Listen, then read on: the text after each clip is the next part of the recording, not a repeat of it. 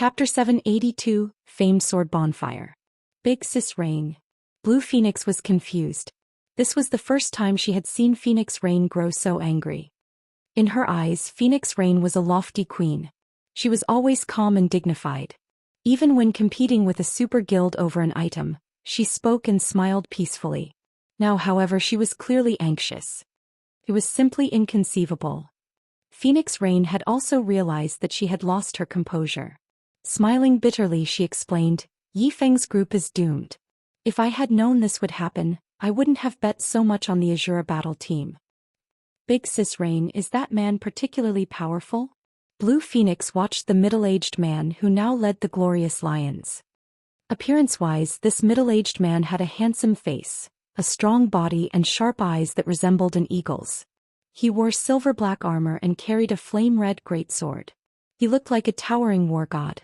After analyzing the man just for a short moment, Blue Phoenix suddenly noticed that the man's gaze shifted towards her as if he noticed her watching him. Blue Phoenix was afraid. Not only was she far from the dueling ring, but she was also in a VIP room. The players in the dueling ring should not be able to see inside the VIP rooms at all. "Blue, you understand now, right?" Anger filled Phoenix Rain's eyes as she glared at the new team leader. "Big Sis Rain, who is that man? Why haven't I heard of someone with so much power?" Blue Phoenix asked as she realized just how powerful the middle-aged man was, shock setting in. Logically, such monster-level characters should disdain taking part in such competitions, yet here one was. It was no wonder why Phoenix Rain had become so enraged. "Although you've never met him before, you should have heard his name," Phoenix Rain said as she shook her head. "He is one of the 4 great wolf kings of the Battle Wolves, Sirius." "That's him." Blue Phoenix immediately understood Phoenix Rain's anger. The Battle Wolves was a super guild that had existed for over 100 years. The guild's 4 great wolf kings had shaken the virtual gaming world with their fame for many years now and were mainly responsible for pushing the Battle Wolves to the peak of the virtual gaming world. Only 8 years ago, the 4 great wolf kings had removed themselves from the public eye. No one had heard any news about the wolf kings after that. For those who remember them, however, the names of the 4 great wolf kings still resounded like thunder in their ears. Now, an old monster had arrived to participate in a competition between the younger generation. This was harassment. "Big Sis Rain, why don't we notify Yi Feng and tell him about this?" Although Blue Phoenix had lost to Shi Feng, at the end of the day, they were on the same side. Now that Sirius had joined the competition, they could only send cannon fodder at him, losing the match intentionally and focusing on the other matches. "No need. Yi Feng is no fool. He can tell how powerful Sirius is. I don't think he'll try to face Sirius head-on," Phoenix Rain said. "However, Sirius isn't the only one to watch out for. There are several other members who are extremely dangerous as well.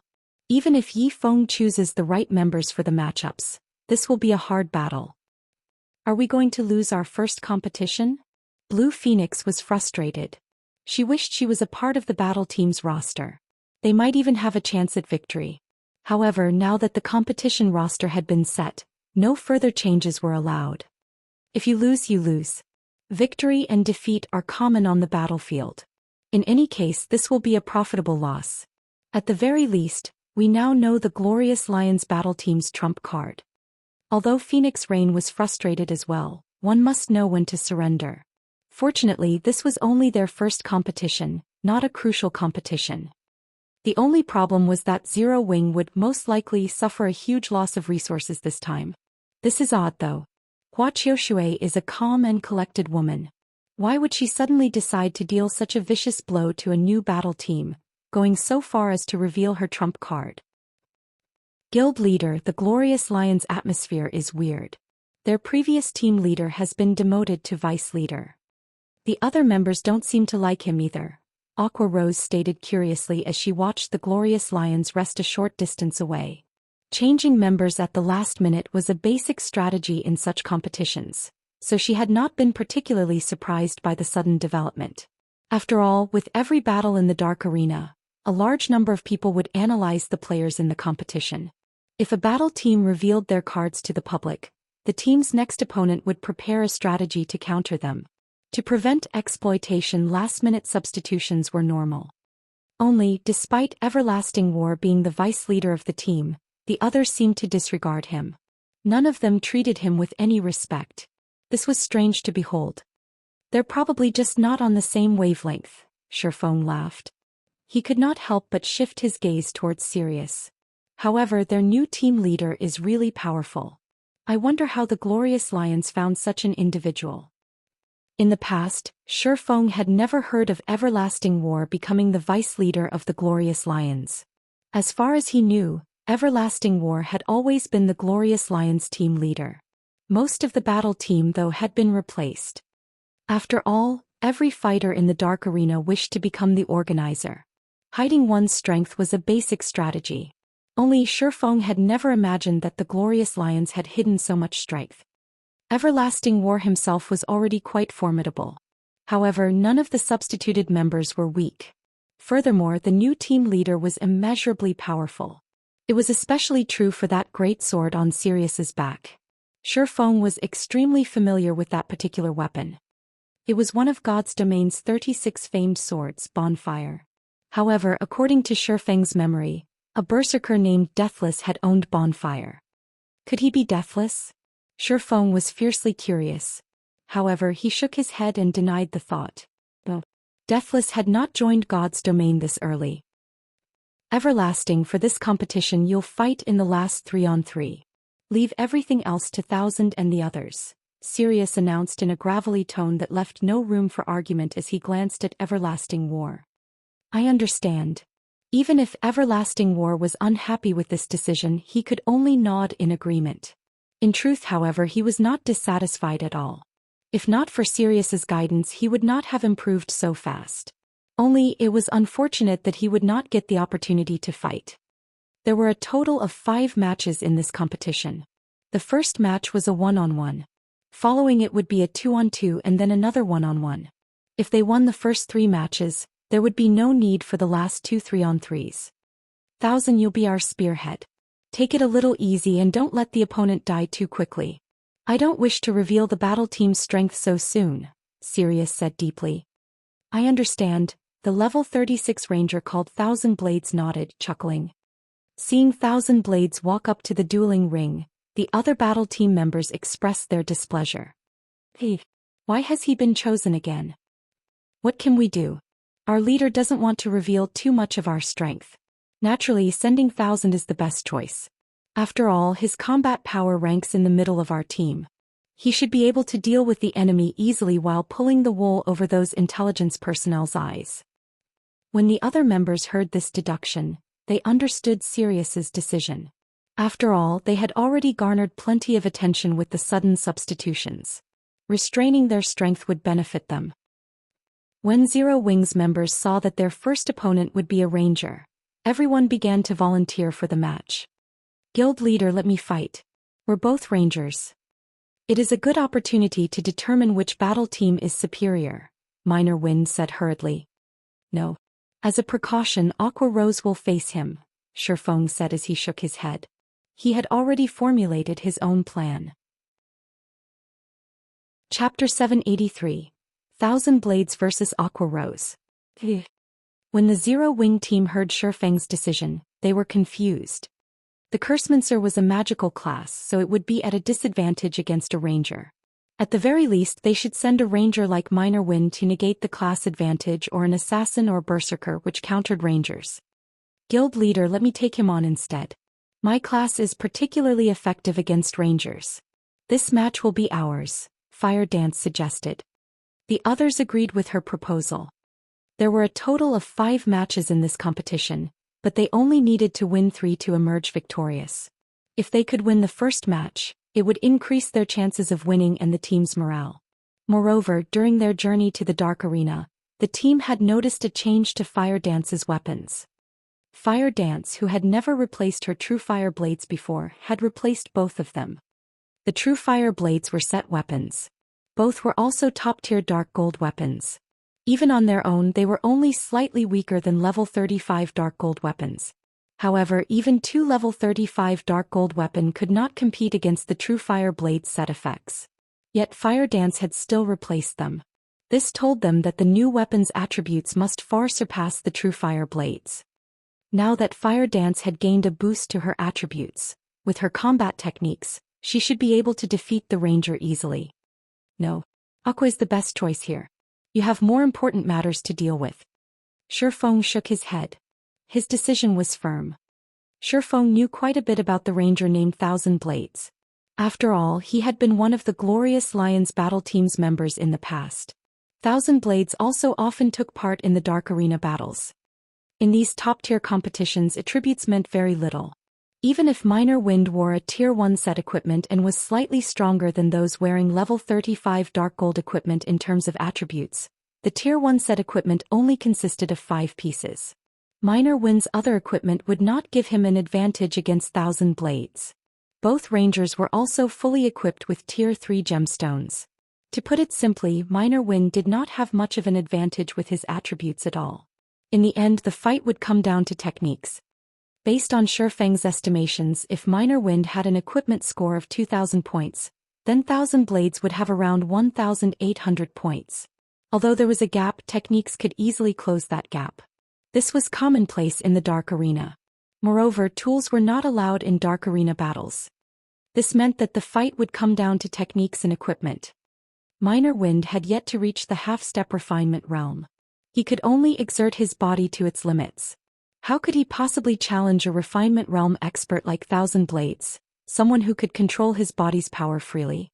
After Shifeng made his decision, the fighters' names appeared above the dueling ring, which had an area of 300 by 300 yards. Thousand Blades versus Aqua Rose. The Azura battle team is pretty pitiful. They're actually sending Aqua Rose, the most famous player on their team, into the first match. It seems they really don't have anybody who will be a challenge. The assassin Long Rainbow laughed. Unfortunately, even she is no match for Thousand. They would have been better off sending cannon fodder. They've just lost their only chance to win. Based on our reports, the Sword King Black Flame is the only capable player in Zero Wing. I really wish I could fight him. That way I could take the title of Sword King for myself, Blood Sun, the blue-armored swordsman, said. He could not help his sigh as he looked over the Azura battle team roster. The Glorious Lions' other members nodded their agreement. This first match told them everything they needed to know. The Azura battle team stood no chance of victory. If Aqua Rose were a refinement realm expert, even with a class disadvantage, she could put up a good fight against Thousand Blades. Unfortunately, she was not.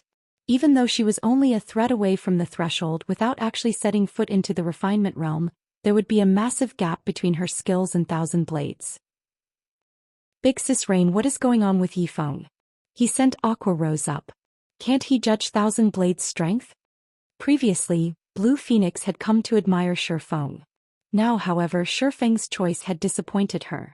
Thousand Blades had not bothered hiding his combat power at all. His actions were so smooth and natural without any excess movement. It was obvious he had already reached the refinement realm. No matter how I look at it, Thousand Blades should have reached the refinement realm. Even if Yifeng doesn't face the ranger himself, at the very least he should send Fire Dance, right? Fire Dance was Zero Wing's #1 assassin. In terms of techniques, she was on par with Aqua Rose. Moreover, the assassin class more or less countered the ranger class. Although Fire Dance had not reached the refinement realm either, with her attributes, it was not impossible to secure a win. Giving up the match without even trying was a waste. Phoenix Rain simply shook her head. She too did not understand Shifeng's decision. If the weak wanted to take down the strong, they needed to grasp and strike at the enemy's weakness. Currently, it was obvious that the Glorious Lions did not take the Azura battle team seriously at all. It was the perfect advantage. Yet Shifeng had chosen to give up the match. Aqua Rose did not give Shifeng's decision much thought. A one-on-one fight against such a powerful expert was a rare opportunity. Although she did not know what was going through Shifeng's mind, she was very happy to face Thousand Blades, even though her odds of winning were low. Aqua, hold on a second. Shifeng suddenly stopped Aqua Rose, who was about to enter to the dueling ring. He then retrieved an emerald staff from his bag and handed it to Aqua Rose. No need to rush the battle. Take this chance to hone your skills. Guild leader, this is. Aqua Rose was ecstatic when she saw the emerald staff. she then said. Guild leader, rest assured, I'll toy with him with everything I've got. Saying so, Aqua Rose approached the stage confidently. Your leader is a fool. He sent you to your death. Well, whatever. It's been too long since I killed a beauty like you. Don't blame me for being ruthless. Thousand Blades was arrogant, his lips curling into a cruel smile. He retrieved the copper-colored longbow from his back and took out 5 green steel arrows from his quiver. He had prepared these arrows himself. They were called scorpion arrows, each costing 10 silver to produce. They were extremely expensive. He wouldn't normally use them, but in this competition he could not be frugal. Even a slight graze from these arrows would cause massive damage. They would also poison the target when they struck, reducing their movement speed and attack speed as well as inflicting damage every 5 seconds. Magical classes already had low movement speed. If the scorpion arrows hit Aqua Rose, she wouldn't be able to dodge any follow-up attacks. She would become a sitting duck. Moreover, Cursemancers were different from elementalists. Elementalists were human-shaped cannons with powerful burst damage. Cursemancers, on the other hand, focused on crowd control and debuffs. Their instantaneous firepower was subpar at best and was no match for rangers. Aqua Rose ignored Thousand Blades' provocation. She was utterly focused on her new staff, looking like a little girl with a new toy. You. Thousand Blades was instantly indignant when he realized he had been ignored. I'll teach you the meaning of despair. The countdown finally reached 0. With the sound of the bell, the match officially began. Scatter. Thousand Blades fired an arrow towards the sky and executed the Tier 1 AoE skill, Falling Rain. The descending scorpion arrows cast a massive shadow over Aqua Rose. Chapter 784, Attack and Defense. This is bad. When Blue Phoenix saw Thousand Blades start the battle with an AoE skill, she could not help her worry for Aqua Rose.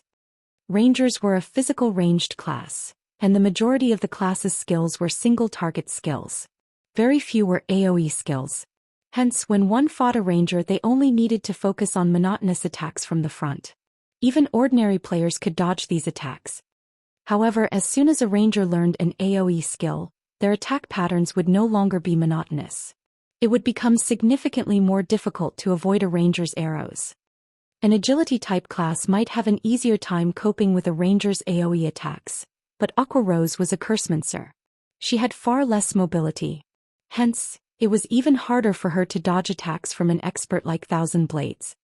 I'll make you wish for death. Thousand Blades then pulled his bowstring into a full moon, firing scorpion arrows rapidly to surround Aqua Rose. He targeted Aqua Rose's right side, where she was most likely to dodge. When he had executed Falling Rain, he had focused the majority of the skill's effective area towards Aqua Rose's left. Hence, if she wanted to avoid the Falling Rain, she would have to dodge to the right. When experts fought each other, it was common to use the first attack as a diversion and the second attack to deal a blow. Surprisingly, Aqua Rose didn't move even after noticing the rain of arrows descend towards her. With a light wave of her emerald staff, a faint red protective barrier appeared around her. Life Shield Tier 0 spell. Summons a barrier that absorbs damage equal to 30% of caster's maximum HP for 15 seconds. Cooldown 36 seconds. Aqua Rose had a maximum HP of 9,200.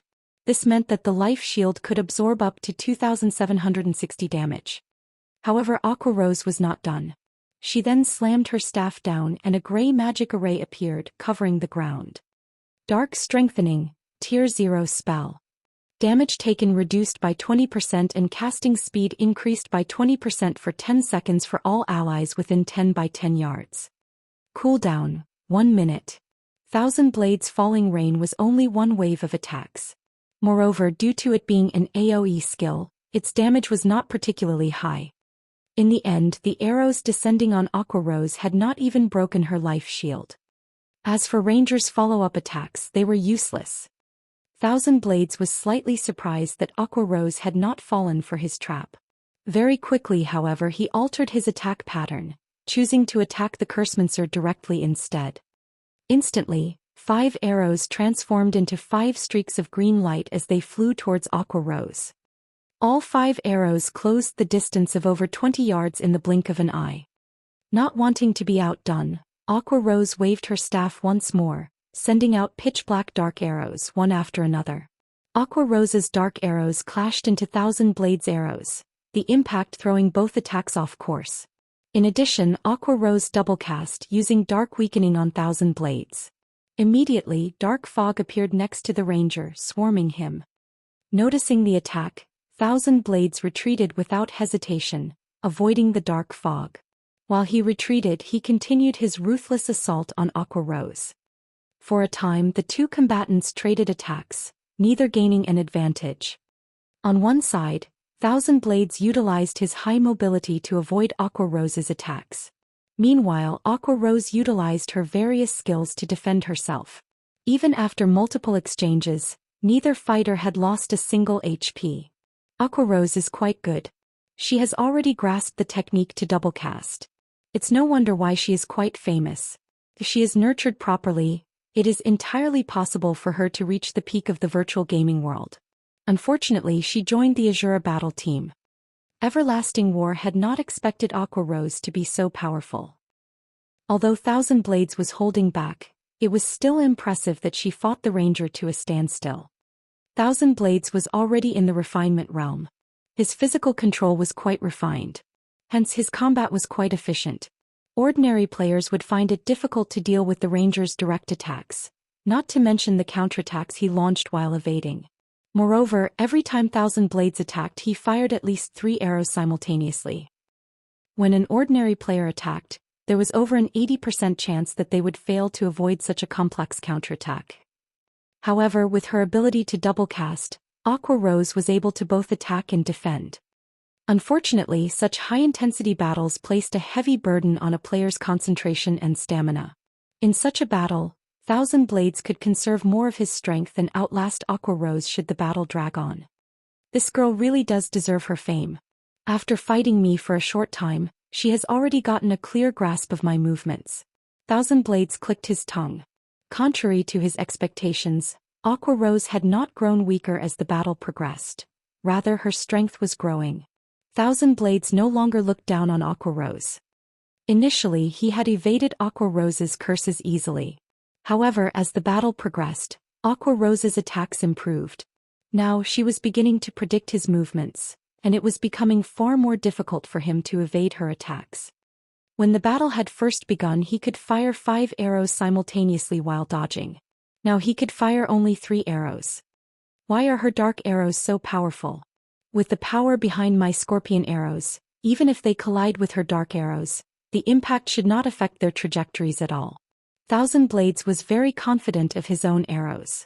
He had never imagined he would encounter something like this. I can't drag this on any longer. Thousand Blades was now certain that dragging this battle on any further would only benefit Aqua Rose. Immediately, Thousand Blades used the Tier 1 skill Heart-Piercing Arrow. Xiu. A silver arrow sliced through the air as it flew towards Aqua Rose. Heart-Piercing Arrow's power was astonishing. Even the Berserker on the Glorious Lions battle team would not take Thousand Blades' Heart-Piercing Arrow head-on. Hence, it was impossible for Aqua Rose to block his attack using the instant cast Dark Arrow. Ping! As expected, the Heart-Piercing Arrow shattered the Cursemancer's Dark Arrow. Such power! Aqua Rose knew that it was too late to cast another spell. Immediately, she used her staff to block the attack. Ping! When the Heart-Piercing Arrow struck Aqua Rose's staff, the Cursemancer was forced to take 5 steps back. Her arms were numb from the impact, and a damage of over -600 points appeared above her head. Die! Thousand Blades smiled faintly, taking the opportunity to launch a fierce assault. One scorpion arrow after another rained down on Aqua Rose like a storm. As the Heart-Piercing Arrow had interrupted Aqua Rose's rhythm, it became impossible for her to defend against the dozen or so arrows. Meanwhile, the only life-saving skill a Cursemancer had was Soul Protection. It could reduce the damage she took by 90% for 4 seconds. However, the skill had no defense against the movement speed reduction and dot effect of the Scorpion Arrow's poison. Once Soul Protection's duration ran out, her fate would be sealed. If you have to blame someone, then blame yourself for being a Cursemancer. Thousand Blades grew gleeful when he saw that his attacks would hit Aqua Rose. Ding, ding, dang. Suddenly, 3 massive tray ants appeared before Aqua Rose. Like an iron wall, the tray ants blocked all of the incoming arrows. What's going on here? Thousand Blades frowned when he saw the 3 massive tray ants. Forest Sprite Special Elite. Level 38. HP 240, 000/240, 000.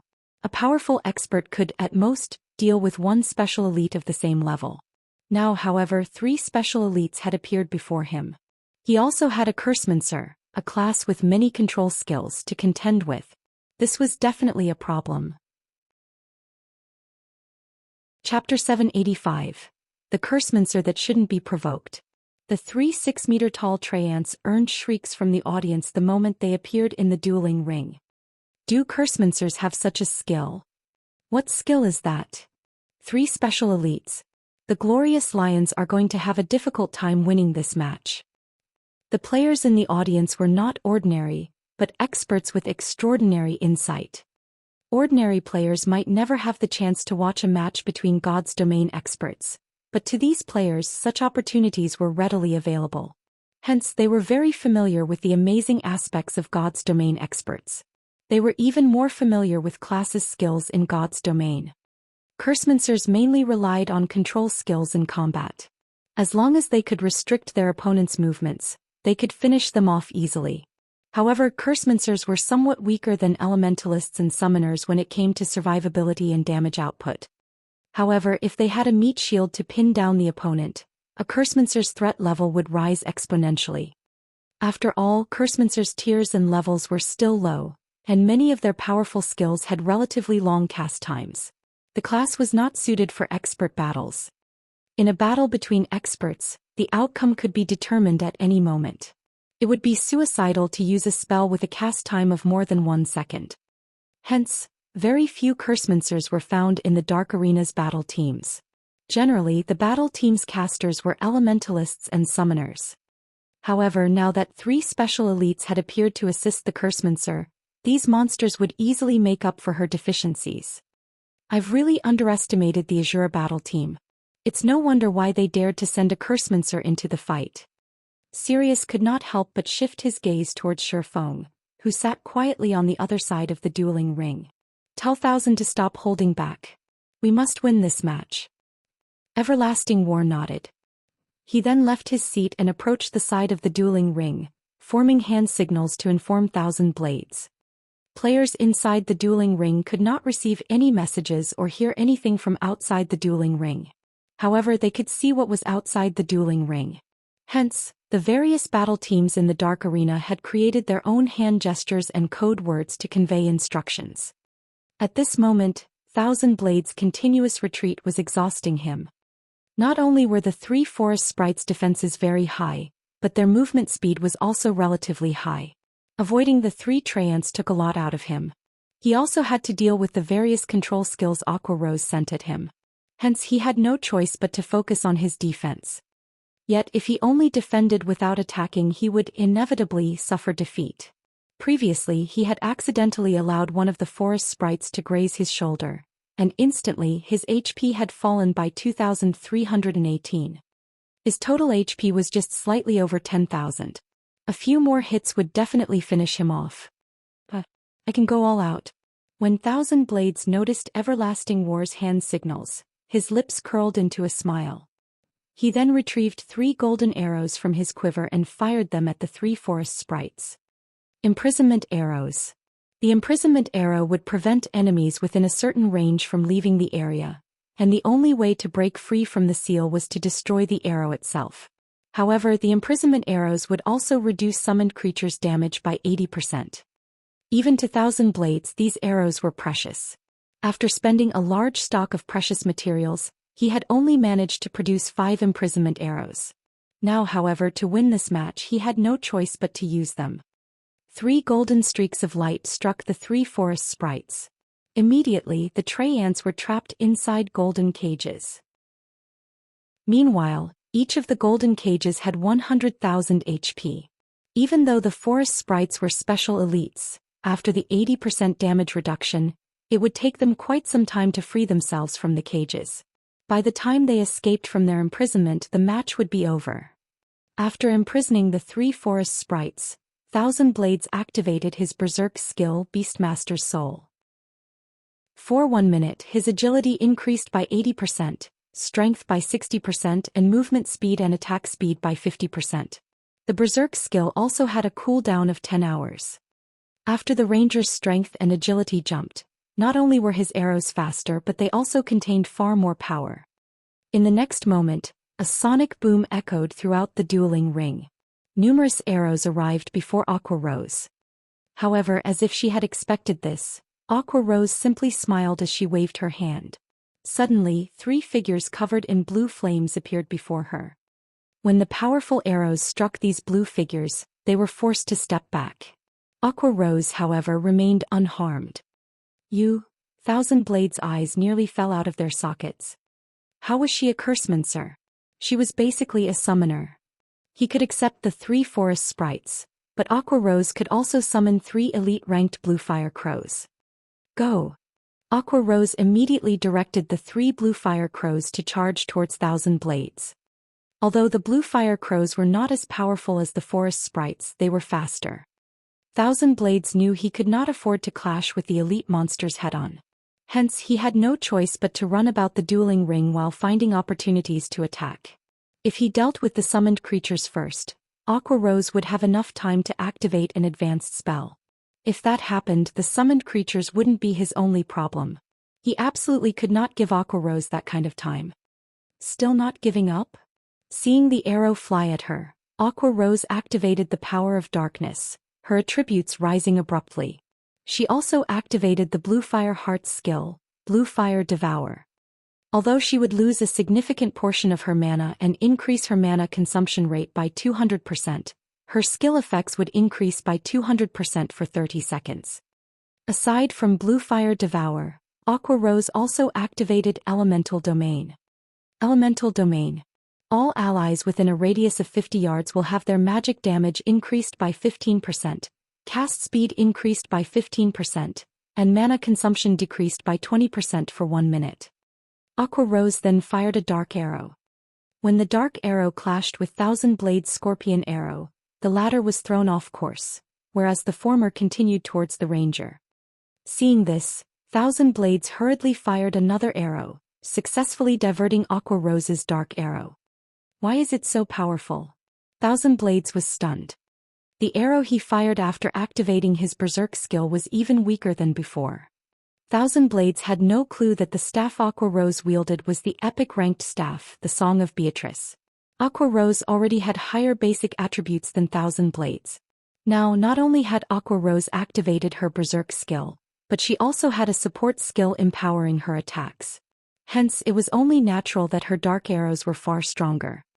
However, Aqua Rose did not give Thousand Blades too much time to think about it. She sent one dark arrow after another.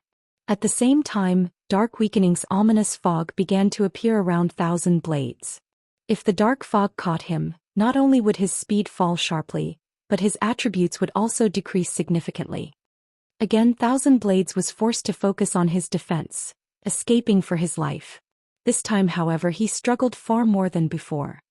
Previously, he had only needed to deal with the summoned creatures. Now he had to deal with the summoned creatures and Aqua Rose's dark arrows. As a result, Thousand Blades' mobility was restricted. Meanwhile, this situation gave Aqua Rose sufficient time to cast the Tier 1 spell, Soul Cloud. Soul Cloud gathered the power of shadows to form 10 flying blades that could only be dodged, not blocked. Soul Cloud was considered one of the Cursemancer's sure-kill spells. After Blue Fire Devour's amplification, Aqua Rose was able to summon 20 pitch-black flying blades. However, she wasn't satisfied. Just before she finished casting Soul Cloud, she activated the third skill of the Song of Beatrice, the Song of Sprites.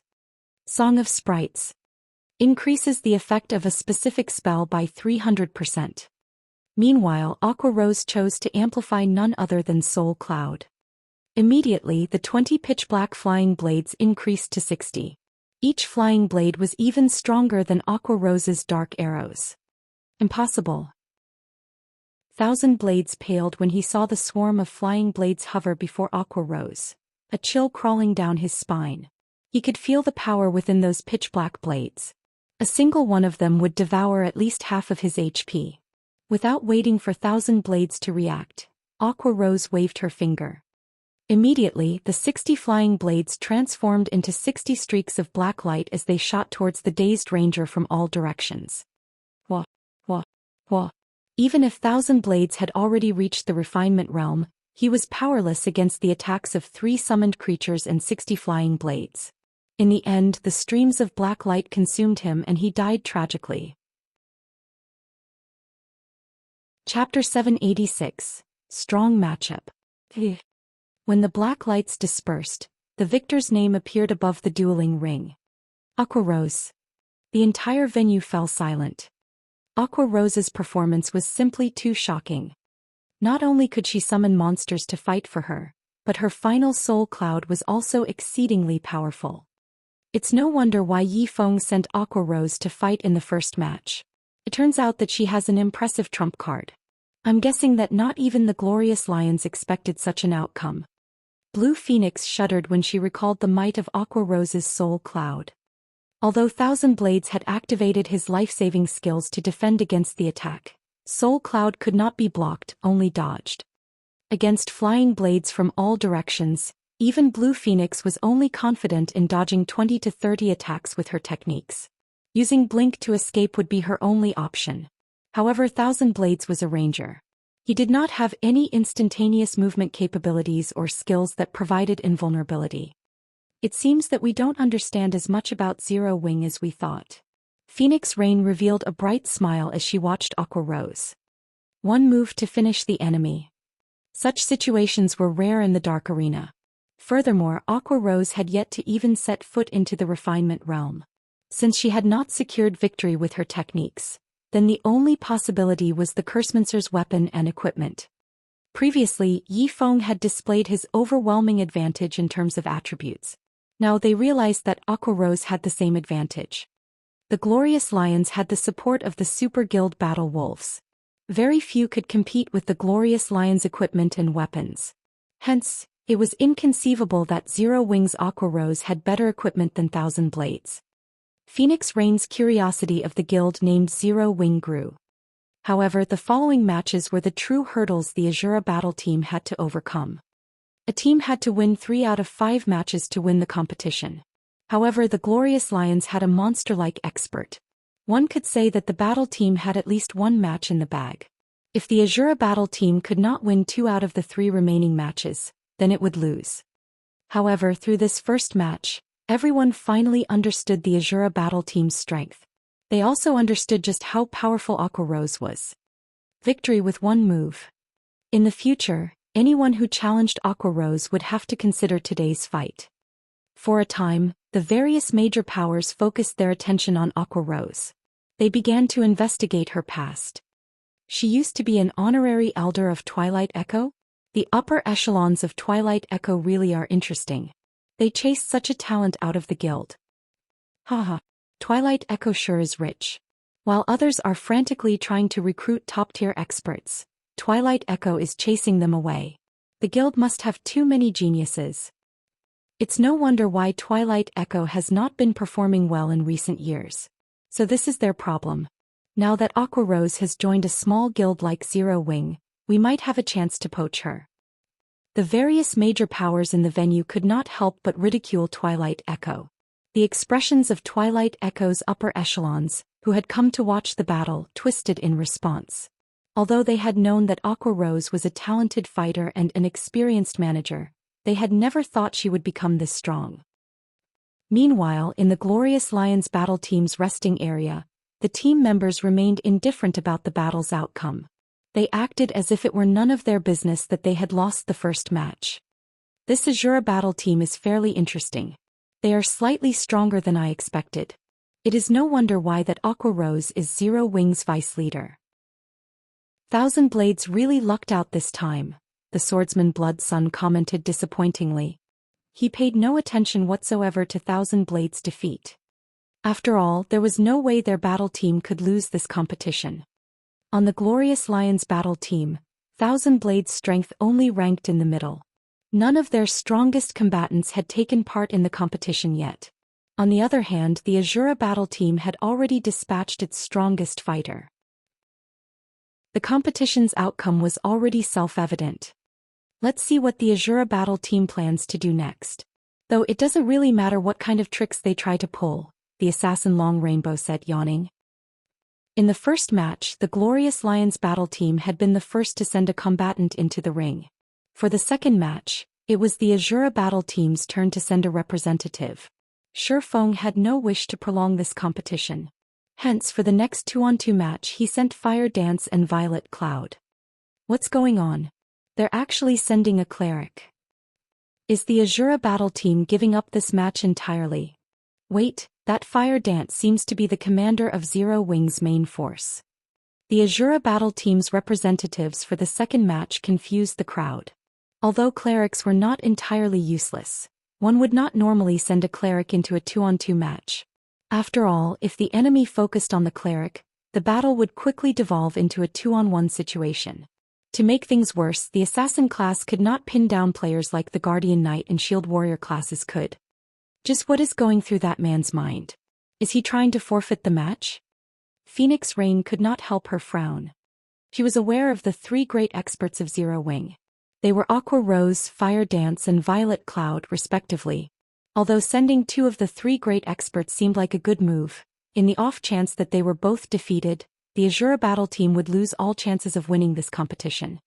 Having them take part in the later 3-on-3 matches, taking the enemy by surprise like Aqua Rose had, would have been the wisest move. Yet Yi Feng had discarded that opportunity. Interesting. This brat's desire to win is impressive. He wants to win 2 matches in a row and rely on his own strength to fight for the final strand of hope? He is underestimating the Glorious Lions, Sirius muttered as he glanced at Shi Feng. Immediately he instructed, Rainbow and Blood, you two will fight. Show the Azura battle team's leader the Glorious Lion's strength. Blood Sun and Long Rainbow's combat prowess was only weaker than his among the Glorious Lions battle team. It was especially true for Blood Sunday. To increase their chances of becoming the Dark Arena's organizer, the Battle Wolves had even given Blood Sun an epic weapon. With Blood Sun's skills and the epic weapon, the swordsman's combat power was only beneath his own. Hence, winning this match would be child's play for Blood Sun and Long Rainbow. In fact, Blood Sun alone was more than enough to defeat the Azura battle team's 2 representatives. Leader, rest assured. Long Rainbow confidently reassured the team's commander as he stood abruptly. Rainbow, wait a minute. Fighting one player is too boring. Let me handle the both of them by myself, Blood Sun said as he stopped Long Rainbow. After the competition I'll give you a bottle of life wine. How about it? The life wine was a Fire Dragon Empire specialty. It was known as a Mortal World delicacy. Although the recipe was easy to obtain, the materials it required were extraordinarily rare.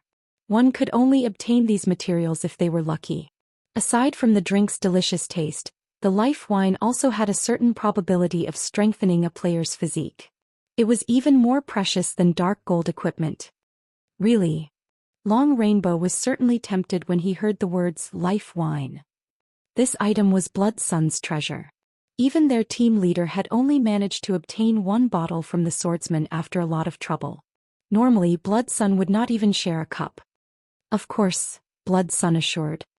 He wanted to test his new sword properly, and he did not want Long Rainbow to interrupt his fun. Fine, I agree. However, if it seems like you are going to lose for the sake of winning the competition, I'll have to join the fight. Of course, you'll still have to give me the life wine, Long Rainbow said after giving it some thought. Sure. Blood Sun grinned. Chapter 787, Phantom Sword. In the wide and spacious dueling ring, the assassin Long Rainbow stood in the corner while the swordsman Blood Sun took his place in the ring's center. The spectators were surprised. Normally, in a 2-on-2 match, teammates wouldn't stand so far from each other. They usually stood relatively close so that they could better coordinate their attacks and defense. Furthermore, they were both melee players, which was all the more reason not to stand 50 yards apart. With a distance of 50 yards, even a ranger, the class with the longest range, would not be able to assist a companion in battle. What are you guys trying to do?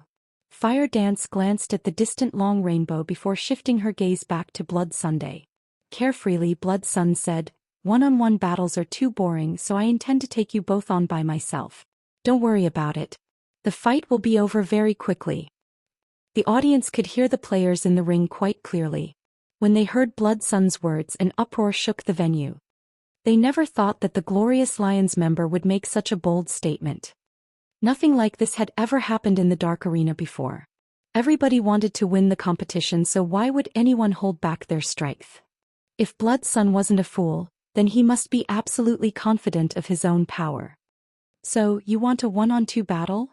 Rage flared in Fire Dance's eyes as she glared at Blood Sun's arrogant expression. Suppressing her anger, she said coldly, "It seems the Glorious Lions really underestimates us." "Haha. Don't put it like that. This is a good opportunity for you to win the competition." Blood Sun laughed. He did not pay any particular attention to Fire Dance's cold killing intent. The loss of the first match had wounded the Glorious Lions battle team's reputation quite severely. Blood Sun's first reason for asking Long Rainbow to step aside was to recover the team's reputation, while the second reason was to experiment with his epic weapon. However, Blood Sun did not think Fire Dance and Violet Cloud even qualified as test subjects. "As you wish." Fire Dance stepped forward, standing in front of Violet Cloud. Understanding Fire Dance's intentions, Violet Cloud retreated. Interesting. Blood Sun did not mind the women's actions as he unsheathed the silver sword encrusted with 7 resplendent gemstones. "Hopefully you don't lose too quickly." "This is bad." Gentle Snow frowned as she watched the ring from the spectator stands. "Snow, what's wrong? If Fire Dance could last against the party leader of the Flower of Seven Sins for so long, shouldn't she be able to defeat Blood Sun easily?" Zhao Yueru was more or less familiar with Fire Dance's strength. Even if Blood Sun was very strong, she did not think that the swordsman was guaranteed to win. "You don't know this, but Blood Sun's swordsmanship is very odd. Even a shield warrior like War Wolf couldn't defend against his attacks," Gentle Snow explained as she shook her head. She had watched the video of the battle between War Wolf and Blood Sunday. She already had a general understanding of Blood Sun's strength. Although there was not much of a difference in terms of combat power between Blood Sun and a party leader from the Flower of Seven Sins, in terms of attack techniques, the former was definitely stronger. Now that Blood Sun wanted to face his opponents alone, it was the perfect opportunity for the Azura battle team to get rid of the swordsman. Immediately, Gentle Snow contacted Shifeng. "Guild Leader Snow, what's the matter?" Shifeng asked after accepting the call. "Yifeng, Blood Sun has strange attack methods. It is best for Fire Dance and Violet Cloud to finish him off together. If you allow Fire Dance to fight him by herself, she won't be able to defend against Blood Sun's attacks," Gentle Snow hurriedly warned the man. The match had not begun yet. There was still time for Fire Dance and Violet Cloud to coordinate their attacks and deal with Blood Sunday. Once the match officially began, it would probably be too late even if the two women banded together. "Thank you for your warning, Guild Leader Snow," Shifeng said, laughing. He had never expected Gentle Snow to call him in such a rush just to warn him. Seeing Shifeng's calm reaction, Gentle Snow's anxiety grew. It was obvious that Shifeng was not taking her words seriously. Blood Sun is very strong. He even defeated War Wolf and Soaring Snake while they were working together. War Wolf's shield couldn't get close to Blood Sun's sword before he suffered defeat. I believe you are aware of War Wolf's strength. If he couldn't even deflect Blood Sun's attacks, it will be very difficult for Fire Dance hold the man off, Gentle Snow explained in detail. In Starmoon Kingdom, War Wolf's strength was absolute. He could rank within the top 3 MTs of the kingdom. Defeating War Wolf was already impressive, yet the powerful shield warrior had not been able to withstand Blood Sun's attacks. "Ah, I understand. If Guild Leader Snow doesn't have anything else, I'll disconnect the call now. The match is starting soon." Shifeng nodded. He then disconnected the call. "Hello? Oh." Gentle Snow was speechless as she stared at the already dark screen. "Yifeng is so infuriating. Even though you offered a warning with good intentions, he treated your words like they were nothing. It'll be his fault when his team loses." Zhao Yueru grumbled. Leader, will it really be all right to let Fire Dance deal with that man by herself? Aqua Rose asked sternly. She had been sitting beside Shifeng, so she had overheard the conversation with Gentle Snow. War Wolf's strength definitely ranked at the top of Star Moon Kingdom. If not for her equipment advantage, even she would not be a match for the man. Don't worry about it. We just need to sit tight and enjoy the show. Shifeng waved his hand. Aside from Sirius, he had very detailed information on the Glorious Lion's combatants. Shifeng understood Blood Sun's capabilities far better than Gentle Snow. In the past, Blood Sun had been quite famous in the Dark Arena. He had been known as Blood Sun the Phantom Sword. Although Blood Sun had only reached the Flowing Water Realm standard, the swordsmanship he used made it impossible to grasp his attack trajectories and rhythm. If one had not reached the Void Realm, it would be exceedingly difficult to defend against his strikes. If the Fire Dance of a few days ago were fighting, he would definitely instruct her coordinate with Violet Cloud. They could easily defeat Blood Sun with the Astromancer's strange attacks. Moreover, the assassin Long Rainbow was similarly extraordinary. In the past, he had earned the title Ghost Hand in the Dark Arena. When the two worked together, even a Void Realm expert would fall. However, Fire Dance was not the assassin she had been in the past. Even Shifeng was unsure how much her strength had improved. This was the perfect opportunity to test her strength. Above the dueling ring, the countdown timer finally reached 0. You're not entering stealth? Blood Sun asked, unable to help his curiosity as he watched Fire Dance, who remained motionless 30 yards away from him. As an assassin, Fire Dance could only display her true power while hiding in the shadows. Generally, assassins would enter stealth as soon as the battle began and look for an opportunity to deal a fatal blow. That won't be necessary. Fire Dance sounded calm as she unsheathed 1,000 transformations and petrified thorn from her waist. Step by step, she slowly advanced on the swordsman before her. Good. Very good. I want to see just how long you can hold that arrogance. When Blood Sun heard her challenge, rage flared in his chest. This was the first time someone had looked down him. Taking a step forward, he used Wind Blade and dashed towards Fire Dance. Chapter 788, Legendary Power. Has she lost her mind? Gentle Snow was flabbergasted as she watched Fire Dance approach Blood Sun slowly. Zero Wings Guild leader was insane enough. She had never imagined that Fire Dance would follow in that man's footsteps. An assassin's abilities in a frontal confrontation were significantly weaker than a swordsman's. It would be very easy to defeat an assassin in a head-on clash. Blood Sun was not an ordinary expert, yet Fire Dance had forfeited the greatest advantage an assassin possessed. As soon as Blood Sun arrived before Fire Dance, the silver sword in his hand vanished, following which over a dozen streaks of silver light appeared around Fire Dance, surrounding her. Tier 1 skill Wind Flurry. In the next moment, the dozen or so silver lights sliced through Fire Dance's body. An afterimage? Before Blood Sun could celebrate his attack, he noticed something odd. Abruptly, he leaped forward. Xiu. A streak of silver light then cut across where Blood Sun had just stood. Seeing her shadow steps fail, Fire Dance followed up with an absolute strike. Instantly, she transformed into a shadow as she plunged towards the swordsman. Dang! As soon as the shadow Fire Dance had transformed into arrived before Blood Sun, the swordsman parried the incoming attack with his silver sword, negating all damage. It's no wonder why you dared to fight me head-on. Your strength is so high despite being an assassin. Blood Sun was slightly surprised as the impact forced him to retreat 3 steps. He smiled and asked, however, how will you react to this move? Blood Sun charged at Fire Dance. Suddenly, his 2 swords transformed into dozens of afterimages. Every one of these images slashed at Fire Dance simultaneously. The sudden appearance of so many blades would have bewildered any opponent. However, this was not the most impressive aspect of Blood Sun's attacks. The speed of these sword images varied. Some moved faster than others. Moreover, the blade's speeds constantly changed. Trying to grasp the swordsman's attack rhythm was nearly impossible, not to mention predicting the image's trajectories. The attack took Fire Dance by surprise. She couldn't differentiate which of these swords was real. If she rushed to defend or attack, the slightest carelessness could very well result in her death. Wind steps. Fire Dance retreated as she utilized the less than 1 second invulnerability the skill provided. In addition, Wind Step's movement speed increase allowed Fire Dance, whose movement speed was already quite high, to dash out of Blood Sun's attack range. You're really fast. You are definitely the fastest assassin I have ever seen to date. Although Blood Sun had hit Fire Dance, the assassin had utilized Wind Steps to block his attacks.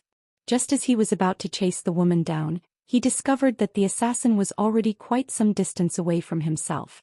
He couldn't hit her from this far if he wanted to. Although Fire Dance and Blood Sun's exchange had been brief, the audience was stupefied. These two are amazing. Why do I feel my chest tighten while watching these two fight? Every member of the audience had seen battles between experts before. However, Fire Dance and Blood Sun's battle ranked near the top of their lists. Both players were incredibly fast. Before anyone could react, they had already separated from their confrontation. All the onlookers saw was dozens of sword images and a flickering shadow. In the next moment, both fighters had swapped positions. They were too fast for the naked eye to follow.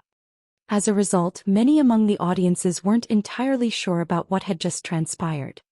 Blood Sun is powerful. Blue Phoenix exclaimed.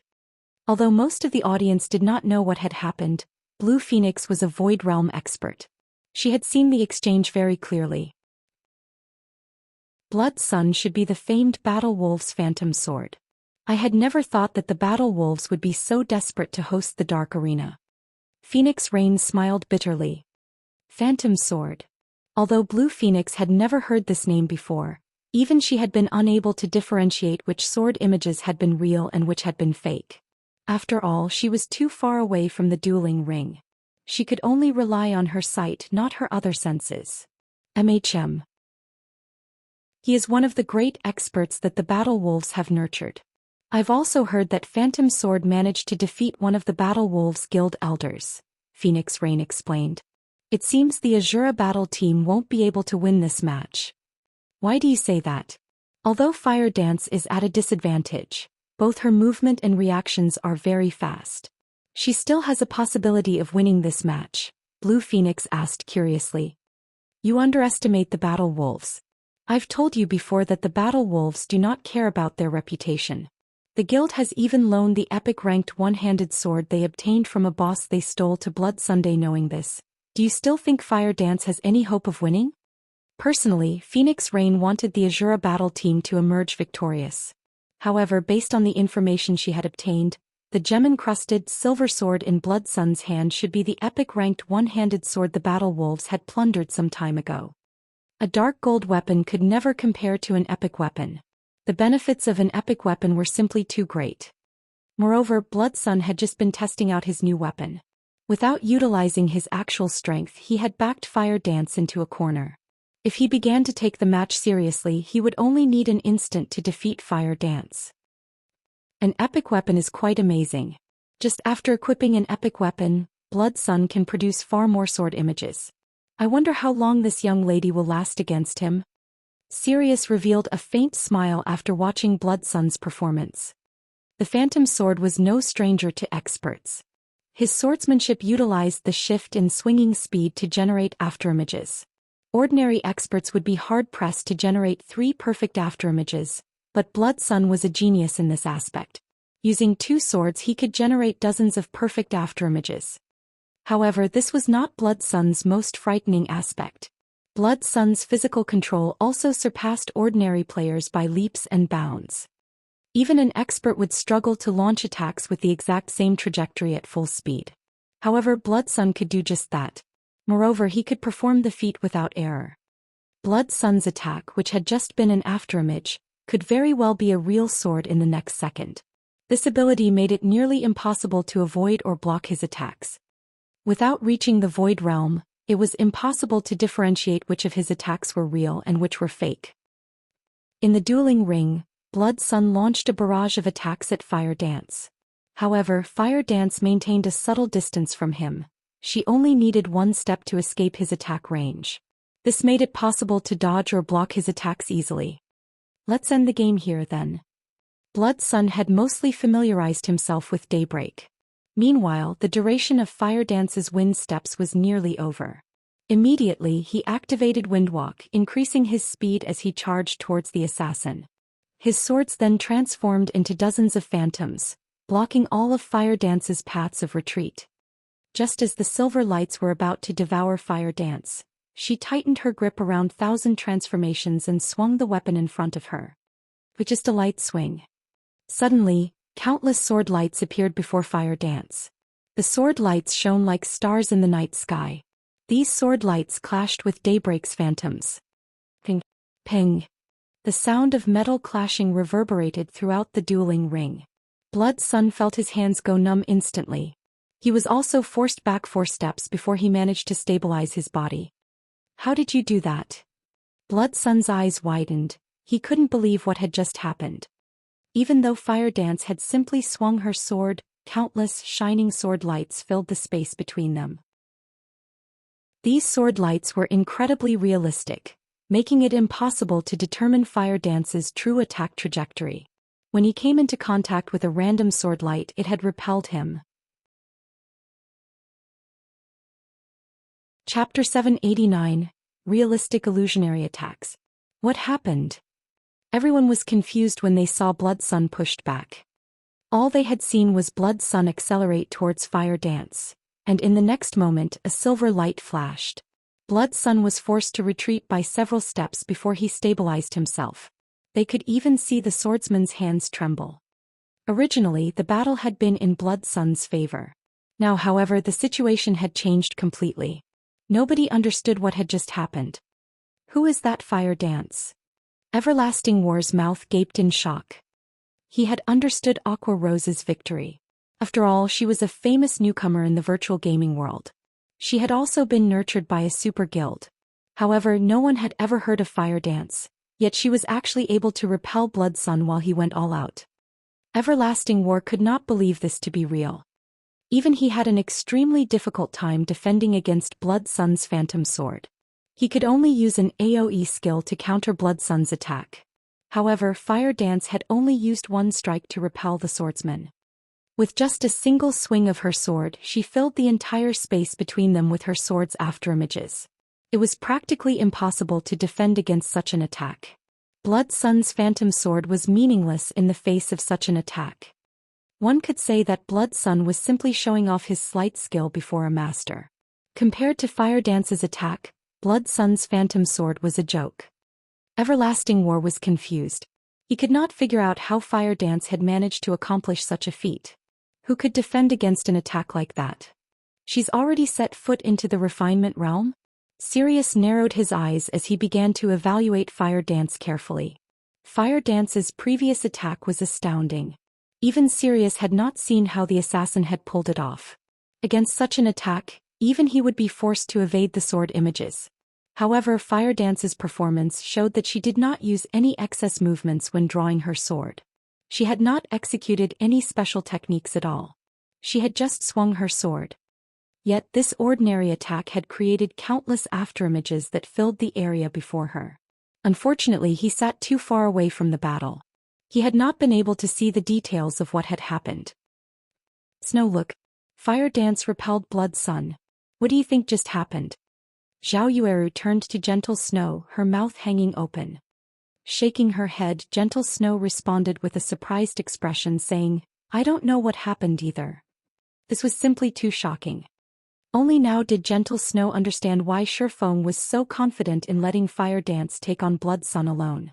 It turned out that Fire Dance had hidden her strength all this time. Compared to the audience's shock, Zero Wings members were utterly stupefied. When did Big Sis Fire learn such a peerless technique? That attack was so powerful. We'll definitely win this time. With a single swing of her blade, Fire Dance created countless deadly stars. Her powerful attack made it impossible to approach her or defend against her attacks. One could only cope with this vicious barrier if they attacked from a range or to use an AoE skill. In the dueling ring, Blood Sun's face twisted into a grave expression. However, he was no fool. He did not believe that Fire Dance's attack was a peerless technique. He suspected that she had used a skill. Hence, he strode forward and attacked the assassin using Phantom Sword once again. Although that move is quite powerful, all skills have a cooldown. I don't believe you can use it limitlessly. Blood Sun sneered. However, despite seeing the dozens of sword images flying at her, Fire Dance didn't move. Instead, she swung the 1,000 transformations upward violently. Ping! Countless silver lights flashed and she repelled Blood Sun again. Shifeng laughed silently when he saw the dumbfounded look on Blood Sun's face. In terms of basic attributes, even an epic weapon was no match for a fragmented legendary weapon. However, this was not the largest benefit of wielding a fragmented legendary weapon. A fragmented legendary weapon would also grow stronger with the improvement of the player's combat techniques. Previously, Fire Dance had never utilized her full strength in battle. She had used plenty of excess movements when she swung her sword. In her last attack, however, there were none. Hence, she had displayed 1,000 transformations' true power. Realistic illusions. Although she had only swung 1,000 transformations once, every afterimage that appeared was real. Regardless of which afterimage the enemy encountered, that afterimage would become a true attack the moment they made contact. Fire Dance didn't need to think about how she should defend herself against Blood Sun's phantom sword. She only needed to swing her own blade. A simple swing could transform into an attack that incorporated both attack and defense. Countless people dreamed of achieving this level of swordsmanship. However, Fire Dance had achieved it easily with the 1,000 transformations. This was also why so many people desperately chased after legendary weapons. If a fragmented legendary weapon already possessed such power, a true legendary weapon would be terrifying. In the dueling ring, Fire Dance charged at Blood Sun and brandished her 1,000 transformations. Numerous sword lights flashed before Blood Sun's eyes. However, Blood Sun could not find the real weapon among the illusions. It seemed as if every afterimage was the real deal. He was already inferior to Fire Dance in terms of speed. The assassin's unavoidable attack only made things worse. Now, all he could do was attempt to block the attack with his swords.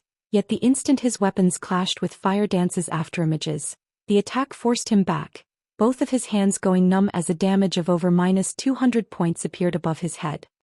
However, Fire Dance showed no signs of stopping as she assaulted the swordsman before her. As a result, Blood Sun's HP continued to decrease. This turn of events stunned the audience members. Nobody had imagined that an assassin could be so frightening. Fire Dance's slashes was a combination of violence and beauty. "Blood, I'll help you," Long Rainbow shouted. Long Rainbow could already see the severity of the situation. Immediately he entered stealth and charged at Fire Dance. "I have truly underestimated the Azura battle team. I had never imagined that your team would have such a powerful player. However, don't think that you have one just yet." As Fire Dance repelled Blood Sun, his HP gradually fell. If this continued, she would drain his HP, which totaled at over 10,000 in less than 30 seconds. Immediately, Blood Sun activated his berserk skills, his attributes rising abruptly. His HP shot from over 10,000 to more than 15,000. A blue glow enveloped his body. The epic weapon Daybreak in his hand also emitted a blue sword aura that was over 2 meters long, increasing Blood Sun's attack range significantly. Blood Sun then executed Phantom Sword and struck at Fire Dance. "Let's see if you can block this." Blood Sun revealed a sinister smile. He was clearly confident in his attack. He had activated his berserk skill, Sword Shadow. When activated, the skill increased all of his attributes by 50% and his attack speed by 80%. The skill also increased his attack range. At the same time, Blood Sun had activated one of Daybreak's skills, Consecutive Shadow Strikes. For 10 seconds his attacks could neither be blocked nor parried. Fire Dance was only an assassin. Her attack range was shorter than a swordsman's. Now he had increased his attack range further. Moreover, even if Fire Dance's short sword clashed with Daybreak, the epic weapon would ignore the blade and strike Fire Dance's body. Immediately, a sword light phased through Fire Dance's 1,000 transformations, colliding with the assassin. However, Fire Dance suddenly split into 6 copies of herself. When Daybreak hit Fire Dance's body, it simply passed through her unhindered. He had not felt the sensation of his weapon cutting into flesh at all. An illusion? Blood Sun's complexion paled. He had not expected Fire Dance to have a move like this. It's my turn now. Fire Dance smiled. Suddenly, all 6 female assassins charged at Blood Sun from different directions. Blood Sun brandished his 2 swords attempting to defend himself. However, when his attack struck the Fire Dances, not a single one of them received any damage. All of them are fakes. Just as Blood Sun wondered about the skill. The 6 Fire Dances arrived before Blood Sun, surrounding the swordsman. All 6 assassins raised their weapons and swung downward. Blood Sun had intended to ignore Fire Dance's doppelgangers and rush out of the encirclement, but a silver short sword suddenly slid into his back, dealing -3,481 damage. You're real. Blood Sun reacted quickly, swinging his sword at the real Fire Dance behind him. However, when Daybreak cut across Fire Dance, it did not cause any damage. Unfortunately, you've guessed wrong. The Fire Dance who stood to Blood Sun's left grinned as she swung her sword at the swordsman. Once more, Blood Sun lost a large chunk of his HP. In the blink of an eye, he lost over 7,000 HP. His HP was now dangerously close to 0. It would only take one more hit to end his life. However, Blood Sun suddenly smiled. No. You're bait. Fire Dance suddenly felt a bone-chilling killing intent from behind her. Immediately, a streak of black light pierced through her back. You noticed too late, Long Rainbow suddenly whispered with a cold smile. Chapter 790, Different Level. Everything had happened far too quickly. Long Rainbow was like a wild beast as he approached and ambushed Fire Dance stealthily. He had hidden his presence throughout the process. However, when he finally struck, he was like a venomous snake, both fast and accurate. What a pity. The Glorious Lions truly don't care about their reputation anymore. Previously, they've even declared that they wanted to go 1-on-2. Now it's become a 2-on-1 instead. None of the audience had expected the battle to change so quickly. Words could no longer describe Fire Dance's strength. She was definitely the most powerful assassin they had ever seen in God's domain. Her strength attribute was absurdly high. She had been able to suppress a swordsman expert with so little effort. Her attack that filled the ring with starlight could also suppress everything before her. She was practically invincible in a 1-on-1 battle. Meanwhile, standing behind the woman, both Long Rainbow's pitch-black dagger and the hand wielding the weapon passed through Fire Dance's body without any resistance. Long Rainbow did not dare believe his eyes. The target he had carefully chosen was just an illusion. Just as he was about to warn Blood Sun, he discovered a silver short sword cutting across Blood Sun's waist, eliminating the swordsman's final strand of HP. Even after Blood Sun's HP reached 0, the man had not realized what had happened. Confusion as to why his HP had dropped to 0 filling his eyes. After Fire Dance killed Blood Sun, she released a sigh of relief. Long Rainbow had nearly forced her into a fainted state. With both Long Rainbow and Blood Sun having activated their berserk skills, she would most likely die before Violet Cloud could lend her support. Fortunately, the 1000 Transformations Phantom skill was no ordinary skill. It allowed her to swap positions with her doppelgangers without any telltale signs. The ability also didn't have a cooldown, allowing her to use it freely. All she needed to activate the ability was a thought. Hence, she had swapped positions with her doppelgangers the instant before Long Rainbow's dagger plunged through her. However, as soon as Fire Dance finished off Blood Sun, Long Rainbow reacted. Immediately, he used the assassin class's strongest skill, Absolute Strike, transforming into a streak of shadow that assaulted Fire Dance. Unfortunately, by the time the black shadow pierced Fire Dance's body, Fire Dance had long since swapped positions with another of her doppelgangers. When Long Rainbow's body rematerialized and reappeared behind Fire Dance's doppelganger, Fire Dance swapped position with said doppelganger again.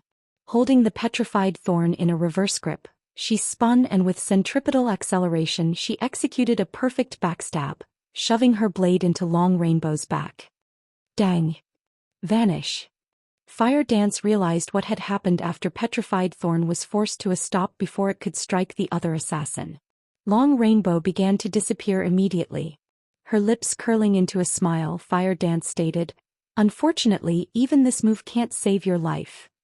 A second after Long Rainbow had disappeared, Fire Dance raised the petrified thorn above her and slammed it into the dueling ring's floor. Petrification Domain. This was the epic ranked dagger's second skill. When activated, it dealt 500% weapon damage to enemies within 50 yards. Enemies hit would also suffer a 50% movement speed reduction for 10 seconds.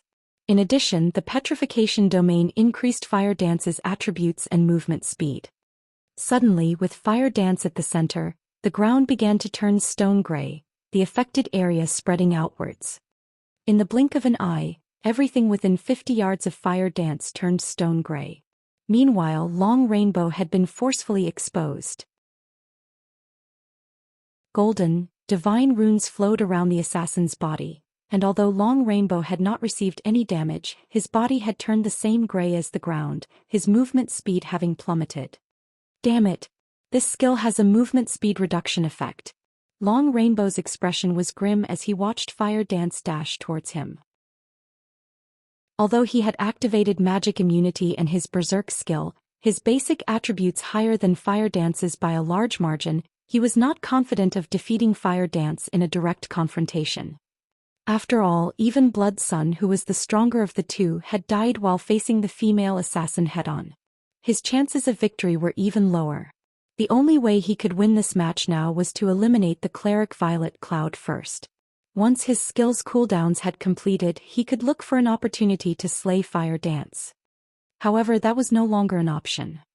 Just as the 6 Fire Dances were about to reach Long Rainbow, the latter activated a skill that freed him from all control effects.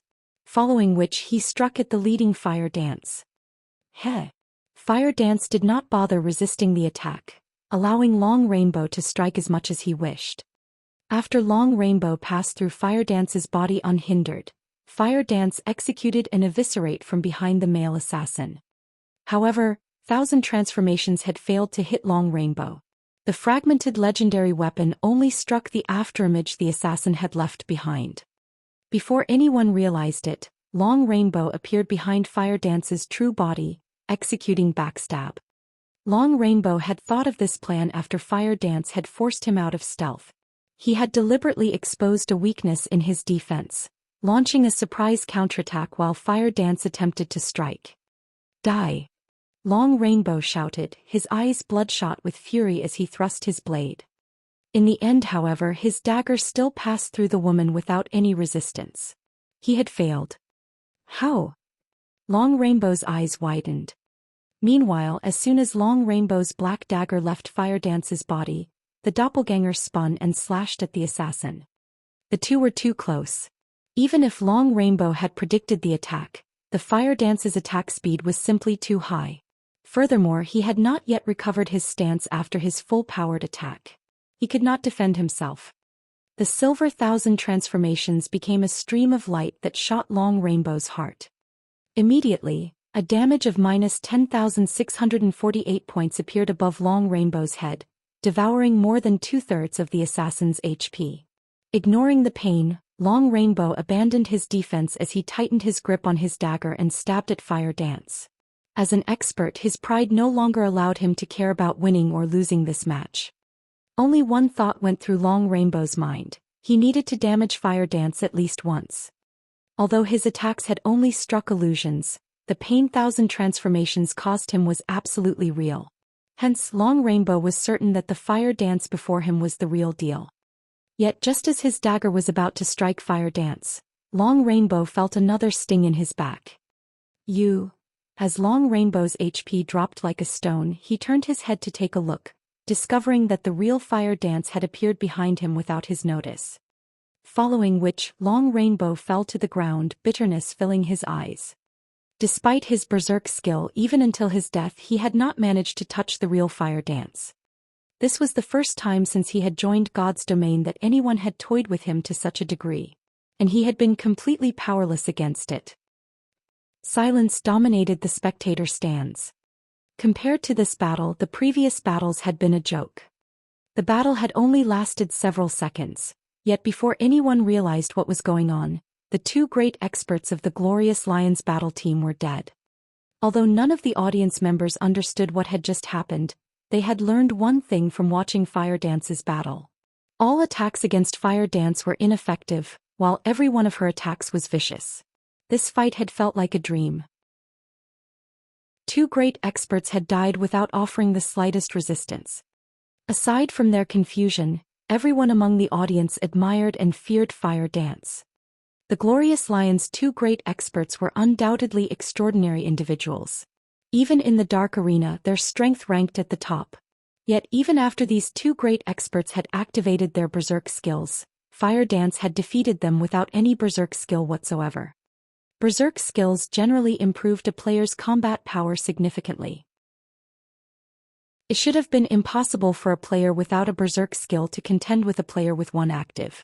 Today, however, every player in the room had been given a living example to the contrary.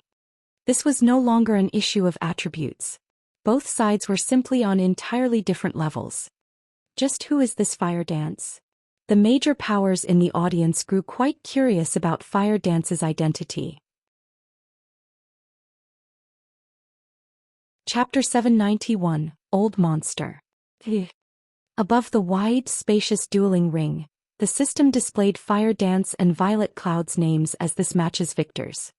When the audience saw this announcement, an extraordinarily heavy atmosphere overtook the venue. With a mysterious combat technique, Fire Dance alone had defeated two great experts from the Glorious Lions battle team. At this moment, Fire Dance's name etched itself deeply on everyone's hearts. Amazing. I had never thought that Zero Wing would have hidden so much of its strength. It's no wonder why Black Flame could afford to excuse himself from such an important event. When Phoenix Rain looked at Fire Dance, she felt as if a whole new world had opened up to her. Although Fire Dance's combat realm was mediocre at best, the assassin's bewildering combat method was a first for her. Even Blue Phoenix, a Void Realm expert, would not have any defense against Fire Dance, much less Long Rainbow and Blood Sunday. The only method to deal with the assassin's mysterious combat method was to use large-scale destruction spells or manipulate several dozens of flying blades like Aqua Rose had and attack from a distance. Even having significantly higher attributes than Fire Dance would be of little use against the assassin. However, both large-scale destruction spells and the Tier 1 spell Soul Cloud had a long casting time. During this period, with Fire Dance's speed, she could kill her opponent several times over. If even magical classes would have such a difficult time against Fire Dance, physical classes would have even more trouble taking her down. Even Hua Qiushui, who watched from the spectator stands, was stunned by the match's outcome for quite some time. The Azura Battle Team, a team new to the Dark Arena, possessed such a strong framework. It was simply inconceivable. Whether it was Thousand Blades, who had fought in the first match, or Blood Sun and Long Rainbow, who had just been defeated, all three were experts that she had handpicked herself. She was very familiar with their strengths. Yet all three had failed. She had never expected this outcome. Where did this Azura Battle Team come from? Hua Qiushui wore a gloomy expression. She was in a very bad mood. To avoid the unexpected, she had been as careful as possible, yet after dispatching the members of Team 2, they had still lost 2 matches in a row. If they lost another match, they would lose the entire competition. It's no wonder why he dared to challenge my Glorious Lions battle team. Sure enough, he has some ability. Hua Qiushui could not help but shift her gaze towards Shifeng. Initially, she had seen Shifeng a minor character that did not necessitate any attention. Now that he was the Azura battle team's leader, however, she could not afford to ignore him. Meanwhile, when Exemplary Willow saw Hua Qiushui's gloomy expression, she more or less understood the Glorious Lion's situation. However, Exemplary Willow was truly confused. Zero Wing was merely an upstart guild. She could deal with the guild's victory over the Star Alliance in the previous war, but it now forced Hua Qiushui's battle team into a serious predicament. This was simply inconceivable. Auntie Hua, we will win this competition, right? Exemplary Willow asked worriedly. Before the competition had begun, she had wagered all of the rare materials and equipment she had obtained after many difficulties on the Glorious Lion's victory. She had obtained the materials and equipment from Twilight Echo to use as bets. As a precaution, she had bet her funds on the Glorious Lions. On the off chance that the battle team lost, Twilight Echo's development would most likely stagnate. Rest assured, although the Azura battle team's performances were shocking, Such powerful skills and equipment are not that easily obtainable. The fact that the Azura battle team had 2 or 3 such items is impressive. However, it is unlikely that they will show off any more in the following matches, Hua Qiushui responded confidently. Her confidence stemmed from the fact that the third match was a one-on-one. The Glorious Lions had sent their strongest fighter, Sirius, into this match. Hua Qiushui had also investigated Zero Wing during the small break after the last match. The guild only had so many experts. Aqua Rose, Fire Dance and Violet Cloud were known as the guild's 3 greatest experts. After including Yi Feng, a hidden expert of the guild, Zero Wing only had 4. The other experts within the guild were mediocre at best. They had no reason to fear them. One of the remaining matches was a one-on-one, while the other 2 were 3-on-3s. In a 3-on-3, Yi Feng was the only true opponent the Glorious Lions had to face. Even if the Glorious Lions members were no match for Yi Feng in a one-on-one, with 3 people using their sure-kill skills simultaneously, they could easily finish off the swordsman as soon as the match began. Afterward, they could take their time finishing off the other 2 Azura battle team members. If Yi Feng fought in the one-on-one, all the better. Sirius could win the competition by himself. The following matches would only be for show. Regardless of what decision the Azura battle team made, the outcome would be the same. It seems the Glorious Lions can't endure this any longer.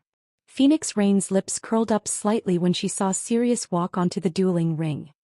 The Glorious Lions lineup was gorgeous.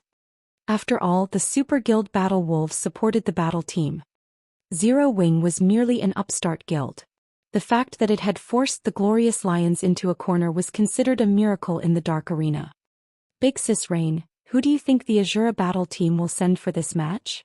Blue Phoenix could clearly feel the terrifying aura Sirius radiated. The instant Sirius entered the ring, her instincts warned of extreme danger.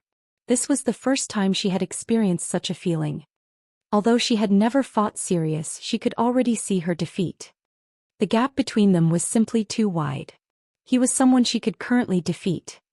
Phoenix Rain only shook her head in response to Blue Phoenix's question. Even she didn't know what was going through Shifeng's mind. After all, the man's performance until now had surpassed her expectations. Hopefully Yi Feng won't try to be a fool. As long as he doesn't fight Sirius, there is more than a 50% chance that Zero Wing will win the competition. Blue Phoenix nodded, agreeing with Phoenix Rain's words completely. In the Dragon Phoenix Pavilion, although Martial Dragon was strong, he was not so strong that she could not see the difference between them. On the other hand, Blue Phoenix could not even begin to guess how wide the gap was between her and Sirius. However, after giving it some thought, Blue Phoenix thought that this situation was reasonable. After all, Martial Dragon had only recently awakened his domain. Sirius, on the other hand, was already an old man in his 50s. In front of an old monster like Sirius, Martial Dragon was no more than a newborn.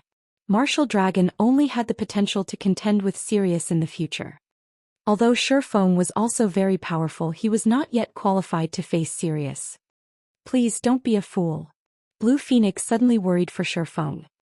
Experts were prideful beings. When they encountered stronger experts, they had the urge to challenge them. Furthermore, opportunities to fight against old monsters like Sirius were extremely rare. If Shifeng acted rashly and tried to fight Sirius himself, this competition would truly be over for the Azura battle team. Brat, what are you waiting for? Sirius, who waited in the dueling ring, chuckled softly as he said, or are you a coward? This old bastard. Shifeng rolled his eyes at Sirius's provocation. Leader, are you really going to face him? Aqua Rose, who sat beside Shifeng, asked. After feeling the killing intent Sirius radiated, she had paled to a ghostly white. This was the first time she had felt such a cold and tangible killing intent. Just bathing in it stole her breath. The difference in their combat experience was like the difference between heaven and earth. They were on entirely different levels. Of course I'm going to face him. Opportunities to fight such old monsters don't come by very often, Shifeng said as he contained the excitement in his heart. Slowly he approached the dueling ring. Chapter 792. The Yi Feng that cannot be underestimated. Seeing Shifeng approach the dueling ring, Phoenix Rain frowned. Yifeng is still too young and aggressive. Although Phoenix Rain could understand Shifeng's desire to challenge powerful experts, he should also consider the time and place. Sirius was an old monster that Shifeng had no chance against as he was right now. Even if he wanted to challenge Sirius, at the very least he needed to awaken his domain first. Otherwise, the only outcome would be a miserable defeat. When Blue Phoenix saw this, however, she somewhat envied Shifeng. Old monsters like Sirius stood at the true peak of God's domain. Hence, many gaming experts' ultimate goal was to challenge monsters like Sirius and emerge victorious to prove themselves worthy of standing at the peak as well. Blue Phoenix had yet to qualify to challenge such old monsters. However, Shifeng did. Why wouldn't she be envious? Although Sirius had intended to provoke Shifeng, this showed that he acknowledged the swordsman's strength. He believed that Shifeng was qualified to challenge him. Otherwise, an old monster like Sirius would not stoop so low as to provoke a youth. If she were in Shifeng's shoes, she too would accept this challenge to see what kind of heights she could reach. This kid is insane. He is actually challenging Sirius. A victorious smile emerged on Hua Qiushui's face when she saw Shifeng walk up the dueling ring. In order to recruit Sirius for the Glorious Lions battle team, she had made a powerful promise to the Battle Wolves. Had she not, the Battle Wolves would not have allowed Sirius to join the team. Even Hua Qiushui wasn't sure of Sirius's true strength. However, she was certain of one thing. When she had first met Sirius, she had wanted to test the man's skills. Hence, she had hired over a dozen top-class professional bodyguards to fight the old man. The outcome of that fight had far surpassed her expectations. Every one of the bodyguards she had hired was a top expert, yet not one of these bodyguards had even laid a finger on Sirius. Before she realized what had happened, all of her bodyguards were lying on the floor. She had not dared to move a single muscle. She had felt as if chains had bound her. At that time she had finally realized how greatly she had underestimated the experts of the virtual gaming world. After all, Sirius had even defeated her most trusted bodyguard, Everlasting War, with a single move. Hua Qiushui had seen such situations before. However, that had been when she had hired ordinary people as bodyguards. In front of Sirius, even experts were no different than ants. Moreover, this had happened in the real world. Meanwhile, when Shifeng and Sirius stood in the dueling ring, staring at each other, the stage's atmosphere seemed frozen. Not bad. Sirius nodded slightly as he watched Shifeng. You have reached such a standard at such a young age. You can even endure my mental suppression. It's been a long while since I've seen such a promising brat. You also agreed to fight me. Before the match begins, what would you say to placing a bet? A bet? Shifeng could not help but laugh when he heard this. What do you want to wager? The girl named Fire Dance on your team is very promising. It would be a waste for her to remain on your team. She could have an even brighter future, so I'd like to accept her as my apprentice. I can help her advance on her path. In the future she will grow to surpass me. Hence, if your Azure battle team loses, I want Fire Dance to become my apprentice. Of course, if our Glorious Lions battle team loses, I'll tell you how to advance your combat standards. What do you think? How to improve my combat standard? Shifeng had to admit that he was tempted. After reaching his level, it was extremely difficult to improve further. Awakening a domain was not a simple matter. Countless geniuses were stuck at this bottleneck and were unable to enter that realm. Even he had yet to discover any clues about awakening his domain. Yet Sirius declared that he had such a method. In Shifeng's opinion, however, such a possibility should exist. In the past he had merely been the guild leader of a second-rate guild. He had very little information regarding the top powers of the virtual gaming world. These top powers had existed for decades. They all had their own methods to nurture experts. Hence, it was not entirely impossible for them to discover a method to awaken a domain. Unfortunately, this method was an absolute secret. Otherwise, how could the various super guilds nurture so many refinement realm experts? This was the difference between ordinary guilds and super guilds. A small guild was lucky if they even had a few top-tier experts. A large guild was considerably powerful if it had several refinement realm expert leaders. However, super guilds could easily nurture their own refinement realm experts. An expert nurturing system would be a powerful asset to Zero Wing. Shifeng inwardly sighed. What do you think? Sirius asked seriously. This is not something I can decide. Fire Dance has her own plans. However, what if I offer something else as a wager? Shifeng was sorely tempted by Sirius's proposal. If he could obtain a reliable method to improve his abilities, rather than search for the method himself, it would save him a lot of time. He could also use that method to nurture others. Something else. I'm not trying to look down on you, but there is nothing in the virtual gaming world that can tempt me. Sirius had not expected Shifeng to propose a counteroffer. He could not help but laugh as he said, neither coins nor epic items are out of my reach. I just need to invest a little time to obtain them. If you are trying to tempt me with such things, don't bother. What about the stable design? Shifeng smiled faintly. What did you say? Sirius was taken aback. You have the stable design. A super guild like Battle Wolves had no issue obtaining epic items. They needed little time to amass a collection. In fact, the Battle Wolves already had several epic items. Hence, epic items weren't tempting in the least to Sirius. The stable design was a different story. The various large guilds in God's domain were currently going crazy over mounts. They were frantically gathering the required materials to construct a stable. However, although many guilds throughout God's domain had obtained the needed materials, until now, none had obtained the precious stable design. Acquiring this design was simply too difficult.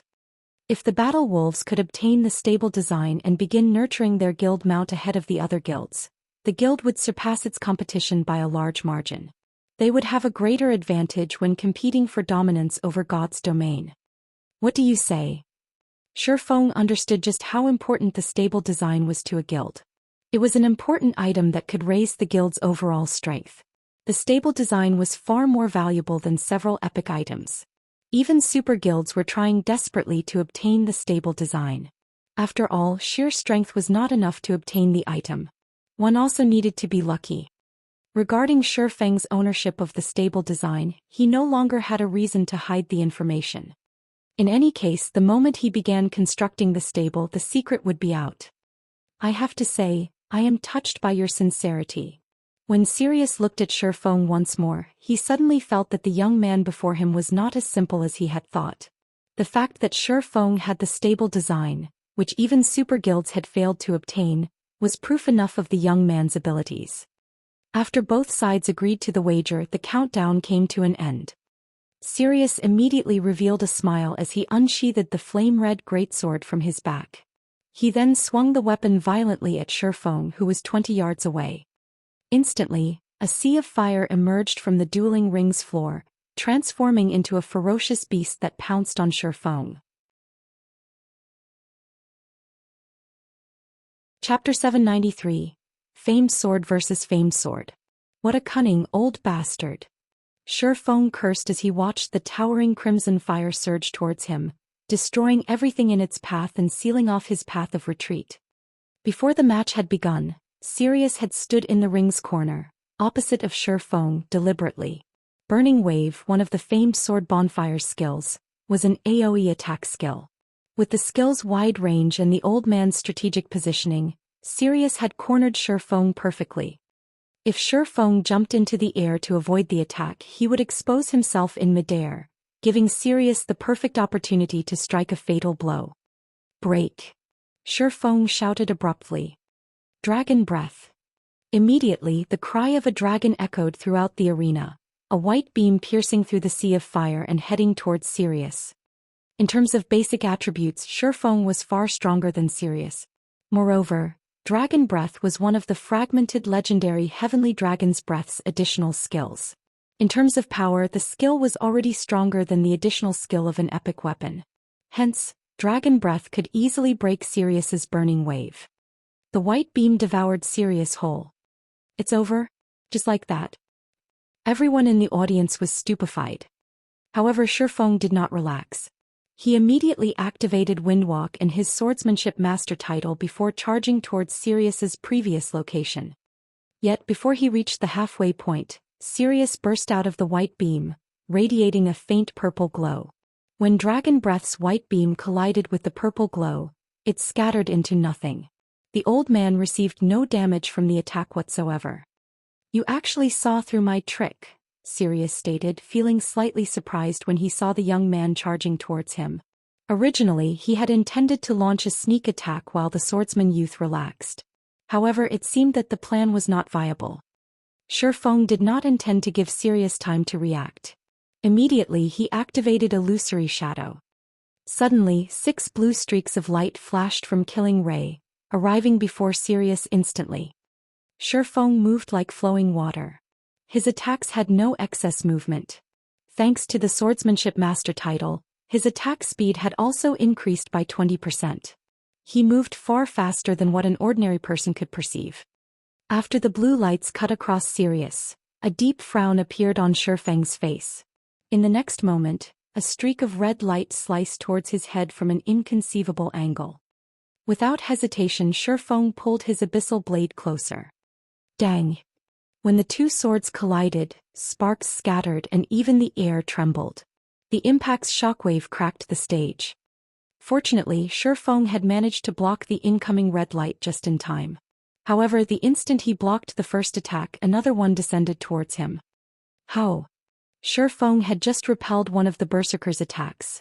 How could he have launched another already? Moreover, he had failed to detect the attack until it was upon him. Parry. This time Shifeng used Killing Ray to block the red beam from above. Such high strength.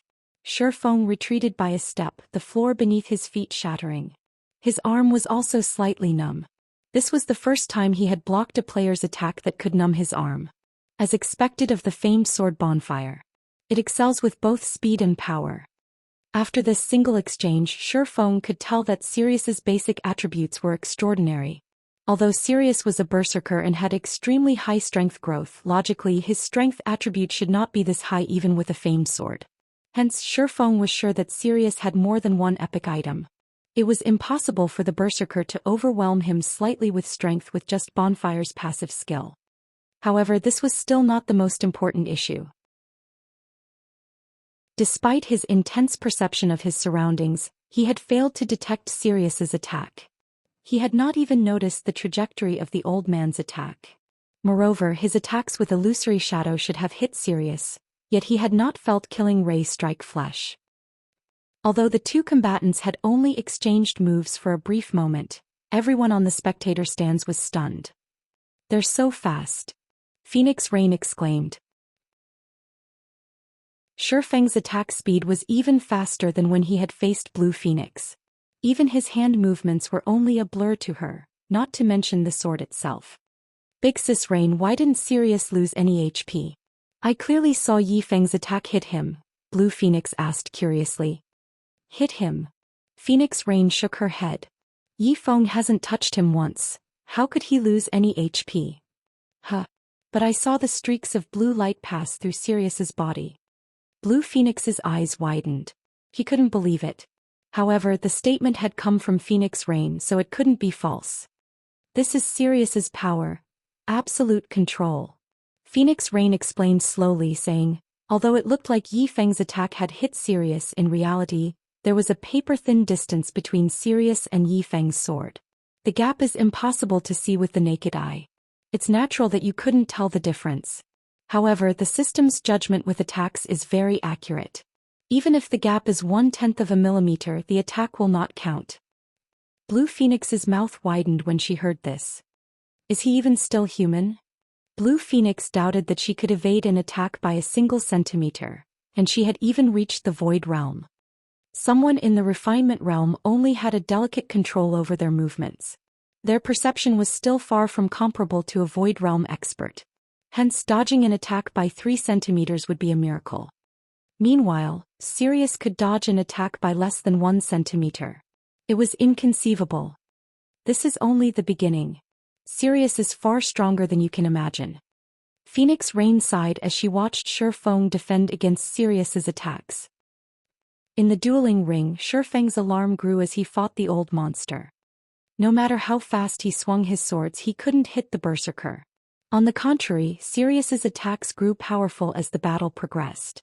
At this point, he was starting to struggle to keep up.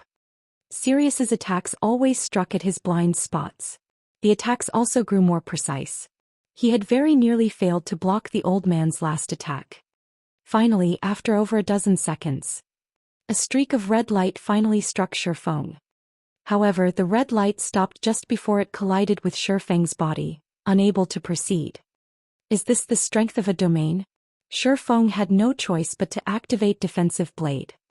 None of his attacks were effective against Sirius. On the other hand, the Berserker had no issues landing an attack. Throughout the battle, for some reason, Shifeng had felt as if someone were pulling his strings.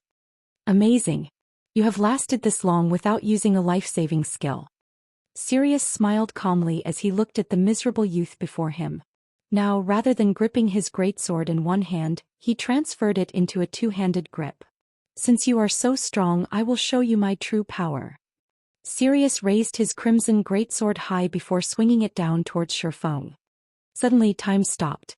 Only Sirius's sword moved, descending so fast. Although Shifeng could see the sword light approaching, he knew that neither of his swords could make it in time to block the attack. No, I'm the one who has slowed down. Immediately, Shifeng recalled another of Bonfire's skills, Flame Dragon's Flash. When activated, it reduced attack speed and movement speed of all enemies within attack range by 60% and tripled the user's strength when attacking. This move was famous for being unblockable. A strength increase of 300% was far more powerful than a damage increase of the same amount. With strength, one could shatter the opponent's defense, causing the opponent to expose a weakness. One could then strike a fatal blow. Shifeng knew that it was too late to block the attack. Moreover, Defensive Blade's block counts had already been exhausted. He had no defense against this attack at all. Hence, he had no choice but to use silent steps, evading the sword light and appearing behind Sirius. However, just as Shifeng was about to strike the Berserker, Sirius spun as if he had expected the move, and swung the greatsword in an arch towards Shifeng's right side. The greatsword's oppressive strength even suppressed the air around them. Even though Shifeng's strength attribute was also very high, his movements felt so restricted under Bonfire's massive pressure that he even struggled to breathe. With no other choice, Shifeng activated Thunder God's Descent and Heavenly Dragon's power. Sirius's attributes were extremely high. The Berserker had even tripled his strength. Being hit by Sirius's greatsword was no laughing matter. A critical hit might even kill him on the spot. Chapter 794, Contest of Strength. The instant the aquamarine killing ray and the crimson bonfire collided, a boom shook the dueling ring. With the two swords at the center, the stage's stone floor shattered, dust clouds filling the air. As soon as the shockwave passed, a figure flew through the dust clouds, slamming into the ground. As soon as that figure landed, however, it stood. I made it, Shifeng muttered as he got to his feet. Glancing at his trembling hand, he smiled bitterly as he said, "He has so much strength." God's Domain's 36 famed swords each had their own strengths. Among them, Bonfire was famous for its destructive power. Its skills were incomparably violent. In the hands of a berserker, the weapon could topple a city. Even though his basic attributes were slightly higher than Sirius's, after activating Heavenly Dragon's power and increasing his strength by 100%, the berserker's attack had still sent him flying. Fortunately, however, Heavenly Dragon's power had increased both his HP and defense by 300%. Thunder God's Descent also had a damage reduction effect. Hence, even after receiving the attack, he had only lost a little over 200 HP. Fortunately, with Heavenly Dragon's power, Shifeng's maximum HP reached more than 48,000. Even without the Thunder God's Descent, Sirius's attack could barely scratch Shifeng. Yifeng is strong. Even after Leader used Flame Dragon's Flash, he took so little damage. Blood Sun was almost speechless after seeing Shifeng mostly unharmed. Everlasting War was similarly dumbfounded. His memory of Sirius's Flame Dragon's Flash was still fresh in his mind. While Sirius had offered him guidance, the Berserker had used a single hit to finish him off. Yet Shifeng had only lost slightly over 200 HP. It was astonishing. Moreover, Shifeng had lasted so long against Sirius.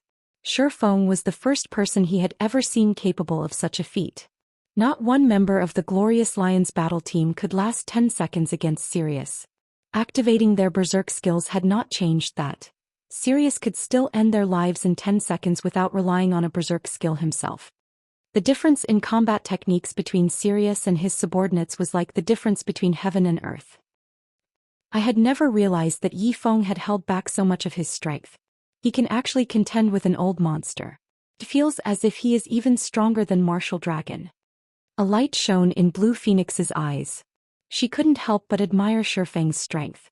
If she had been the one to fight Sirius, the match would have ended by now. Indeed, Feng is stronger than Martial Dragon. However, this is only in terms of skills and attributes. It really is a wonder how Zero Wing has obtained so many epic weapons and equipment. Phoenix Rain fell into deep thought as she watched Feng, who stood proudly in the dueling ring.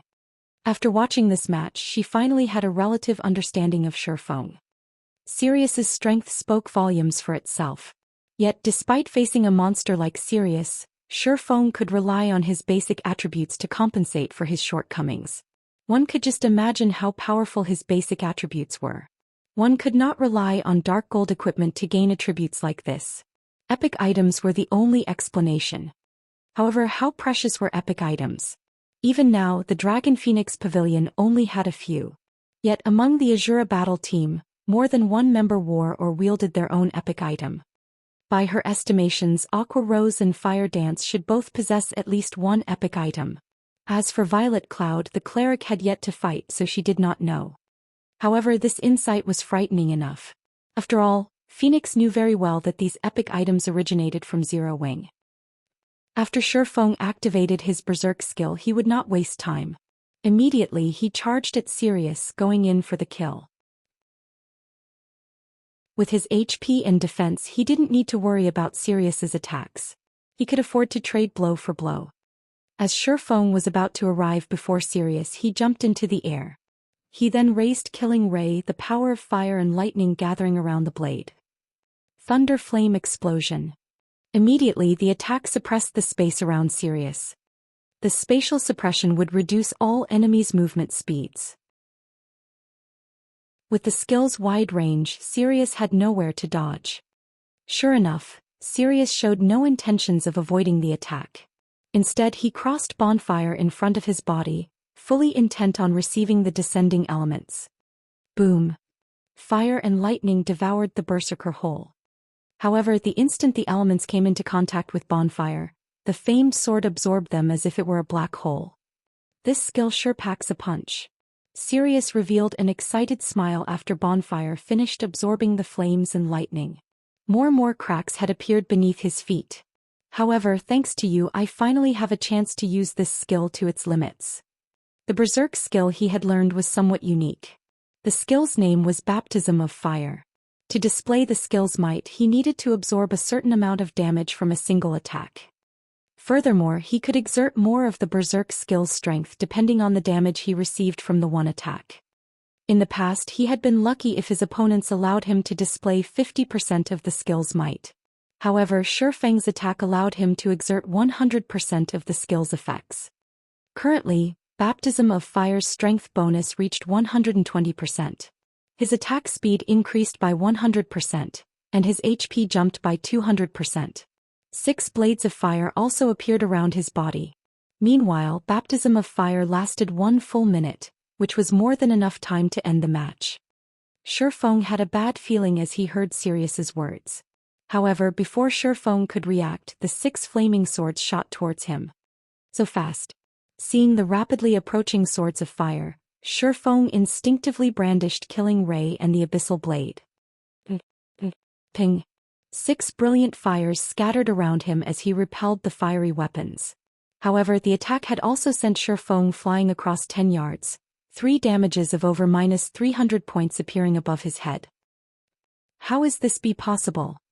Every member of the Azura battle team was shocked when they saw Feng fly through the air. They knew full well how strong Feng's basic attributes were. This was the first time they had seen anyone or anything throw Feng after he activated Heavenly Dragon's power. Heavenly Dragon's power increased Feng's strength by 100%.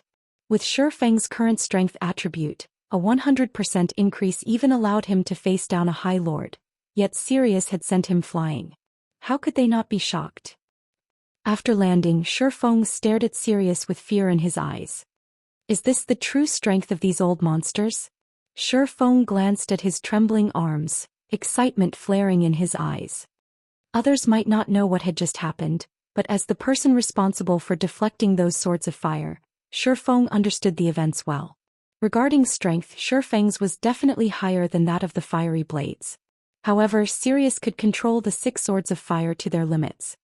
One sword of fire might not have enough strength to overpower him, but if 2 swords combined their strength, then they would be stronger than him.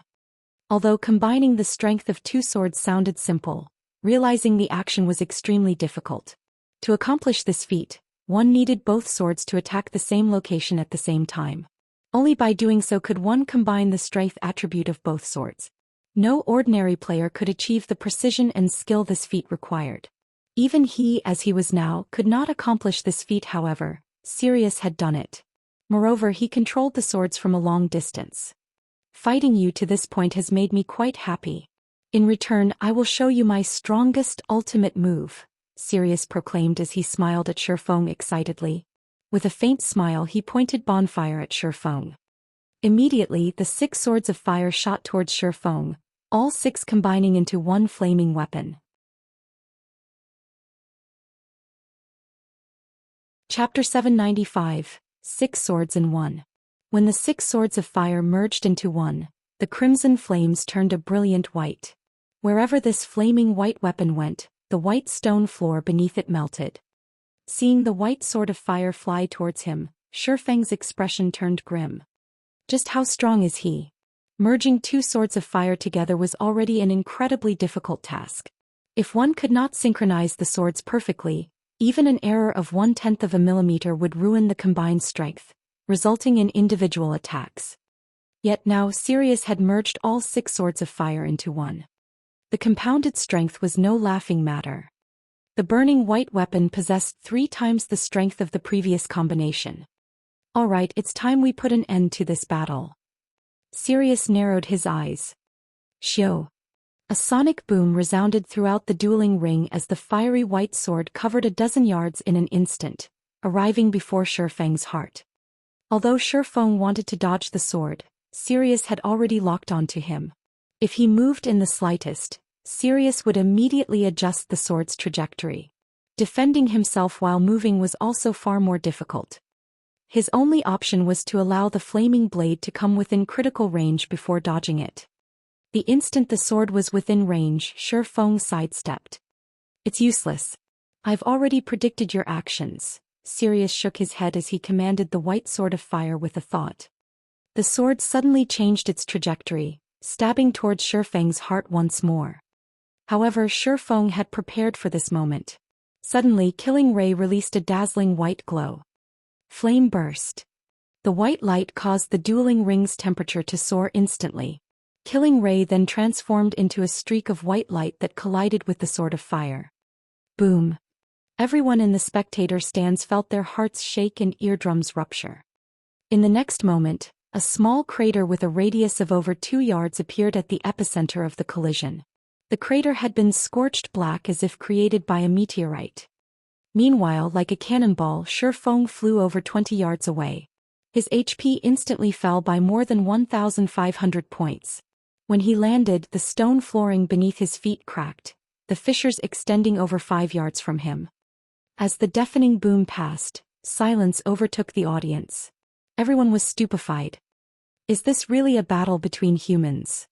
This thought continuously echoed through everyone's minds. The 2 fighters in the dueling ring felt more like Lord-ranked monsters rather than players. Not only were they both astonishingly fast, but their strengths and reaction speeds were also incredible. They had used the system's slow-motion function to watch the 2 fighters clash. Otherwise, they would not have had a single clue about what had happened. Snow, do you know anything about that sort of fire? Is it a skill? Zhao Yueru asked, excitement flashing in her eyes. Even after watching the fight for a long time, she could not figure out why that burning weapon was so immensely powerful. Previously, It had only dealt Shifeng around -300 damage. Now not only had it dealt over -1500 damage, but the strength it contained had also increased tremendously. However, she had only seen the 6 crimson swords of fire merge into one. If she could similarly combine her spells, just how devastatingly powerful could her spells become? Gentle Snow simply shook her head in response to Zhao Yueru's question. This was the first time she had ever seen something like this. The thought of combining attacks to improve the strength of a skill had never crossed her mind before. She had never imagined that the combined strength would yield such overwhelming effects. Although she could tell what her friend was thinking, she did not think that Sirius's attack was just as simple as merging the 6 swords of fire to attack simultaneously. After all, when they fought dungeon bosses, there were often instances where several spells struck the boss simultaneously. However, none of those instances had ever yielded such combination effects. Moreover, if the 6 swords of fire had combined to attack simultaneously, 6 damages should have appeared above Shifeng's head. However, only one had appeared. Hence, Sirius's attack was not as simple as it seemed. Otherwise, with Shifeng's current combat standard, there was no reason why he could not use such a technique as well. Since Shifeng was not using this technique, that could only mean one thing: he was not capable of using it. Thinking up to this point, Gentle Snow trembled involuntarily. The combat techniques Shifeng had displayed had long since surpassed her imagination, yet even a powerful expert like Shifeng couldn't use this combination technique. One could just imagine how powerful Sirius was. Moreover, at this point, it was obvious that Shifeng had already activated his berserk skill. Even so, he was at a disadvantage. In contrast, Sirius had yet to suffer a single point of damage. While everyone focused on the battle, Sirius had launched another attack. He had no intentions of allowing Shifeng to catch his breath. Again and again the sword of white fire attacked. Although Shifeng managed to block them, the attack sent him flying repeatedly. Very quickly his HP dropped below the 50% threshold. Is that old man really human? Blue Phoenix was speechless as she watched the battle unfold.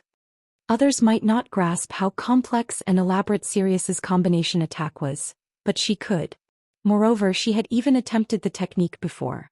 Currently she could barely merge 2 attacks into one. Adding even one attack to the combination would increase the technique's difficulty exponentially. Although combination attacks could increase her firepower tremendously, this technique placed an extremely heavy burden on her concentration. After 3 uses, she had no choice but to enter sleep mode. In contrast, not only was Sirius capable of merging 6 attacks, but he could also the attack over a dozen times. Brat, you really are durable. You are the first person to last so long against this move. However, now that you've used up that skill that enhances your attack power, the next attack won't just end with flying across the ring. Sirius laughed. Is this the true strength of a domain? As Shifeng watched the flaming blade dart towards him again, he finally realized the gap between Sirius and himself. Although his attributes were superior, Sirius surpassed him when it came to skill application. Experts in the realms of refinement might be able to exert 100% of their combat power, but the old man before him could exert more than that. However, this battle had also helped him finally realize what he needed to work towards. To fight against an old monster like you, I am truly fortunate, Shifeng mumbled, his lips curling into a smile as he watched the brilliant white sword fly straight towards him. Fortunate. Sirius was momentarily speechless when he heard Shifeng's mumbling. He had not expected Shifeng to be a masochist. Shifeng suddenly relaxed his body before tightening his grip on Killing Ray. Blade Liberation. The weapon he chose was none other than the sacred sword Killing Ray. Blade Liberation's effects would change depending on the quality of the target sword. In previous instances, when he used the Abyssal Blade as the target sword, his strength and agility increased by roughly 90%. Meanwhile, Killing Ray was a higher quality weapon than the magic weapon. The instant Shifeng activated Blade Liberation, a blue glow surrounded his body. With a light swing of his arm, the Killing Ray in his hand transformed into a bolt of lightning that ripped through the air towards the sword of white fire.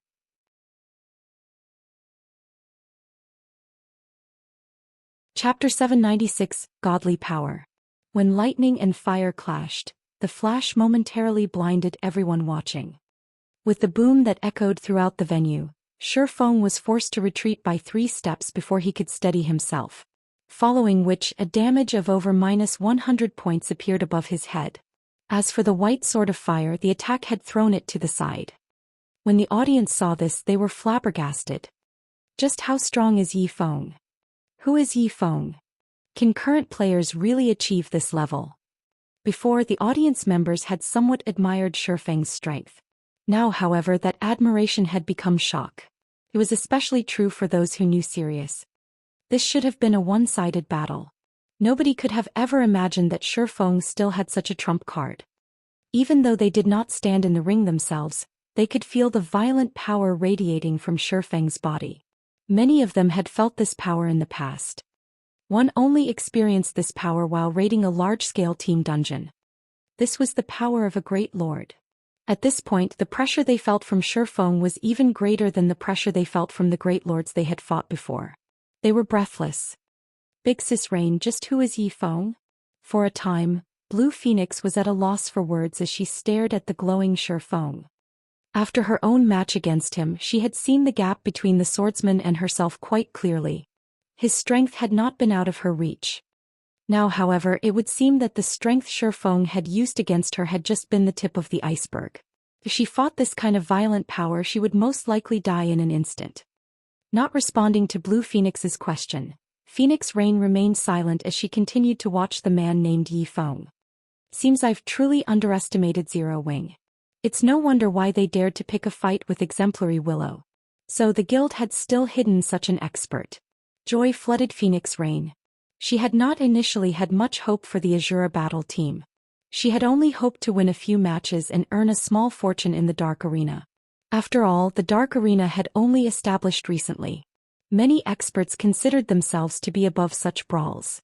Now, however, with the strength the Azura battle team had just displayed, they could definitely fight for a high rank in the Dark Arena. Feng. Shock-filled everlasting war when he saw Feng relatively unharmed after receiving Sirius's 6-in-1 combination attack. Others might not realize how strong Sirius was, but he knew. To obtain the rights to host the Dark Arena, Hua Qiushui had paid an extremely high price, convincing the Battle Wolves to lend the guild's several epic items to the Glorious Lions battle team. Blood Sun only possessed 1 epic item. Sirius, however, had 2. The Berserker even had a precious sword of undetermined quality. The treasured sword's attributes were even slightly higher than an epic weapon. In other words, Sirius had the equivalent of 3 epic items on him.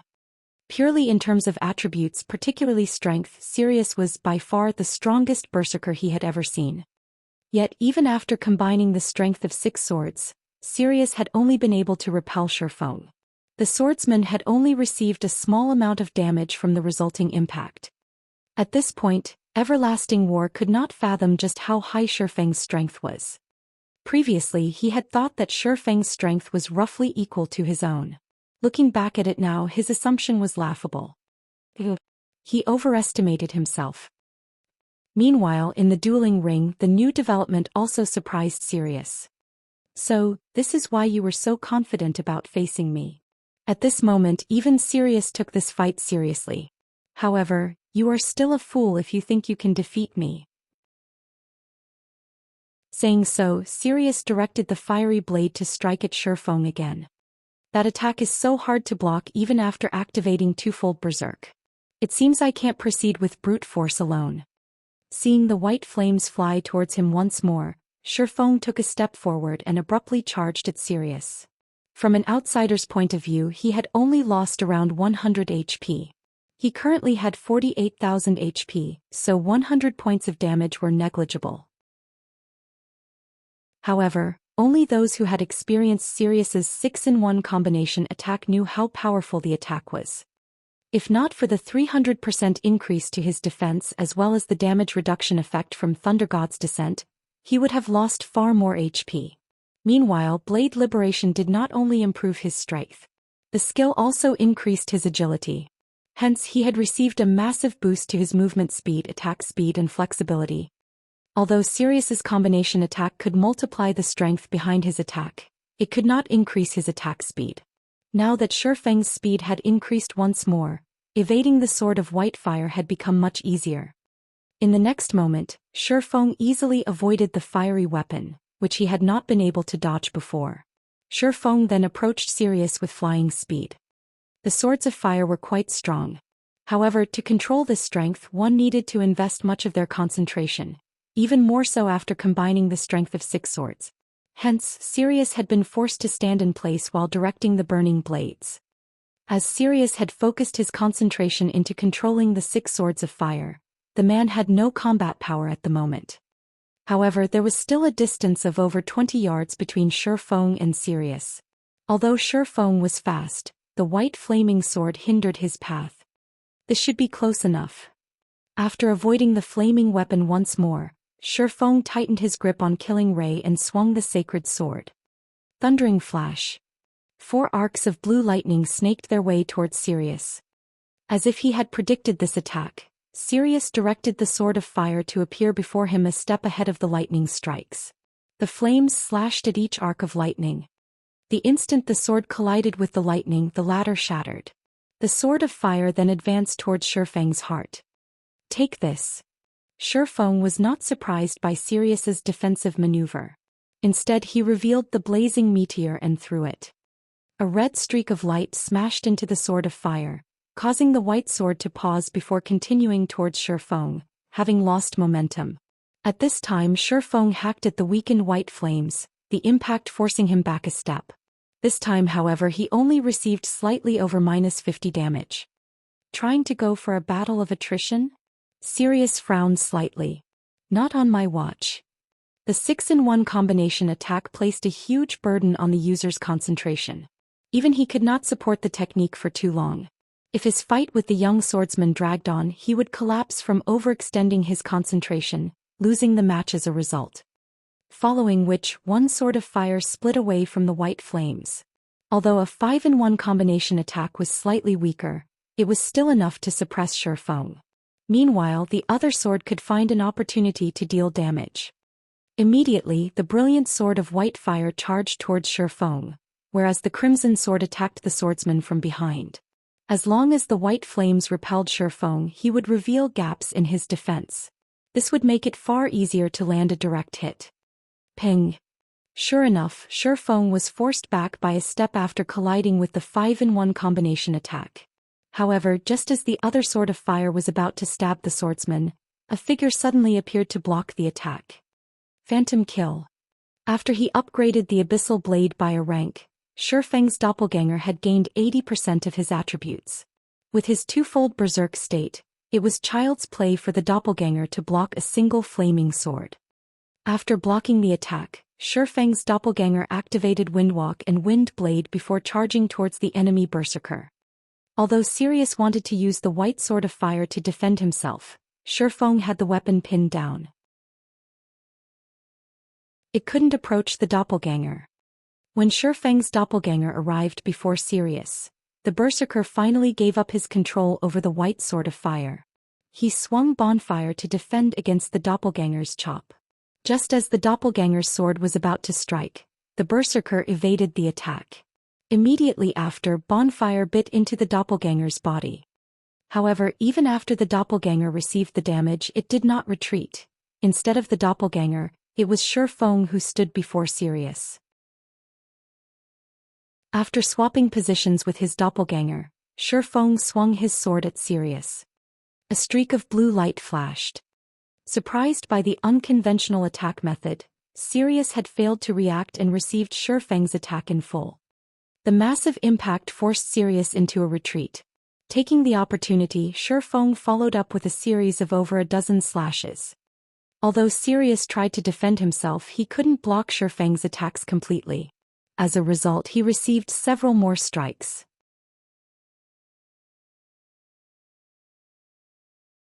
Chapter 797, Complete Victory. Sparks scattered when the blades collided. Although the exchange appeared slow, in reality, everything happened in an instant. Sirius's HP drained like flowing water.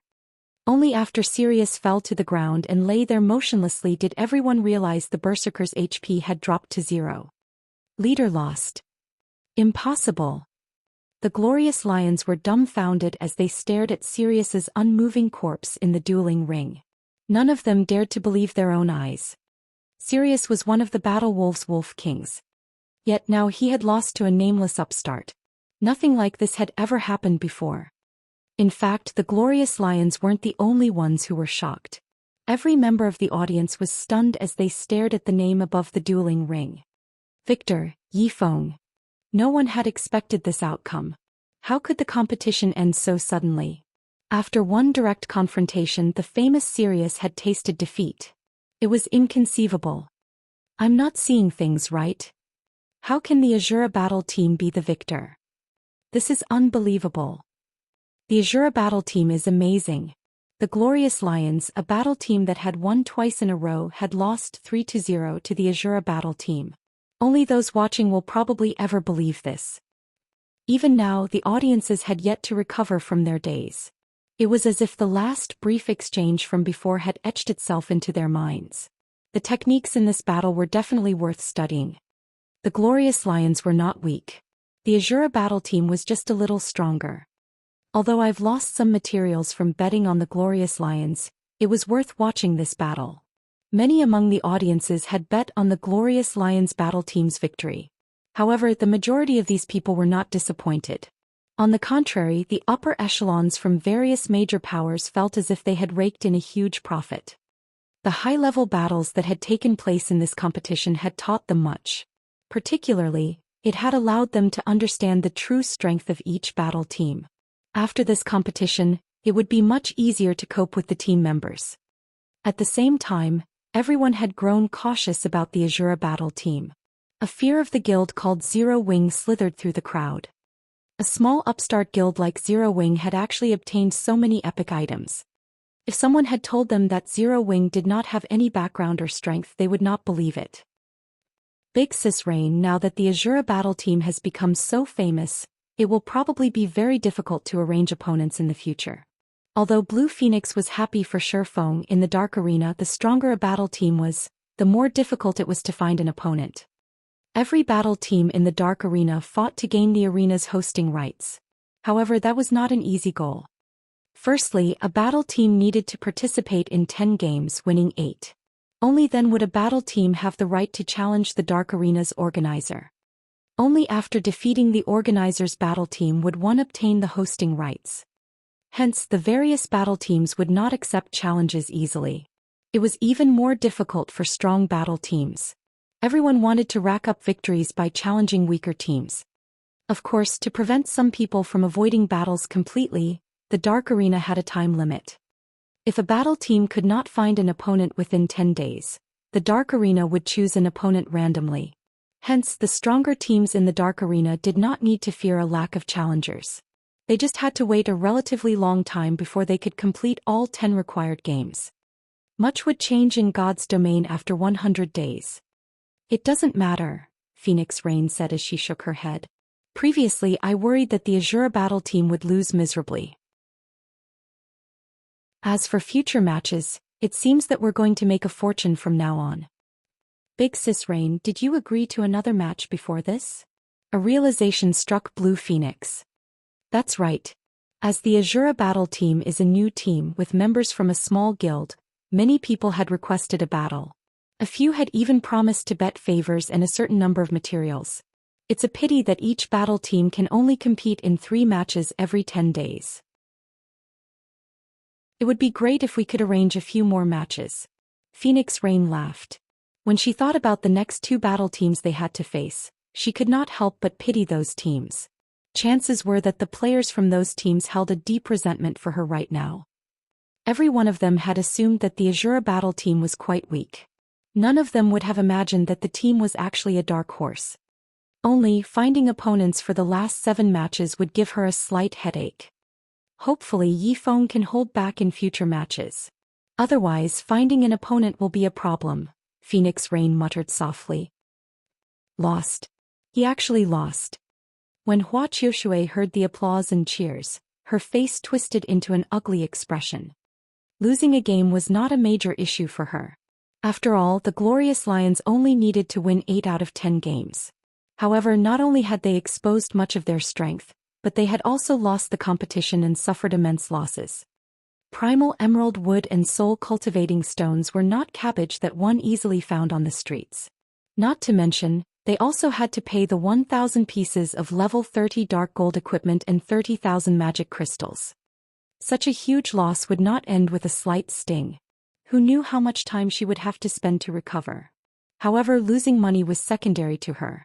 Her reputation was far more important. The upper echelons from the major corporations would learn of the Azura battle team's victory. It was a guarantee that they would launch investigations on Yifeng.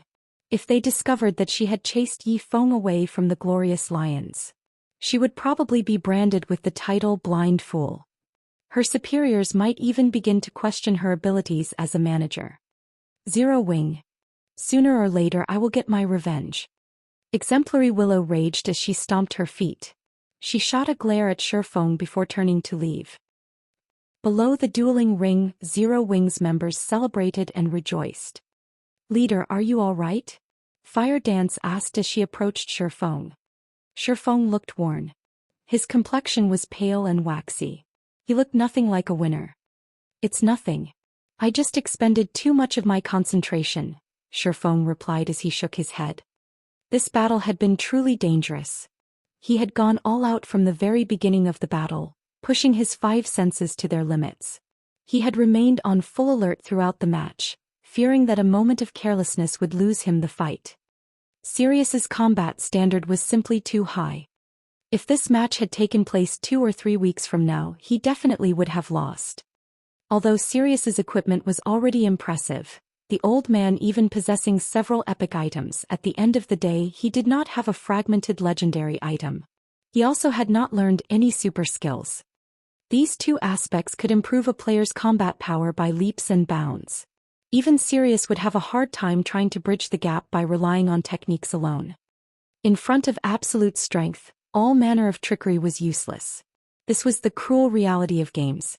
Hence, regardless if they were experts or ordinary players, all players prioritized improving their weapons, equipment, and skills. While Shifeng rested, Sirius revived below the dueling ring and marched straight over to Shifeng. "Kid, you sure know how to hide your strength. However, you might be able to beat me now, but it will be a different story in the future," Sirius said, a warm smile appearing on his stern face. "Alright, I've said enough. As per our agreement, I'll give you this.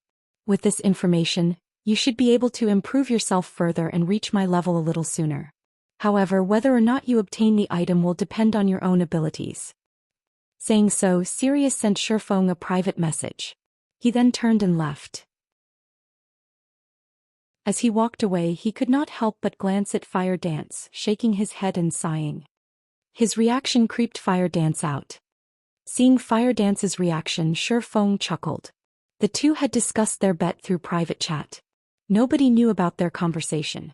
If Fire Dance knew that Sirius had wanted her as his disciple, she would probably feel quite awkward. However, although Shifeng admitted that Sirius's guidance would open many doors for Fire Dance in the future, he did not think that she would have any fewer achievements if she remained by his side. He also would never allow the Battle Wolves to poach one of his experts. Following which, Shifeng opened the file Sirius had sent him, intending to glance through the information he had won from the old man. Just what kind of information could actually give him the possibility of advancement?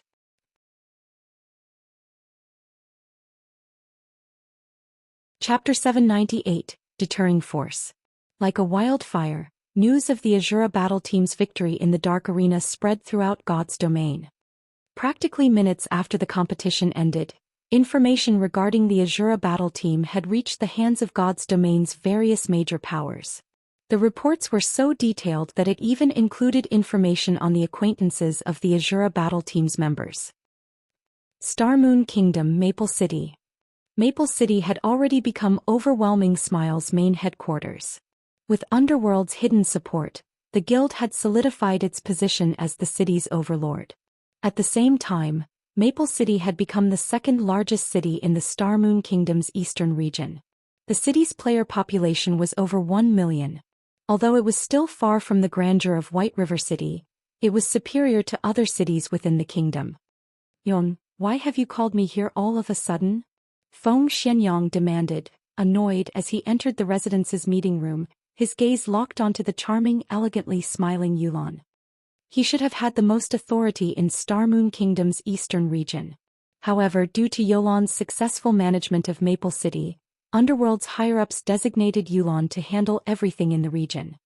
This enraged him. He had expended all of that effort to deal with Zero Wing, yet Yulan sat back and enjoyed the fruits of others' labor. Without an enemy to deal with, it had naturally been easy to develop Maple City. If it were up to him, he wouldn't have had any issues handling the task either. It's nothing major. I just wanted to tell you to withdraw Overwhelming Smiles members from White River City immediately and have them develop elsewhere, Yulan instructed, paying Feng Xuanyang's rude behavior no heed. And why should I do this? Feng Xianyang said, his expression darkening as he grew somewhat indignant. You know how high of a price I've paid to solidify my position in White River City. Although Zero Wing is very strong, White River City's overlord isn't set in stone. Don't even think about ordering me to withdraw Overwhelming Smile from White River City. Many of Overwhelming Smile's members were focused on all sorts of quests, including guild quests in White River City. As long as they completed a certain number of quests, Overwhelming Smile's status in White River City would improve. Afterward, they could accept all sorts of rare high-level quests. They might even receive epic quests. With epic quests, it would be extremely easy to obtain all sorts of top-tier weapons and equipment. They might even find new strategic tools for war. The guild's recent promotion had even triggered an epic guild quest. If they completed this epic guild quest, he could obtain a tool of war. When they started another war with Zero Wing, even if Zero Wing had an abundance of experts, he did not think he would lose against the guild. If they pulled out of White River City now, then all of the White River City quests they had already completed would be for naught. He couldn't give up on the city now. Feng Xianyang, this is not my decision. The higher-ups made this decision. You have no say in this matter. In any case, you have 3 days to transfer all of our members to other cities, Yulan stated coldly. That is not possible. Feng Xianyang was dumbfounded. The higher-ups had hoped to obtain White River City, investing manpower and resources into the endeavor. Yet now they had decided to give up on the city? No matter how he thought about it, such a thing was impossible. I also considered the decision foolish. However, after seeing the information they provided, I changed my mind. I don't disagree with the decision, Yulan said. She then threw a file at Feng Xianyang saying, have a look at it yourself. This is... Feng Xianyang boiled with rage when he saw the folder's title. Zero Wing Report. Zero Wing was Feng Xuanyang's sworn enemy. If not for Zero Wing interrupting his plans again and again, White River City would have been his by now. He wouldn't have suffered under Zero Wing's oppression as he did now. To make things worse, Zero Wing had flourished in the war in the Stoneclaw Mountains, becoming one of Star Moon Kingdom's large guilds that could even rival first-rate guilds. This had also weakened Overwhelming Smile's position in the city significantly. Now, Overwhelming Smile's members had to tread carefully when encountering Zero Wing players on the city's streets. This humiliated Feng Xianyang. However, he endured because he knew that this was still not the time to pick a fight with Zero Wing. Now, after striving silently for a long time, he had finally obtained an opportunity to seize White River City. Hence, no matter what, he could not give up in this competition for dominance. As long as he obtained White River City, the favor Yulan received from Underworld's upper echelons would also vanish. At that time, he would become the absolute leader of Underworld's branch in Star Moon Kingdom rather than playing underling to a greenhorn wench who had only been a member of the organization for a short time. However, after Feng Xianyang read the Zero Wing report, his excited expression froze, his eyes widening with shock. He paled as if he had seen a ghost. How can this be? Feng Xianyang couldn't believe his eyes. How has Zero Wing appeared in the Dark Arena? They even defeated a battle team that has the backing of a super guild. Currently, Underworld was considered one of the virtual gaming world's major powers. The organization was stronger than most first-rate guilds. Over the years, it had nurtured plenty of experts. However, there was still a vast gap between them and super first-rate guilds like the Dragon Phoenix Pavilion, not to mention super guilds. Yet an upstart guild like Zero Wing had actually managed to defeat a super guild's battle team. This was simply inconceivable. Super guilds had too many experts to count. They even had monster-like existences. The powers supporting them were also profound and complex. Only other super guilds and super first-rate guilds could shake the foundations of such giants. No one else should even consider trying. Unless Zero Wing had a super guild behind it. A super guild? Feng Xianyang suddenly felt his body grow cold. That's right. The higher-ups have reached the same conclusion. Hence we can't provoke Zero Wing anymore. There is no reason to continue wasting our time in White River City. In truth, Yulan doubted that Zero Wing had the support of a super guild. However, the mana pulse cannon in the Stoneclaw Mountains and the various magic array scrolls. Now they also had to consider the performance in the Dark Arena. A mere upstart guild was not capable of achieving these feats. Hence, it was quite possible that a super guild supported Zero Wing from the shadows. Even though it was only a possibility, Underworld would not take this risk. I understand. I'll transfer the majority of our members to other cities. However, I still have a quest I need to complete. Feng Xianyang nodded. Fine, but make it quick, Yulan stated before standing and leaving the meeting room. Elsewhere, Shifeng had led Fire Dance and the others back to White River City. On their way back, Shifeng browsed through the information Sirius had given him. So this is the case. After reading through the files, Shifeng was so happy that he found it difficult to hide his smile. Guild leader, what has made you so giddy? Aqua Rose asked curiously as she moved to Shifeng's side. It's nothing. I've just found something that can help you improve your combat standards. Shifeng laughed. Guild leader, what is it? Can I have a look? Violet Cloud sent Shifeng a yearning look. Fire Dance had already reached the refinement realm. This development placed a weight on the rest of the team. Violet Cloud felt particularly pressured. She was incredibly anxious to become stronger. There's no need to rush. We happen to be on our way there right now. Saying so, Shifeng pointed at the distant candlelight trading firm.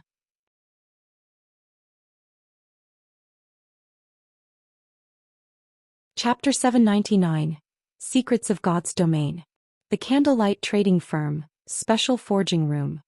Guild leader, here are the items you requested. After melancholic smile entered the room, she stacked materials onto the stone table, creating a large mound of items. If the upper echelons of other large guilds saw this, they would be shocked. Every material was extremely valuable. Some were even used to construct a stable. However, among these materials, there was one item that was particularly eye-catching. A fragment of a silver stone tablet. This fragment was clearly not a raw material. Shifeng picked up the stone tablet while transferring the materials into his bag. Including the materials he had won in the Dark Arena, he had enough to begin the guild stable's construction. Currently, the various large guilds were occupied with raiding dungeons to collect the stable design and required materials to construct the building. However, no one would have imagined that a small guild like Zero Wing had both. The only thing left to do was to construct the stable itself. Shifeng could not contain his excitement. In the past, Shadow had invested a lot of time to construct its stable. By the time the guild stable was complete, God's Domain's mainstream players had surpassed level 50. Many ordinary players even had their own mounts. On the other hand, this timeline's mainstream players had only reached level 30. Yet, Zero Wing could begin constructing its own stable. Zero Wing would be the first guild in God's Domain to reveal its guild mount to the public. Ordinary mounts cost 40 gold. However, guild mounts only cost 25 gold. Although the difference was only 15 gold, no ordinary player could afford that, even if they sold everything they owned. Even guild elite players would have to save for a long time to accumulate so much. Due to this 15 gold gap, guild players could obtain their mounts ahead of ordinary players. The only problem guild players faced was that they needed to a certain amount of guild contribution points before they could purchase a guild mount. GCPs were automatically rewarded after one completed a guild quest. The amount of GCP varied depending on the quest's difficulty, with higher-leveled quests awarding more points, and ordinary and daily quests awarding very few. In fact, one could say that the GCP requirement wasn't a major issue. Money was the only thing guild players truly needed to purchase their guild mounts. Guild leader, is this stone tablet related to your earlier mysterious actions? Fire Dance knew of their plans for the guild stable. However, she was more concerned with Shi Feng's previous statement. After reaching her combat standard, it was extremely difficult to advance further. If there really was an item that could improve a player's combat standards, it must be heaven-defying. That's right. This stone tablet is the item that can help everyone grow stronger. Shi Feng nodded. The information he received from Sirius stated that there were all sorts of skills in God's domain. There were ordinary skills, general skills, taboo skills, and an extremely rare type of skill known as a secret technique. Secret techniques were unique in God's domain. Moreover, learning a secret technique was different from learning ordinary skills, whereby players could learn a skill with a click of a button. Secret techniques were also different from taboo skills, where players were only required to reach a certain completion rate. To learn a secret technique, players had to comprehend it. One's comprehension depended on the player. As to how one used the secret technique, that also depended on the player. Unlike the usual skills, a secret technique would not appear in a player's skill menu even after learning it. Secret techniques also lacked a cooldown. Players could use the secret technique whenever and however they desired. The only resource consumed when using a secret technique was concentration. Shi Feng had learned a secret technique before. In truth, a secret technique was just a unique method of utilizing combat techniques. Void Steps was considered a footwork-type secret technique. Moreover, Sirius had revealed that his 6-in-1 combination attack was a byproduct of his secret technique. Although he had known how to use such a technique for quite a while, he had not been able to use the 6-in-1 combination attack. However, learning the secret technique had allowed his combat standard to reach a whole new level, allowing him to execute a 6-in-1 combination attack. Without the secret technique, even with his domain, such a complex technique would have been beyond him. Meanwhile, when speaking of secret techniques, Shi Feng immediately thought of the secret sword technique he had obtained during his promotion to Blade Saint. At the time, he had not realized what this item's purpose was. The stone tablet's introduction simply stated that it held some kind of divine power and that he needed to collect all the stone tablet fragments to restore the engraved pattern. Hence, he had not bothered with the secret sword technique. After all, obtaining this single fragment had nearly cost him his life. How difficult would it be to collect all 6 pieces? Of course, the secret technique stone tablet the Battle Wolves had obtained was also incomplete. Even so, players could still learn from the fragment. However, they needed to meet a specific requirement to learn the secret technique it hid. The requirement was magic crystals. One needed to inject a significant amount of magic power into the stone tablet to activate the secret technique once. Moreover, this secret technique was not complete. If one wanted to learn the complete secret technique, they had to collect all the necessary fragments. Although Sirius had kindly told him how to activate the secret technique stone tablet, the old man had not told him where to find one. This was also the first time Shi Feng had ever heard of secret techniques. This was the tragedy middle and low-class players faced. Unless one was extraordinarily lucky, many of God's domain's secrets were beyond people like him. Secret sword technique? Violet Cloud blinked as she looked at the stone tablet in Shi Feng's hands. Guild leader, can't only melee classes learn this? No. Any class can learn a secret technique. However, some are more suitable for certain classes. Fortunately, there is no limit to how many players can learn it. Take Void Steps and Sirius's 6-in-1 combination attack for example. These combat techniques are not necessarily suitable for our classes. However, if utilized properly, they are still significantly effective, Shi Feng explained, smiling. In reality, the secret technique Sirius had learned was more suited to magical classes, while Void Steps was more suitable for assassins rather than swordsmen. When used, however, they could still improve a player's combat power significantly. Aside from suitability, how much one had of a secret technique was also important. Sirius had learned his secret technique from a fragment. Hence, he could display immense power with the technique. On the other hand, Shi Feng had learned Void Steps by copying another player. His skill with the technique was less than garbage. Hence, his capabilities with Void Steps were limited. If he had learned the secret sword technique before his fight with Sirius, he would have had a much easier time taking the old man down. Hearing Shi Feng's explanation, his companions were speechless. They had all seen Sirius's 6-in-1 combination attack. They had never imagined that the stone tablet before them was actually something so amazing. If they could learn such a combat technique as well, they would have a higher chance of winning their battles, even against more powerful opponents.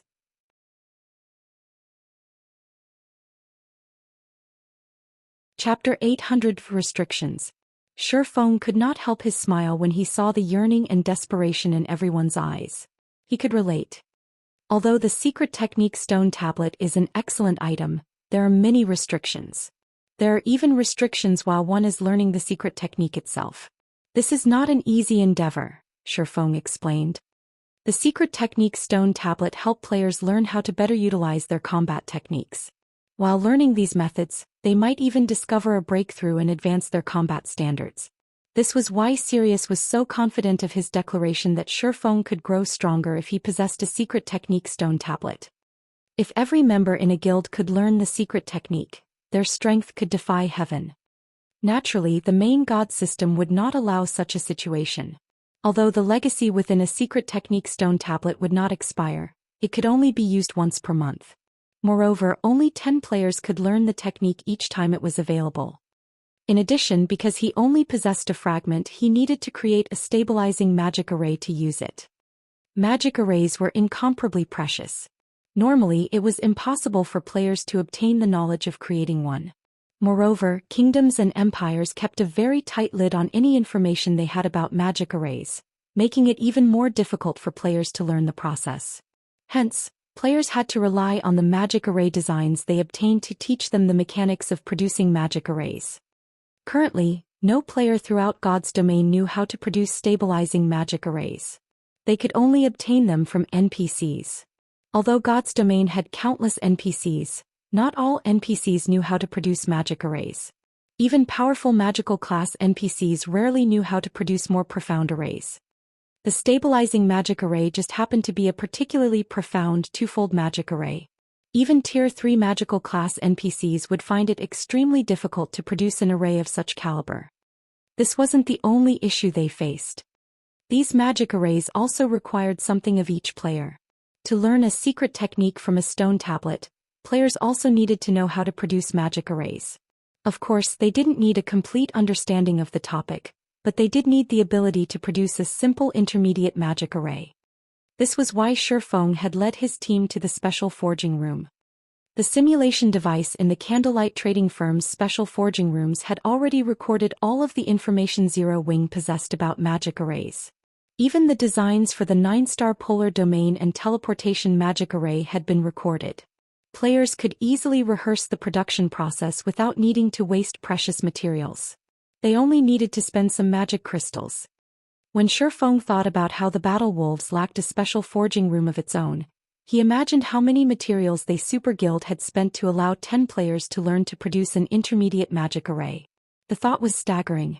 However, the Battle Wolves was capable of such a feat precisely because it was a super guild. A first-rate guild could never afford to learn a secret technique without a special forging room. If you wish to learn the secret technique, you'll have to learn to produce intermediate magic arrays. All of the necessary information can be found inside the simulation device. Learn the technique as quickly as possible. Once you can produce intermediate magic arrays, you can learn the secret technique, Shifeng explained as he pointed towards the flowing ball of water inside the forging room. Learn to produce intermediate magic arrays? Aqua Rose repeated with a frown. This task would be very difficult. As a cursemancer, she relied on incantations and runes to cast her spells, so she had little understanding of the subject. In reality, when magical class players cast a spell, they drew runes or chanted incantations to guide the surrounding elemental mana to form a magic array. Of course, higher-tiered spells required more runes and incantations. As she understood it, a Tier 1 spell's magic array was the equivalent of a basic magic array, while a Tier 2 spells array was the equivalent of an intermediate magic array. Moreover, when constructing a magic array, the system would not offer any assistance or guidance. Players had to draw the runes or chant the incantations themselves. Hence, the requirement was quite strict. In other words, without any assistance from the system, she needed to complete a relatively complex Tier 2 spell in a set period of time.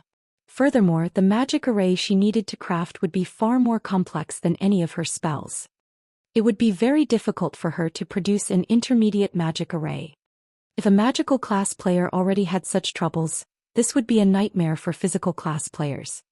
This is mandatory. Even I can't do anything about it. You have to rely on yourselves for this task, Shifeng said as he spread his hands in a helpless gesture. He could not help them. He had only been able to produce the 9-star polar domain so quickly because of the understanding he had gained in his previous life. Hence, it would take a relatively long time for the others to produce an intermediate magic array. Fortunately, he could use this opportunity to deal with the guild stable. Following which, Shifeng left the candlelight trading firm and headed towards the Adventurers Association. Meanwhile, Fire Dance and the other physical class players began to learn all they could about magic arrays. As for Aqua Rose and the other magical classes, they began to experiment with the process of producing basic magic arrays. As the number of guild residences in the city rapidly increased, the number of players who visited the Adventurers Association in search of their daily guild quests increased as well. Currently, the association enjoyed a constant stream of players entering and leaving the building. When the players inside the building saw the 6-winged guild emblem on Shifeng's chest, their gazes turned green with envy. Many of the female players acted like ravenous wolves when their eyes landed on Shifeng. They shot him flirtatious glances and dreamed of pouncing on the young man, devouring him whole. Shifeng was speechless. He inwardly celebrated the fact that he had not come as Black Flame, and that he had chosen to wear his black cloak. Otherwise, these players might have truly devoured him. However, when he saw the players lined up to accept their daily quests, he could not help but feel nostalgia. In the past, he too had often come here to receive his daily guild quests. Guild quests fell into 2 main categories. The first category consisted of the daily guild quests that players could accept at the Adventurers Association, while the second consisted of the NPC-commissioned quests that were sent to guild residences. Any guild member could accept a daily guild quest. However, the rewards were mediocre at best. Very little EXP was awarded as well. Meanwhile, NPC-commissioned quests were different. Even the most ordinary commissioned quest provided decent remuneration and EXP reward. Some even rewarded relatively good weapons and equipment. Unfortunately, guild residences did not receive enough NPC-commissioned quests to supply every member within a guild. These quests were also directly related to a guild's popularity. The higher a guild's popularity was, the more well-known it was among NPCs. After reaching a certain level of popularity, even NPCs from other cities and towns would commission a quest. Currently, Zero Wing had the highest popularity among all of the guilds in White River City. Every day, Zero Wing's guild residents received more than 1,000 commissioned quests. Among them there were over 100 high-level quests. Aside from its high popularity, Zero Wing received so many quests because of its residence's smithy. Every day the smithy would provide a certain number of quests. Hence, Zero Wing received far more commissioned quests than other guilds. Large guilds like Overwhelming Smile only received several hundred commissioned quests each day, with only several dozen high-level quests. Zero Wing walked the path of the elite, so it had far fewer members than its competitors. As a result, the percentage of players within the guild that could accept commissioned quests each day was relatively high. On the other hand, due to having too many members, other guilds' ordinary members even found it difficult to receive an ordinary commissioned quest, not to mention high-level commissioned quests. In the second-floor reception hall. "Sir, how may I be of service to you today?" a beautiful female receptionist asked Shifeng, smiling. "I wish to construct a stable. Please compile the necessary quotes for me," Shifeng said, handing over the stable design.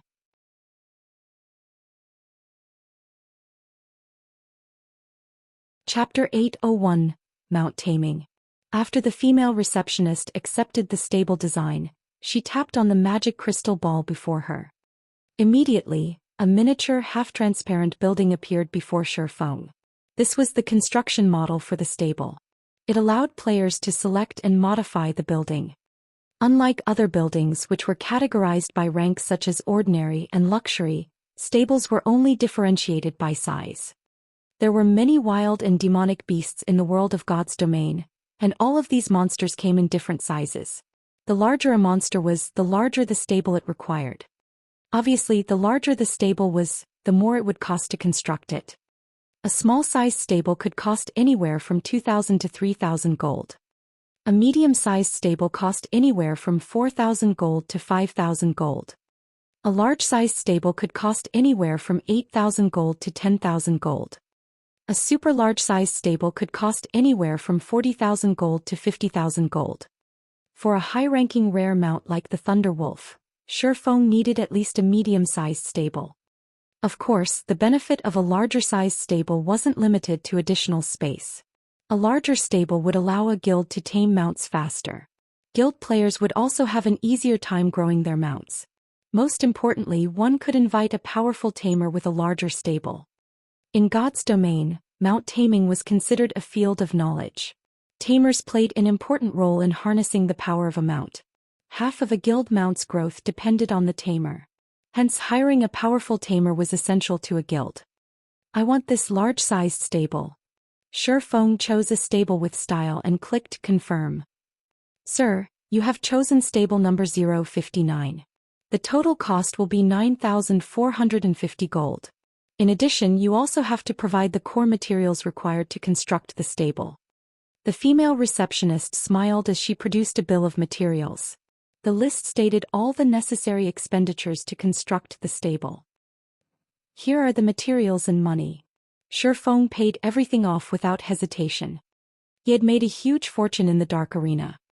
Aside from the profits he had made from his bet with the Glorious Lions battle team, as the winning battle team of the competition, the Azura battle team also earned a small portion from the audience's winning bets. Moreover, due to the audience underestimating the strength of the Azura battle team, many people had gambled on the Glorious Lions. As a result, even after splitting half of the profits with Phoenix Rain, he still walked away with a hefty income. The battle team's shares in the Dark Arena were different from the organizers. Only the winning battle team would get a share of the audience bets. The loser received nothing. Moreover, the winning battle team would earn 3% of the shares, 2% higher than the organizer. Only, as Shifeng did not own the Azura battle team's participation rights, he needed to split the 3% with Phoenix Rain. Among the 1.5% of winnings that Shifeng had obtained, he had sold the materials and equipment that he did not need. Although Shifeng had only received 1.5%, his earnings had not been meager. Every member of the Dark Arena's audience was a wealthy big shot. Their bets made involved several hundred gold of materials at the very least. Since so many people had placed generous wagers on the Glorious Lions, Shifeng's earnings had naturally been impressive. From this single competition he had earned over 7,000 gold. He had also obtained the stable materials from the Glorious Lions. After obtaining what he had needed, he sold excess materials to Phoenix Rain, selling each primal emerald wood for 75 gold and each soul cultivating stone for 60 gold. Overall, he sold 20 logs of primal emerald wood and 12 soul cultivating stones, earning him another 2,220 gold. Including the money he had on hand before the competition, he now had over 11,000 gold on him. He could easily afford the large-sized stable. After Shifeng finished paying the bill, the female receptionist passed him a stable certificate. In the future, if he wanted to modify the stable, upgrading it to a super large-sized stable, he could simply present this certificate to make the necessary modifications. He would not need to obtain another stable design. After Shifeng confirmed the stable's construction, a group of NPC architects entered Zero Wings Guild residence in White River City and began building the stable. Suddenly, a large space within Zero Wings residence, which had been vacant, transformed into a construction site. Players were barred from the area. What's going on? We're constructing a new building. What is it going to be? Zero Wings members grew curious upon seeing groups of NPC architects enter the construction site. They had been ecstatic when the guild had constructed a smithy. Not only could they save money on repair fees, but they could also maintain their weapons with the weapon maintenance function, extending the amount of time they could spend out in the fields. Players from other guilds were particularly envious of this benefit. Now that their guild had begun constructing a new building, how could they contain their excitement? Elsewhere, Shifeng hailed an advanced horse carriage in front of the Adventurers Association and headed towards the Commoners District. Based on Shifeng's knowledge, there were a total of 3 master tamers in White River City. If he relied on a basic tamer or advanced tamer, it would take a very long time to finish taming a 5-star mount. As to how much time was needed, even Shifeng had no idea. However, he did know how long it would take to tame a 3-star mount. A basic tamer required a month to finish taming a 3-star mount, while an advanced tamer needed 20 days. Master tamers only needed 10 days to complete the job. A master tamer was 3 times as efficient as a basic tamer. Moreover, basic tamers could not tame 5-star mounts. Only advanced tamers and above could do so. If even a master tamer needed 10 days to tame a 3-star mount, Shifeng could not imagine how long it would take to tame a 5-star mount. He would be surprised if it only took double the time a 3-star mount required. If he left the task to an advanced tamer, the required wait time would be even more frightening. Hence, he needed to hire a master tamer to tame the Thunder Wolf. An hour later, Shifeng arrived before a large courtyard in the Commoners District. Many beasts lounged on the courtyard's lawn. The lowest level beasts were at level 100, with the more powerful ones being level 150. Shifeng could also see a level 150 High Lord. This beast was even stronger than an ordinary level 150 Tier 2 class. This is the residence of Master Owen. Master Owen does not wish to meet with outsiders, so please leave. As soon as Shifeng arrived before the courtyard's entrance, 2 level 150 Tier 1 guards in silver heavy armor immediately blocked his path, barring him from the residence. Although tamers were not as reputable as forgers and alchemists, after becoming a master, their statuses were slightly higher than ordinary nobles. Hence, although Owen was only a commoner, he still had 2 level 150 Tier 1 guards protecting his home. Ordinary people did not qualify for his attention. Don't tell me that even I am refused entry? Shifeng flashed his identity as White River City's count. Immediately, the 2 Tier 1 guards fell to one knee, kneeling before Shifeng with respectful expressions. This scene dumbfounded passing players. Just who is that? Amazing. He can actually force Tier 1 NPCs to kneel before him. Normally, these Tier 1 guards thought very little of players, yet now they knelt before one. How could they not be shocked? Huh, Yifeng, why are you here? Immediately after Shifeng revealed his true appearance, a crisp voice sounded from beside him. Turning towards the voice, Shifeng noticed a beautiful girl in deep purple mage robes approaching him. This girl was accompanied by a white-haired old man.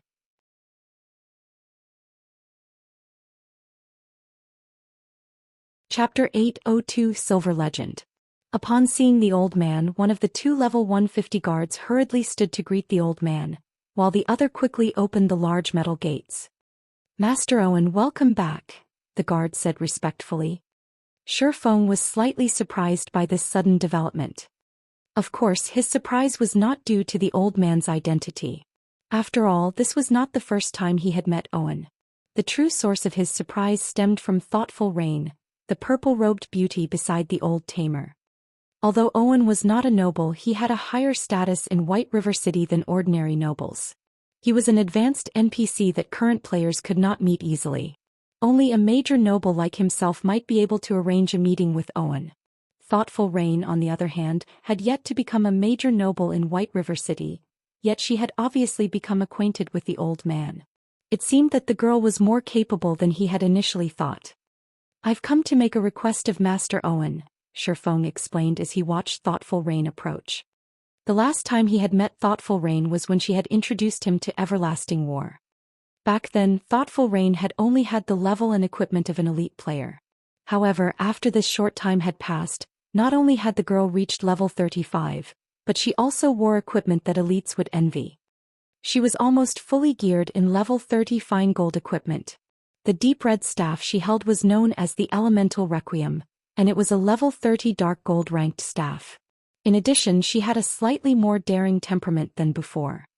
Moreover, as she walked towards him, her footwork was both light and natural. Her actions lacked any excess movement. Even if thoughtful Rain had not yet reached the half-step refinement realm, she was not too far either. Shifeng found it truly hard to imagine that the girl had grown this much in God's domain in such a short period. A request from Master Owen? Did you receive the quest as well? Hearing Shifeng saying so, thoughtful Rain could not help her joy as she said, I've had a headache trying to figure out how to complete it. If we do it together we should be able to complete the quest very quickly. Quest. A realization struck Shifeng. Are you talking about the Silver Legend quest in the Crystal Forest? Isn't that your quest as well? Thoughtful Rain nodded. No. I have not accepted that quest. I'm looking for Master Owen for something else. When Shifeng saw Thoughtful Rain nod, although he appeared quite calm on the outside, he admired the girl's great luck. The Silver Legend quest was one of the few super rare special quests in White River City. It was not easy to obtain. One needed to encounter a certain NPC to obtain this quest. However, this NPC appeared at random locations within White River City. Players needed luck to find this NPC. As Shifeng understood it, this quest had caused quite a commotion in White River City in the past. After this quest had been completed, players received a mount as a reward. However, the quality of the mount depended on the player's quest completion rate. The higher their completion rate was, the higher the mount's quality would be. To players, even obtaining a common mount was a massive expenditure, not to mention a high-quality mount. Back then, this quest's discovery had led White River City's players to a frantic search for that NPC. Unfortunately, very few players had found that NPC, not to mention those who achieved a high question completion rate. What a pity. Thoughtful Rain sighed lightly when she heard Shifeng's words. She had been working on this quest for a long time now. The next part of the quest was even more difficult than the previous parts. With her strength alone, this quest was difficult to complete. If she had an expert like Shifeng helping her, she would have a far easier time with it. However, she had only met Shifeng a handful of times before. They could hardly be considered friends. They were acquaintances at best. Naturally, she could not trouble an expert like Shifeng to help her complete a quest. Suddenly, Blue Bamboo, who wore a pure white dress over a delicate but curvaceous body, appeared behind Thoughtful Rain. Rain, what's taking you so long?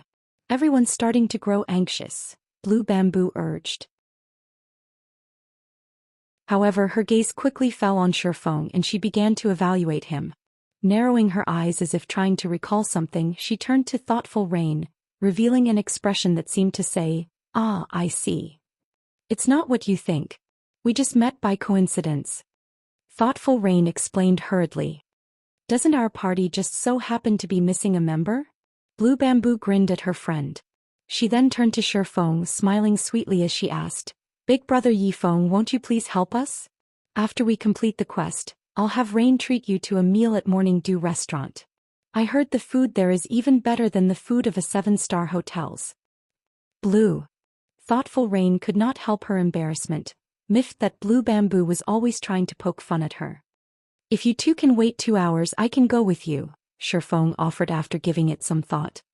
Currently, Thoughtful Rain was already an elite member in Zero Wing. Since they were allies, he would naturally lend a helping hand if he could. Moreover, the Silver Legend quest was very special. If the quest completion rate was high enough, Thoughtful Rain might become a powerful force in Zero Wing in the future. It's only 2 hours. Since this quest isn't particularly urgent, we'll meet up at the Flame Bar later, Blue Bamboo answered before Thoughtful Rain could react. Following which, Thoughtful Rain and Blue Bamboo departed from Owen's mansion, while Shifeng entered the courtyard alone. Led by the Tier 1 guards, Shifeng reached the courtyard's central garden. Owen already sat comfortably inside a gazebo waiting for him. Account ranked at the top of White River City's social pyramid. Owen was merely a master tamer. His status was not as high as a master forger's. Hence he still showed Shifeng some respect. If any other player stood before him, he'd only show them a cold shoulder. Seeing Shifeng approach, Owen took the initiative to greet the swordsman, bowing slightly as he said, Lord Count, how may I be of service today? Hello, Master Owen. I'm here to invite you to become Zero Wing's tamer consultant. I wonder if you can agree to this request? Shifeng asked. In God's domain, guilds with stables generally sought to hire a tamer. having the tamer work in the guild at all times. However, hiring a master tamer was very difficult. It was impossible to tie a master tamer to a single guild. Hence, one could only hire a master tamer as a consultant. Moreover, there was still no guarantee that the master tamer would agree. Owen hesitated for a long moment, unsure of how to respond. Take a look at this. Shi Feng took out the stable certificate and handed it over to the old man. To hire a master tamer, a guild must first possess a large-sized stable. Otherwise, the effort would be futile. Even with Shi Feng's status, a master tamer would refuse. This was the main reason why he had opted to construct a large-sized stable. Only after Owen saw the stable certificate did he agree to Shi Feng's request, saying, "It would be my honor to accept Lord Count's invitation. We can see to the formalities immediately." Following which, Shi Feng signed a contract with Owen.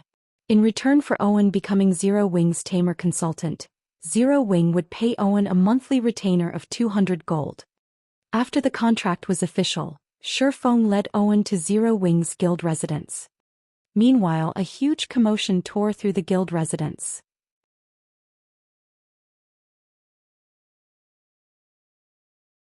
Chapter 803 New Expansion Pack. After the stable appeared within Zero Wing's residence, news of it spread at the speed of light.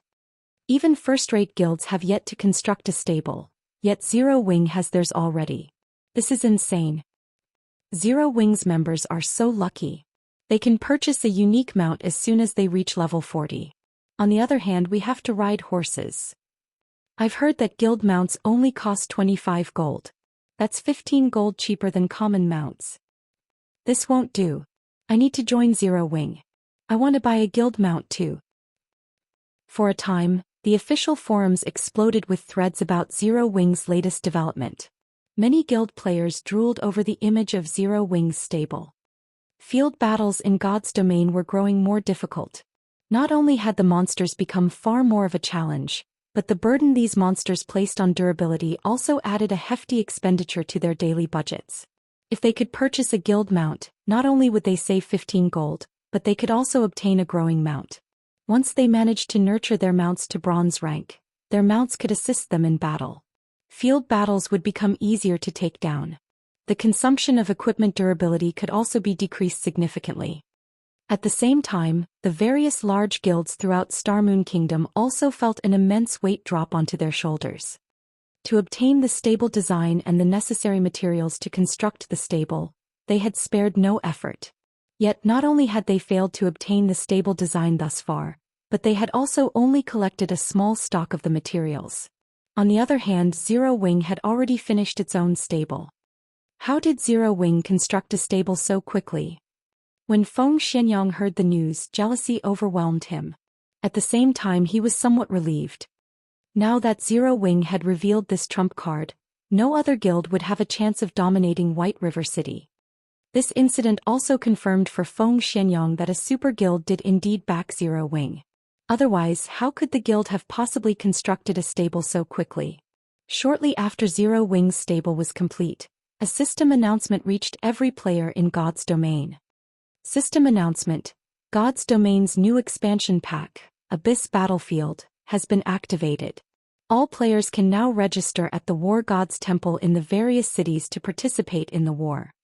System announcement: God's Domain's new expansion pack, Abyss Battlefield, has been activated. All players can now register at the War God's Temple in the various cities to participate in the war. System announcement: God's Domain's new expansion pack, Abyss Battlefield, has been activated. All players can now register at the War God's Temple in the various cities to participate in the war. The system announcement repeated 3 times, echoing in everyone's minds.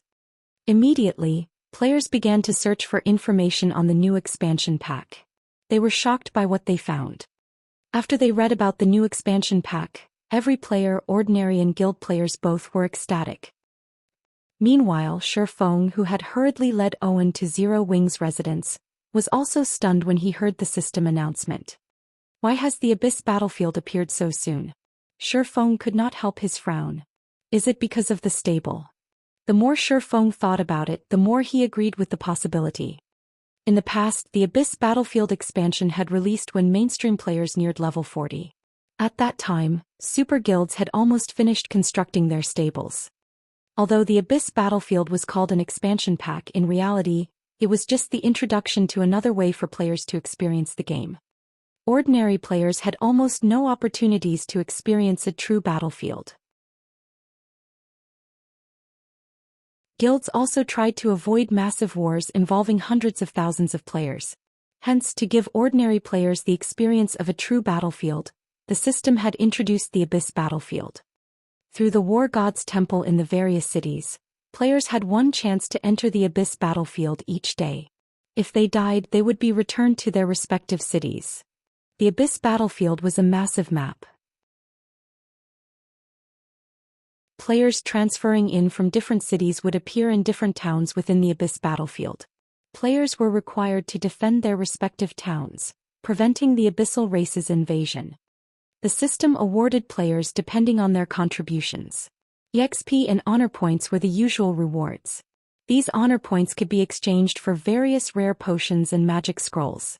Players could also trade the points for the double EXP buff. In the Abyss Battlefield, players received EXP from the monsters they killed. These monsters' drops were also relatively good. Moreover, even if players died in the Abyss Battlefield, they would not suffer the usual penalties. On the contrary, they would be rewarded depending on their performances. Hence, when the Abyss Battlefield had been introduced during Shifeng's previous life, players had flooded the area. Shifeng could only manage a bitter smile.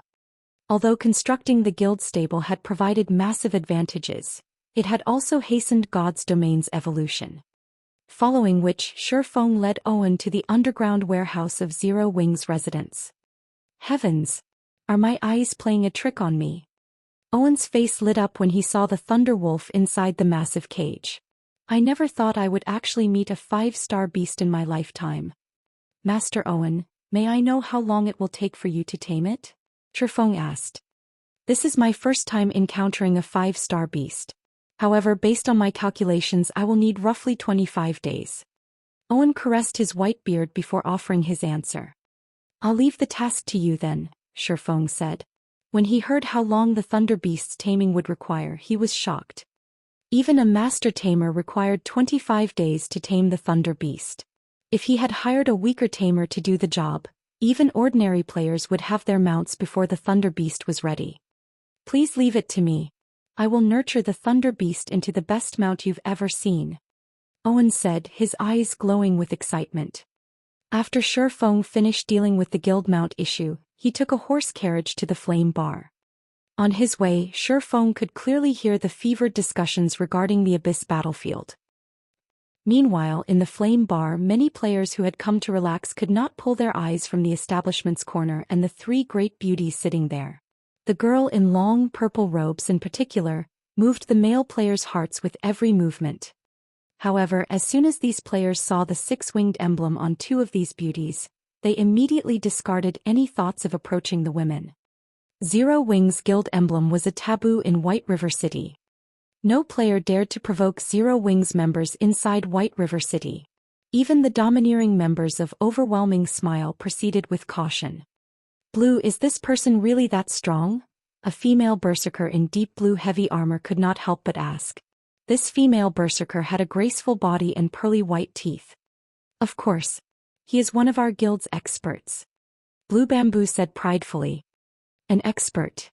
The female berserker smiled. Even the 2 men beside her smiled. Ordinary layers might think of guild players as experts, but to them guild experts were a joke.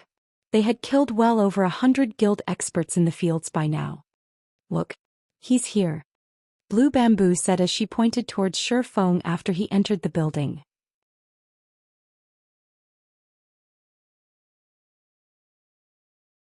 Chapter 804 Wind God's Spear. Is he the person you were talking about? The female berserker and her 2 male companions shifted their gazes towards Shifeng. The young man wore a black cloak and silver armor. From his waist hung 2 exquisite long swords, one white and one black. Every one of his movements felt natural and graceful.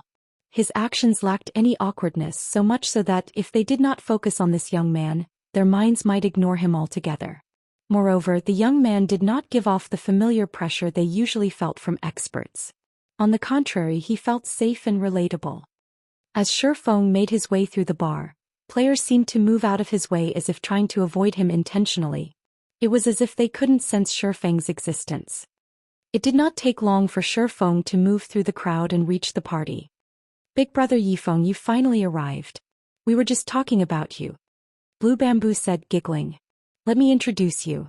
This great beauty is Autumn Goose, this gentleman with the beard is called Death Wind, and this handsome man is Gunfire. They are members of Wind God's Spear." "Hello," Shifeng said, smiling as he looked at the three people. Inwardly, however, he was surprised. He was familiar with the name Wind God's Spear. The name belonged to an independent organization similar to the famous Midnight Tea Party, and it based its operations in the Dark Knight Empire. Independent players that disliked the restriction of guilds and preferred adventure would usually form independent organizations to conquer certain quests that could not be completed alone. Among the independent organizations in the past, Wind God's Spear had been relatively famous. This organization had once completed several legendary quests. Legendary quests were difficult enough to give even super guilds pause, not accepting one unless they were extremely confident in succeeding. However, the Wind God's Spear contained countless players who would not hesitate to take up the challenge. To put it simply, they were a bunch of lunatics with no fear of death. When everyone had believed that the organization would fail, the Wind God's Spear shattered these naysayers' beliefs, completing one legendary quest after another. Aside from those who loved to challenge deadly quests, the Wind God's Spear also contained players with a furious love of battle. Every member within the organization was a battle maniac. They had often challenged God's Domain's experts in the past. These players would even hunt down the older monsters from super guilds for a duel. Unfortunately, Shifeng was not privy to the outcome of those fights. However, seeing as the Wind God's Spear had still been around after a decade and had even become a legend in the eyes of many independent players. As for the three people before him right now, Shifeng had heard of two of them before. The Shield Warrior Deathwind and the Berserker Gunfire. Both of them had taken part in a legendary quest in the past. Even an apex expert of God's Domain would not have more than a 20% success rate against a legendary quest. Meanwhile, these two had completed a legendary quest before. Their abilities were unquestionable. They were extremely powerful. Shifeng had thought that Thoughtful Rain would at most have a few ordinary elite players accompanying her. He had never imagined she knew such experts. If an elite party tried to complete the Silver Legend quest, even if they succeeded, their completion rate would not be high. However, with this group, achieving a high completion rate would be a piece of cake. Just who is this girl? Curiosity overwhelmed Shifeng as he shifted his gaze towards the quiet, Thoughtful Rain. The first time they met, Shifeng felt as if he had seen Thoughtful Rain before, but he couldn't recall meeting her elsewhere. She felt both familiar and unfamiliar to him, yet he couldn't remember an expert named Thoughtful Rain in God's Domain during his previous life. Meanwhile, now that he met Thoughtful Rain again, both her aura and strength had undergone a heaven-defying change. If she continued to develop at this pace, she would definitely become more than an ordinary expert. Moreover, with the fact that she knew members of the Wind God's Spear, it was even less possible that she had been an unknown entity in God's Domain in the past. "Hello," Autumn Goose and the others returned Shifeng's greeting. It seems that Blue hadn't been exaggerating. "If we can have an expert like you with us, we should be able to complete this quest with ease." They had not expected that Zero Wing also had someone like this in its ranks. To ordinary players, Shifeng was an ordinary young man. However, they were neither ordinary players nor ordinary experts. After hundreds of life and death battles and overcoming their limits, again and again, not only had they cultivated a beast-like intuition, but they had also gained the ability to distinguish the strong. True experts would only reveal their domineering auras when displaying their strength. Normally, their auras would remain hidden.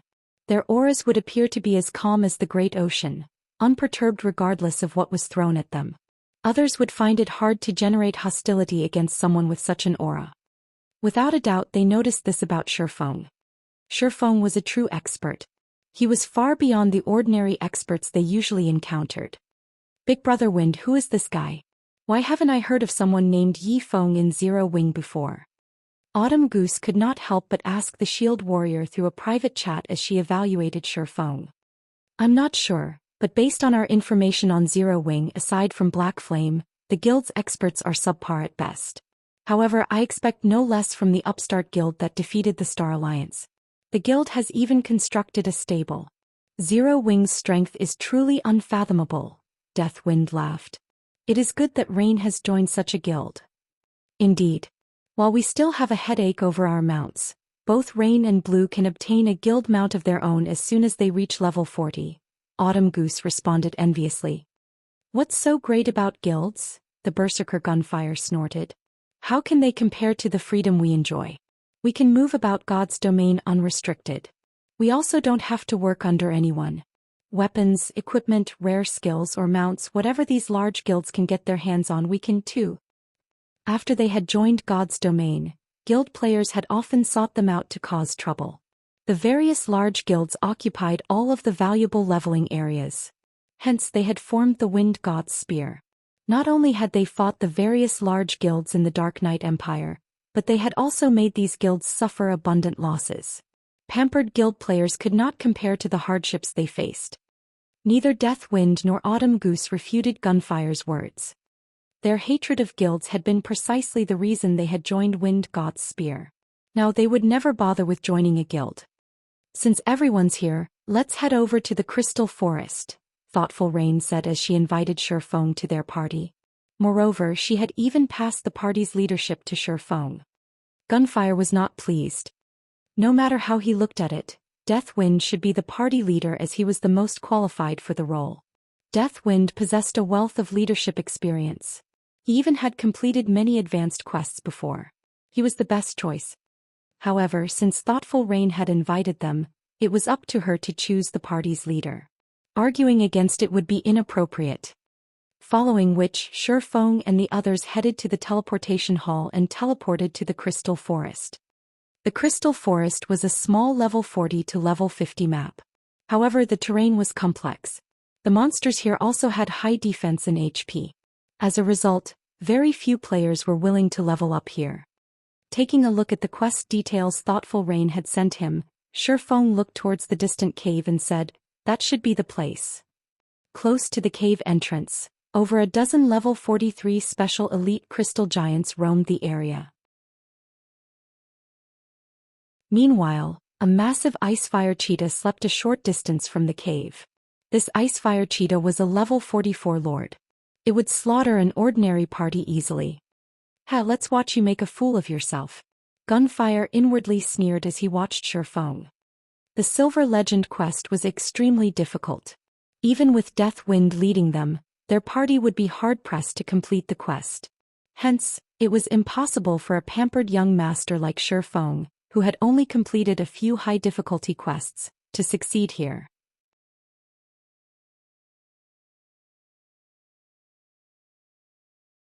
Chapter 805, Insane Suggestion. This is bad.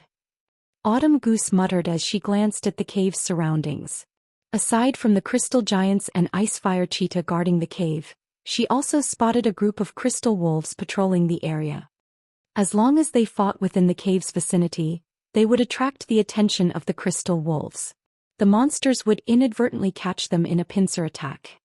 The crystal wolves were roughly 2 meters long, and their bodies were made of light blue crystal. Unfortunately, several hundred crystal wolves patrolled the forest. Crystal Giant, Elemental Being Special Elite. Level 43. HP 510, 000/510, 000. Icefire Cheetah, Elemental Being Lord. Level 44. HP 4, 000/4, 000/000. Crystal Wolf, Elemental Being Common. Level 41. HP 48, 000/48, 000. If they took on so many monsters at once, it would be extremely difficult for them to make it to the cave. Furthermore, there were large level gaps between them and the cave's guardians. They were only level 35, yet they had to face a level 44 lord and over a dozen level 43 special elites simultaneously. This would not be an easy endeavor. As a monster's level increased, not only would its HP increase, but its attributes also increased. A level 44 Lord dealt no less damage than a level 30 High Lord. The level 44 Lord might even be slightly stronger. Facing down a level 30 Field High Lord would be suicide. Not to mention they would also have to fight so many crystal giants and crystal wolves. Every one of these monsters had high HP and defense. Without a team of at least 50 level 40 elite players, defeating these monsters would be incredibly difficult. Thoughtful Rain frowned at this situation. Why don't we clear away those crystal wolves first? Thoughtful Rain suggested after a moment of thought. I think it would be wiser to take out the crystal wolves first as well. If we trigger a battle while trying to enter the cave with a speed-type boss like the Icefire Cheetah chasing us, we won't be able to avoid a pincer attack. Deathwind nodded in agreement. After we get rid of those crystal wolves, I'll hold back the boss while you guys enter the cave. With the Icefire Cheetah's size, it should not be able to get in. Even if he were strong with only one healer in the party, he could not tank a level 44 Lord for very long. After all, there was a vast difference between his attributes and the boss's. Moreover, the Icefire Cheetah was a speed-type boss, the bane of MTs. It was extremely difficult to avoid the attacks of a speed-type boss. The level gap only made the situation worse. Leader, what do you suggest? Gunfire asked as he turned to the silent Shurfeng, grinning. The members of the various large guilds were accustomed to using Zerg tactics to solve their problems. Regardless of what kind of problems they faced during a quest, they just needed to send a large group of players to deal with it. Now, however, they only had the strength of a party. Moreover, this quest was located in such a high-level map. Unlike Deathwind, who had long since grown accustomed to high-level monsters and could remain cool-headed in such a situation, Shurfeng would have no idea what to do here. However, their quest was quite difficult. Normally, they would challenge monsters that were, at most, 5 levels higher than them. Even then, the fight would be risky. Now they had to face a level 44 Lord. The slightest mistake could cause a party wipe. Me. Shurfeng glanced at the crystal wolves before shifting his gaze back towards the Icefire Cheetah. I suggest that we charge for the cave. There is no need to waste time on the crystal wolves. Once we enter the cave, the Icefire Cheetah won't be able to follow us. Afterward, we just need to deal with the crystal giants and crystal wolves. Moreover, the cave is cramped inside, so the crystal wolves won't be able to use their wolf pack tactics. It should be fairly easy to annihilate them. In truth, Shurfeng wasn't overly worried about the Icefire Cheetah or the crystal giants. His biggest worry was the crystal wolves. Thoughtful Rain and the others had no idea just how scary those crystal wolves were. Wolves loved to hunt in groups. Naturally, this was the case for the crystal wolves in the crystal forest. Although they could only see a few hundred in the area, once the battle began, these crystal wolves would call for reinforcements. If they could not finish the crystal wolves off quickly enough and allowed the monsters to use their summon skill, they would have to fight far more than just a few hundred crystal wolves. If the crystal wolves summoned the Crystal Wolf King, tragedy would befall them. The Crystal Wolf King was the Crystal Forest's ruler. It was also a level 50 Great Lord. In Shurfeng's previous life, countless players who had ventured to the Crystal Forest in search of ores had died under the Wolf King's paws. Hence, after the general populace learned of this beast, many players had tried to avoid provoking the Crystal Wolves.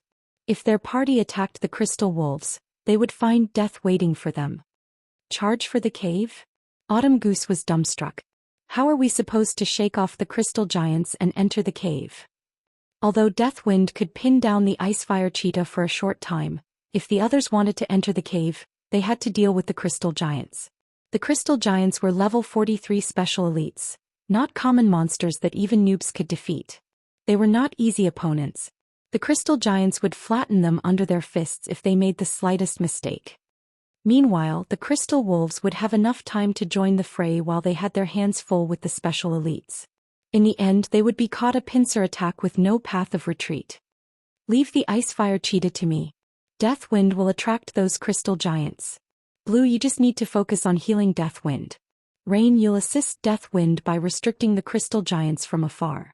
Everyone else, head straight towards the cave, Shurfeng explained slowly.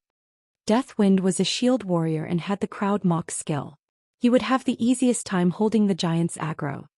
Without the crystal giants in their way, the crystal wolves wouldn't have time to launch a pincer attack. Once they entered the cave without the Lord's interference, it would be easier to deal with the special elites and common monsters. Even if the crystal wolves summoned the crystal wolf king with how little space the cave provided, all the crystal wolf king could do was wait outside with the ice fire cheetah. You'll tank it. Thoughtful Rain and the others turned to Shifeng as one. Shifeng was only a swordsman. Although he had hidden his level with the black cloak, even if he were the same level as the level 44 ice fire cheetah, its claws would rend him to death with 2 or 3 attacks. Furthermore, he wouldn't have a healer on him. At most, he could hold off the Lord for a brief moment. That certainly wasn't enough time for them to make it into the cave. Rain, are you sure that there won't be any issues? Autumn Goose quietly asked thoughtful Rain. It was not that she did not believe in Shifeng.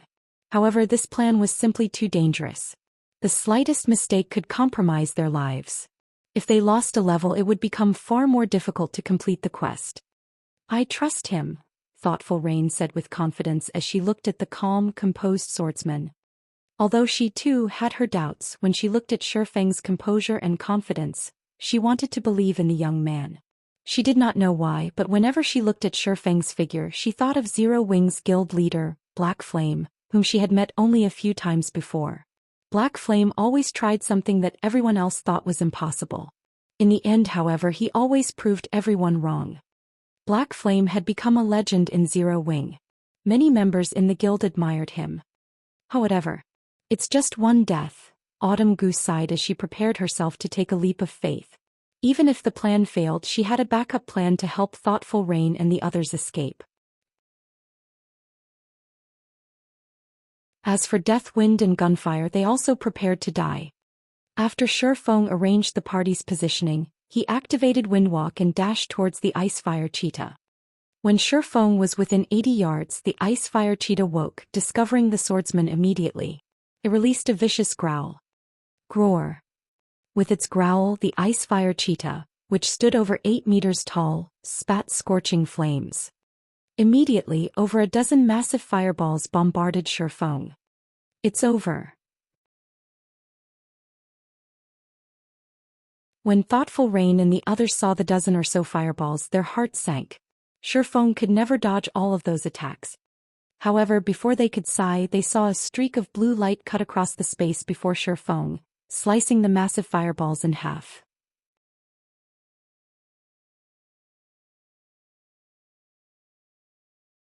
Chapter 806. Difference in Weapons. This surprise flashed in everyone's eyes as they watched Shifeng. The Lord-ranked monster's fireballs were extraordinary. Even from this distance they could feel the power contained within those massive fireballs.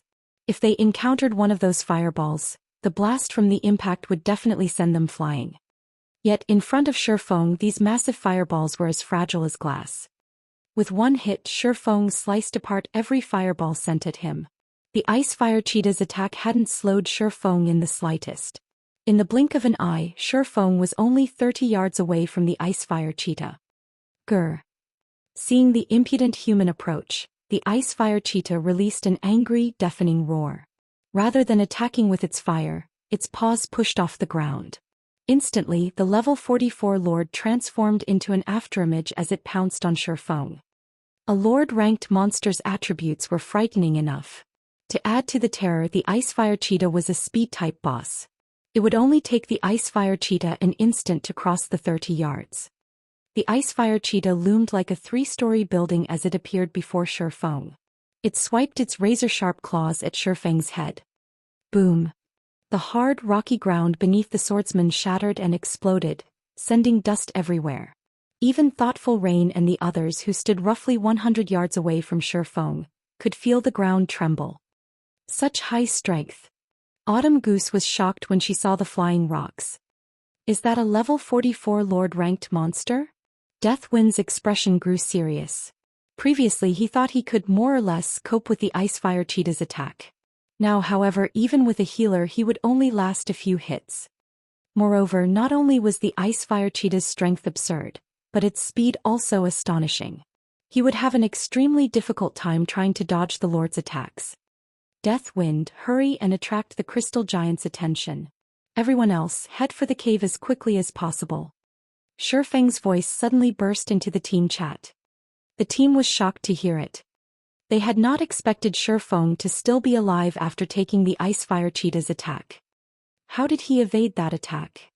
When the dust settled, Gunfire's eyes nearly fell out of their sockets.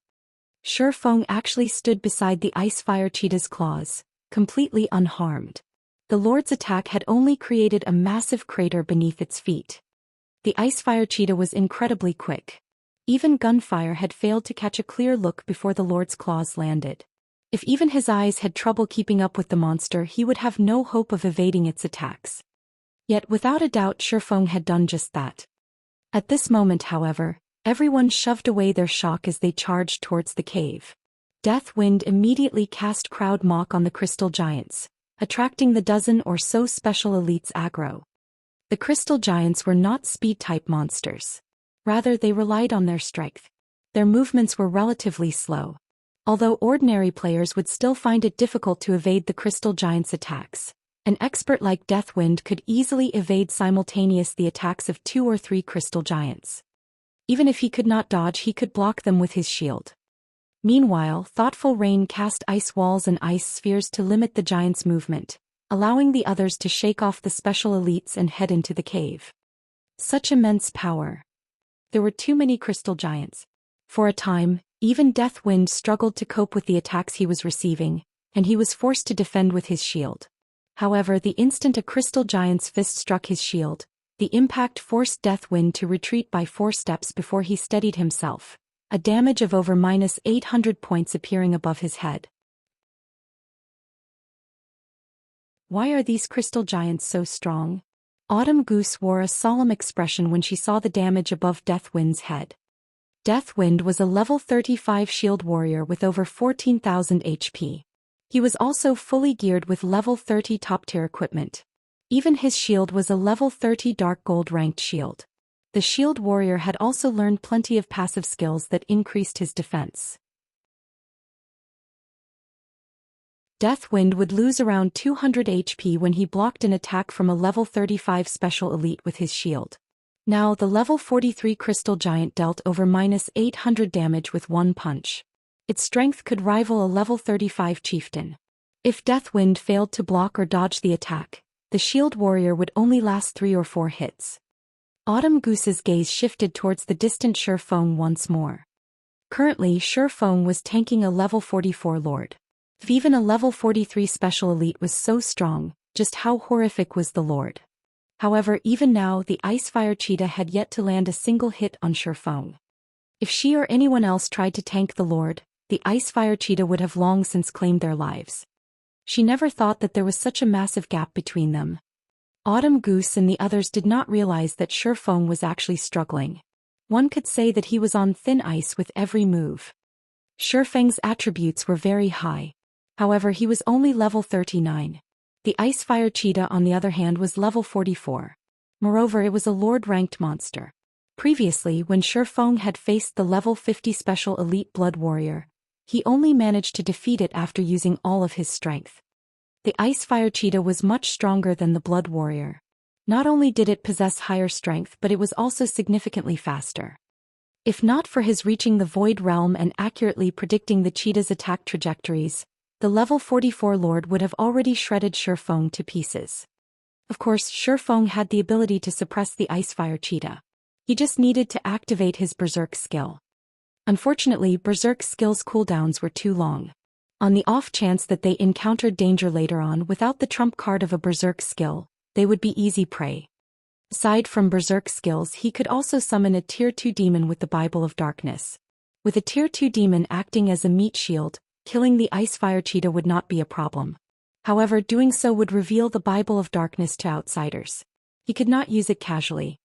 Moreover, as a veteran gamer who had adventured in God's domain for over a decade, he knew how important it was to maintain his peak state.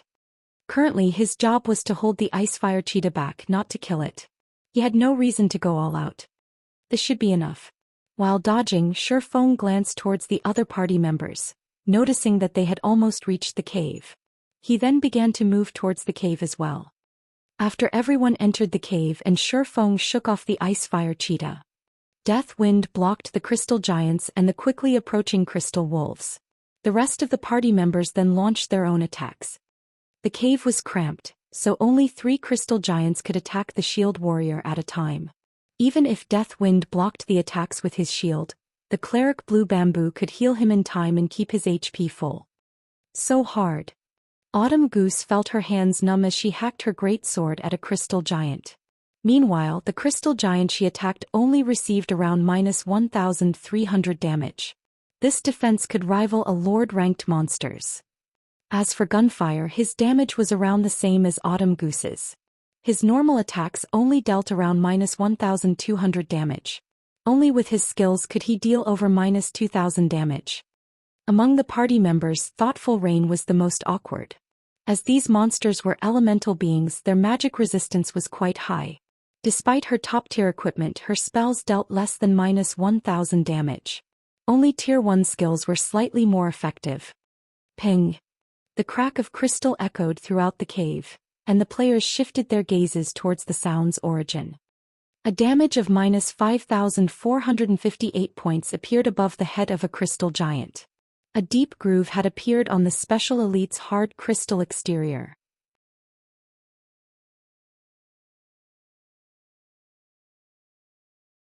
Chapter 807, War Spirit Possession. How can his attack power be so high? Autumn Goose and the others were momentarily stunned. Despite wearing top-tier equipment, their attacks barely scratched the crystal giants. These monsters' defense was so high that their weapons couldn't injure the Special Elites. Yet not only had Shifeng's attack dealt a frightening amount of damage, but it had also wounded the monster, decreasing its combat power. However, before Autumn Goose and the others could recover from their surprise, Shifeng executed Chop on the crystal giant.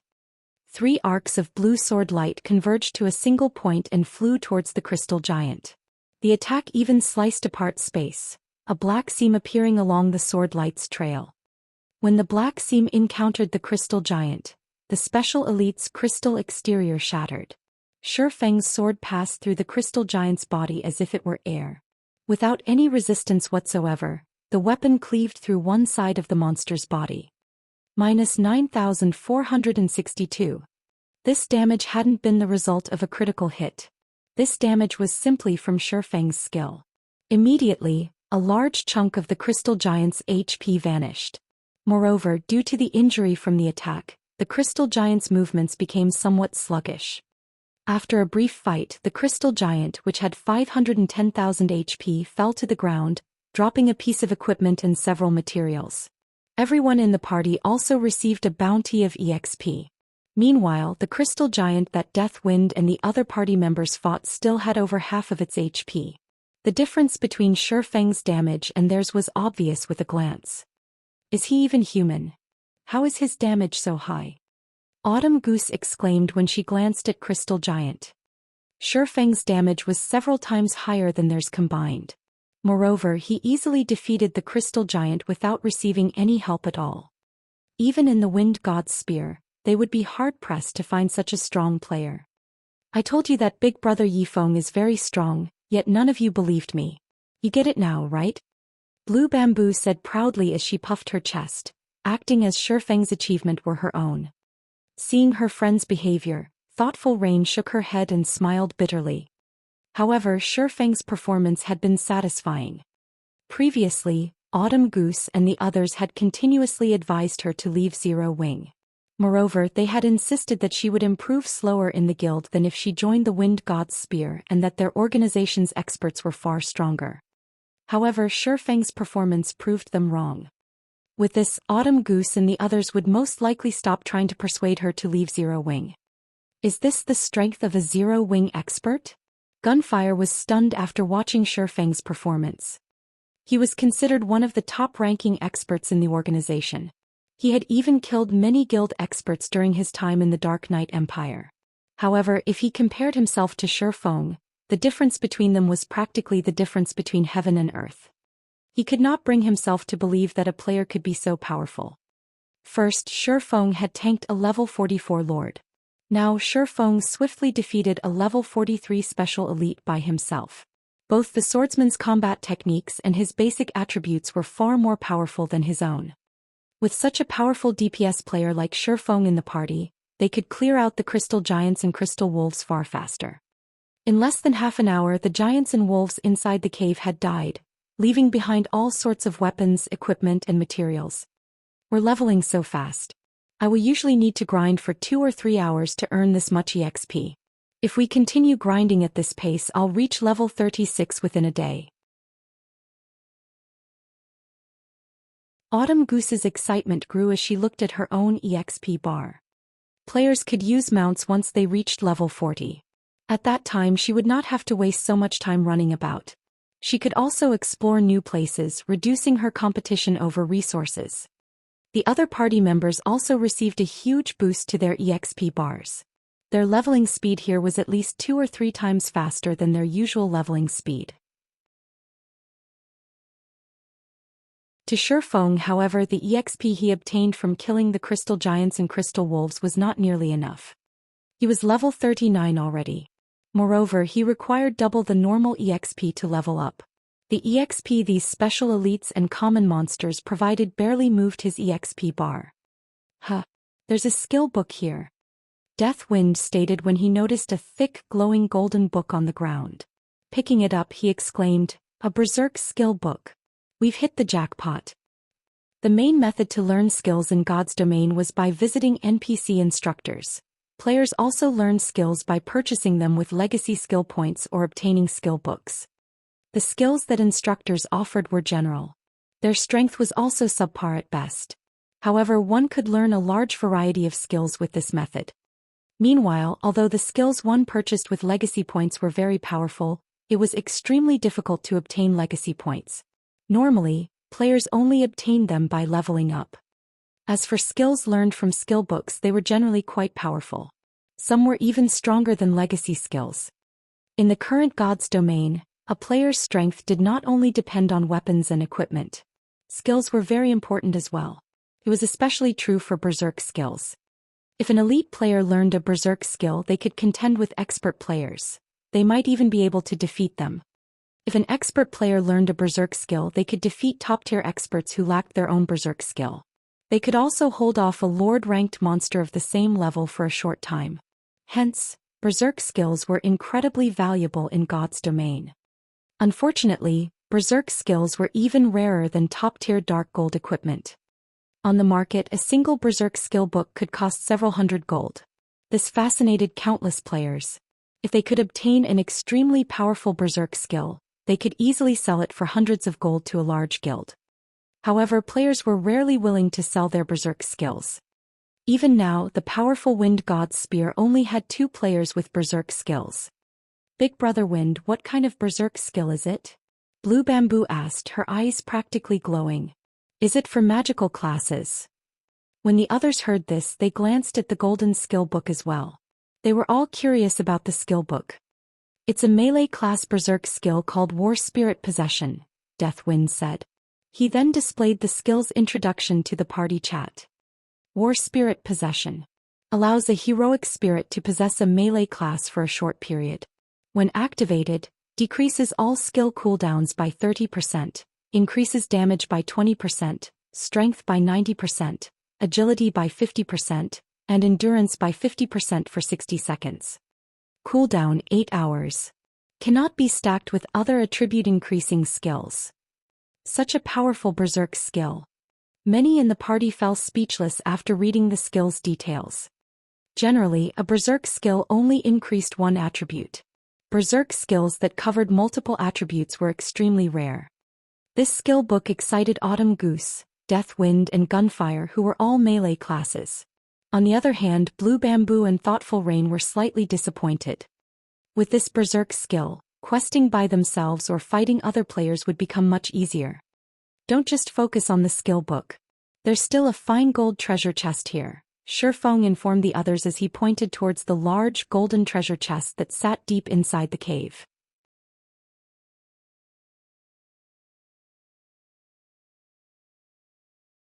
Chapter 808, Yifeng's Invitation. A fine gold treasure chest. Hearing Shifeng's words, everyone spun towards the distant, glowing altar. 5 crystal pillars stood around the altar, glowing a faint blue. A golden treasure chest sat above the altar. Next to the treasure chest sat a massive pitch-black egg. Runes decorated the egg's surface and a faint white mist flowed into it. "Rain, that should be the item you're looking for," Autumn Goose said as she pointed towards the egg. Due to the quest's introduction, the team knew that the quest would award a mount. That giant, sealed egg was the reason for their visit to the crystal forest. "That should be the one." Thoughtful Rain nodded. However, when she looked at the altar, her expression darkened slightly. A faint, blue barrier enveloped the altar. An NPC also stood next to the altar with his eyes closed. If one used an identification skill on this NPC, they would discover that he was actually a level 100 Tier 3 illusionist. Gerard, Illusionist. Level 100. HP 8, 000/8, 000,000. The indicator above this illusionist was red, informing players that this Tier 3 NPC was an enemy. A Tier 3 class was the equivalent of a Great Lord of the same level. Although NPCs had far less HP than Great Lords of the same level, players would rather deal with a Great Lord than a Tier 3 NPC. Furthermore, the illusionist before them was a level 100 Tier 3 NPC. The instant everyone noticed Gerard's presence, they felt a weight land on their shoulders. A gloomy atmosphere descended on them, sabotaging their earlier joy of finding the Berserk skill. "Are we supposed to defeat him?" Blue Bamboo asked softly as she pointed at Gerard, worried that her voice would attract the NPC's attention. Nobody in the party had an answer to the cleric's question. If they had to defeat Gerard to complete this quest, then this trip had been in vain.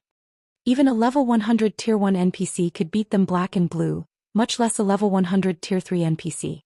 The difference in levels and attributes was simply too massive. None of the equipment currently available in God's domain could make up for this gap. Just as everyone considered giving up. "No. There should be a way to complete this quest," Shifeng suddenly said through the party chat. "You have a plan?" Everyone turned to Shifeng in surprise. Surviving Gerard's attacks would be a miracle, not to mention stealing the giant egg he guarded. How could they possibly walk away with that egg? As far as they were concerned, this task was impossible. That was a level 100 Tier 3 NPC, not a common monster. Yes.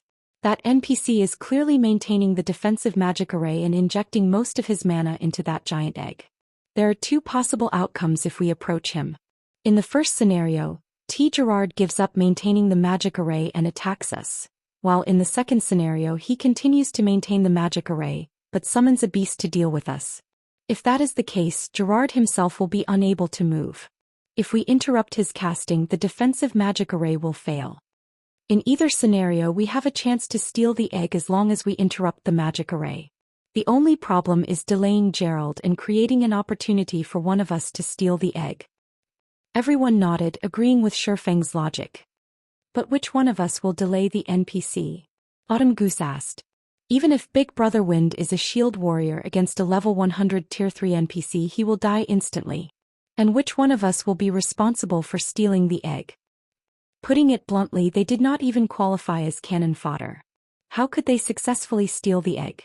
"I can delay him for a short time. However, the person stealing the egg must be quick. If they're not fast enough, this operation will fail," Shifeng said after giving it some thought. With his current strength, he had no hope of defeating a Tier 3 illusionist. Delaying one, however, was possible.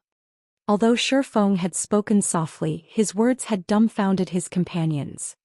They had a rough understanding of this swordsman after witnessing Shifeng's actions and hearing what he had to say. He lived up to his words and was extremely trustworthy. Since Shifeng had made the claim, it meant that he was confident that he could accomplish it. Otherwise, he would not have said anything at all. "But there are no speed-type classes among us.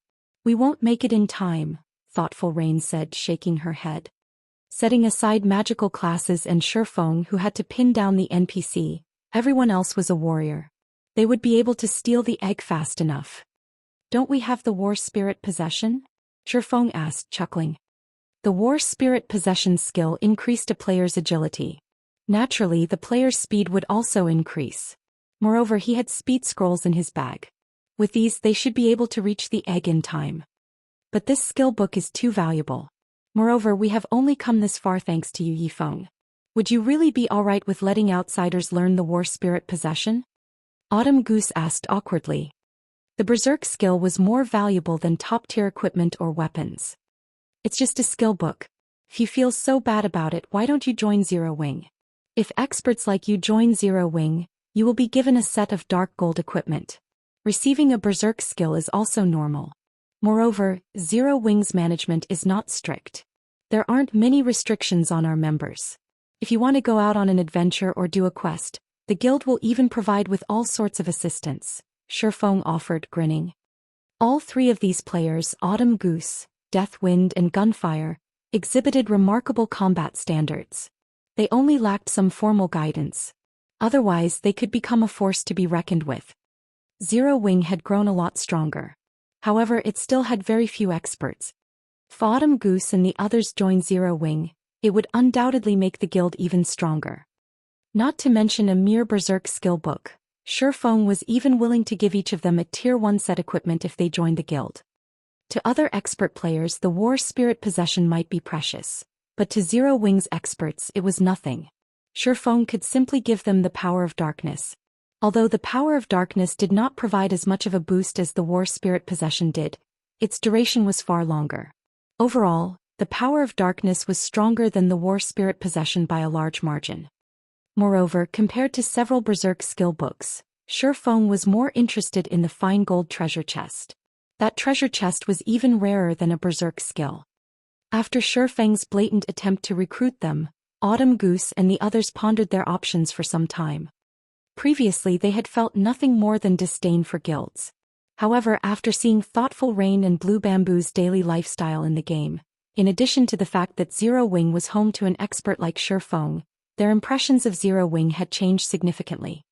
Even an expert like Shifeng was willing to help Thoughtful Rain with her quest. It was simply unthinkable in other guilds. Moreover, Thoughtful Rain adventured with their group often. He had never been restricted. On the contrary, every time Thoughtful Rain joined them on a quest, she offered an abundance of useful information that she had obtained from her guild. The information was usually out of their reach and had been incredibly convenient when they quested. In the end, after a serious discussion between the three, Autumn Goose walked up to Shifeng with a solemn expression.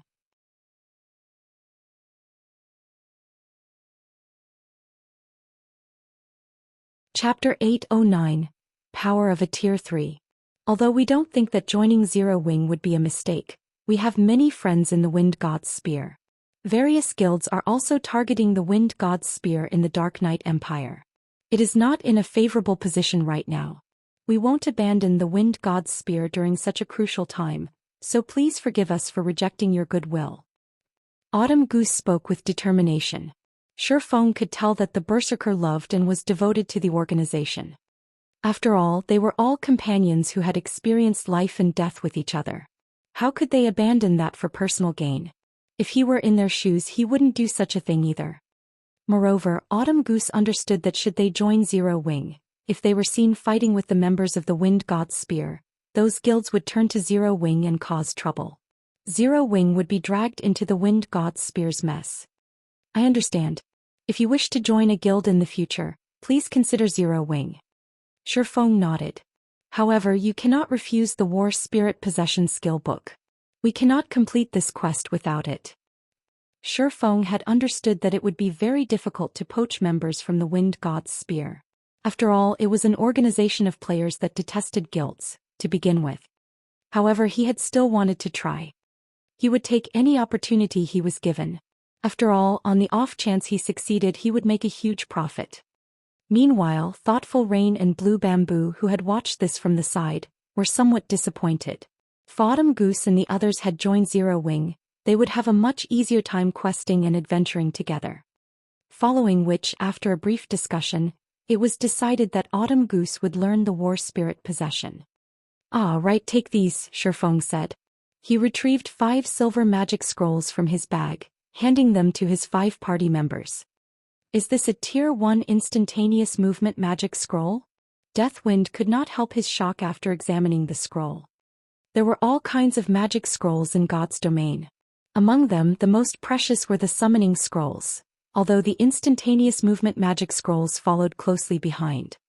Instantaneous movement magic scrolls allowed players to teleport from one location to another, although it was limited. Players could travel 300 yards in the blink of an eye with a Tier 0 instantaneous movement magic scroll, 1,000 yards with a Tier 1 scroll, and 4,000 yards with a Tier 2 scroll. It was one of the best tools for retreat. However, these scrolls were extremely rare. Even dungeon and field bosses rarely dropped them. Deathwind had only ever heard about such scrolls. On the market, one Tier 0 instantaneous movement magic scroll sold for more than 1 gold, not to mention a Tier 1 instantaneous movement magic scroll. Now that they had these scrolls, they could immediately escape the area once they obtained the egg. They could even avoid the ice-fire cheetah that still guarded the cave's entrance. Autumn Goose and Gunfire were similarly speechless. Big Brother Yifeng, you're rich. Can I mooch off of you in the future? Blue Bamboo joked as she smiled at the Tier 1 magic scroll in her hands. Blue. Thoughtful Rain immediately flicked her friend's forehead. To think that the girl was still in the mood to fool around at such a crucial time. Begin the operation.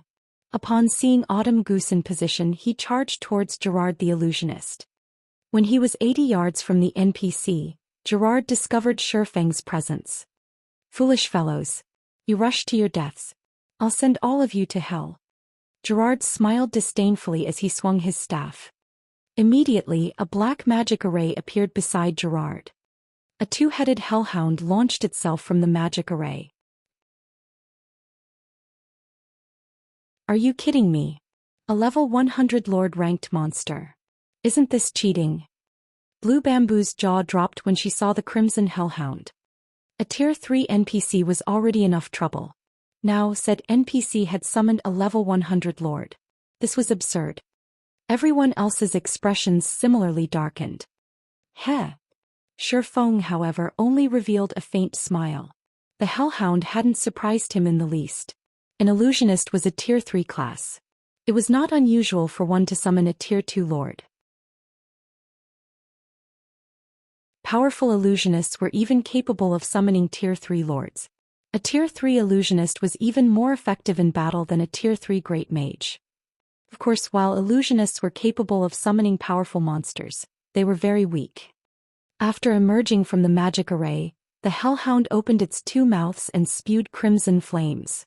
The fire engulfed over half of the cave, and any rock that these flames touched instantly turned into molten magma. At this time, Shifeng activated Thunder God's Descent, increasing his movement speed and attack speed by 150%. He then transformed into a shadowy streak as he dodged the oncoming fire before continuing towards Gerard. By the time the hellhound ceased its fiery attack, Shifeng was less than 40 yards away from the illusionist. Following which, Shifeng activated Absolute Time, silencing Gerard and cancelling his spell casting. Despicable ant. You dare to ruin my work. Gerard grew enraged. However, under a silent state, even Gerard could not cast any spells without leaving Absolute Time's effective area. Suddenly, Shifeng threw the blazing meteor in his hand. Flame God's Fury. A streak of crimson light appeared before Gerard. Ping. What? The party members exclaimed when they saw what had happened. Gerard had actually caught Shifeng's blazing meteor between his fingers. Sure enough, the difference between our attributes is simply too massive. Shifeng smiled bitterly. However, he had already achieved his initial goal. Gerard focused solely on him. In the next moment, both Gerard and the hellhound charged at Shifeng. Both the Tier 3 illusionist and the hellhound's attributes were far higher than Shifeng's. Like a powerful gale, the two enemies closed the distance between themselves and Shifeng. Not daring to be careless, Shifeng immediately swapped the aura of time for the aura of wind and activated Wind Rider. His speed soaring once more, he made a mad dash for the cave's exit. Autumn Goose had also activated War Spirit Possession and dashed for the giant egg. However, Shifeng's situation was precarious. To avoid receiving the brunt of Gerard's full strength, he had to remain inside Absolute Time's field. Unfortunately, Shifeng was slightly slower than the Hellhound. However, by relying on his understanding of the terrain, dodging the Lord's direct attacks was still relatively easy. Only the Hellhound's attack range was quite long. In addition to the limited amount of space he had to dodge to, he received some splash damage from the Lord's attacks. The flying rubble alone devoured nearly 2,000 of Shifeng's HP. He could only survive a few hits. Autumn Goose was extremely anxious. Upon arriving before the giant egg, she began to collect it. Why is there a collection time? Autumn Goose's anxiety jumped as she glanced at Shifeng. While she had approached the giant egg, Shifeng had lost 1/4 of his HP. If she delayed any longer, they would all be in extreme danger. Time seemed to crawl by. Autumn Goose had spent a total of 3 seconds collecting the giant black egg. As for the locked fine gold treasure chest, she simply chucked the thing into her bag. Meanwhile, Shifeng had less than 1/3 of his HP remaining. Damnable thieves. Don't even think of leaving this place alive. Discovering that the giant black egg had been stolen, Gerard was furious. Waving his staff, he shattered the restriction Absolute Time placed on his magic power. Over a dozen silver-colored elemental balls appeared around his body before flying towards Autumn Goose and Shifeng. Go! Shifeng shouted sternly. He then unfurled his own instantaneous movement magic scroll and vanished from the cave.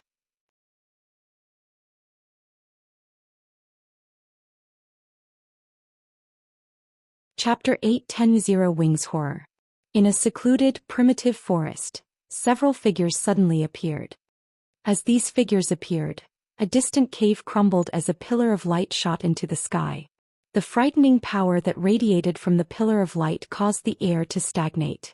A long, terrifying roar echoed throughout the forest. These players finally realized just how truly terrifying a level 100 Tier 3 NPC was. Astonishingly, Shifeng had actually survived against the NPC for so long and escaped relatively unharmed. He was a monster. Autumn Goose, Deathwind and Gunfireside. They had been given an opportunity to deepen their relationship with an expert as powerful as Shifeng. If they had accepted his offer to join Zero Wing, the swordsman might have even offered to tutor them. However, they had rejected his offer. Quickly, use your return scrolls. Shifeng urged once he accounted for the whole team. Although the Tier 1 instantaneous movement magic scroll was a powerful escape tool, their pursuer was a level 100 Tier 3 NPC. Gerard would not let them get away easily. Hearing Shifeng's reminder, everyone quickly took out their return scrolls and began to activate them. The seconds ticked by. They were all on edge.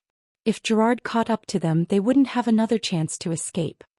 Fortunately, the Tier 1 instantaneous movement magic scroll had put quite a bit of distance between themselves and Gerard. Even if the illusionist managed to escape the cave, he wouldn't discover their exact location immediately. Sure enough, Gerard had not found them as they finished activating their return scrolls. White River City's teleportation hall. That was close. I thought we were dead for sure, Blue Bamboo said as she patted her chest. Even though she had returned to the city, some fear still lingered in her heart. A level 100 Tier 3 NPC was practically invincible to current players. This had also been the first time she had ever seen a monster shatter a player's attack. One could imagine just how vast the gap was between either side's attributes. Fortunately, they had completed their quest. As soon as Blue Bamboo finished speaking, a sound of a system notification reached their ears. System, you have been targeted by Gerard. If you cannot incubate and hatch the giant egg in 3 days, Gerard will discover your presence in any field map you venture to. If Gerard kills you, you will suffer a double death penalty and 3 days of a weakened state. Why is there another quest?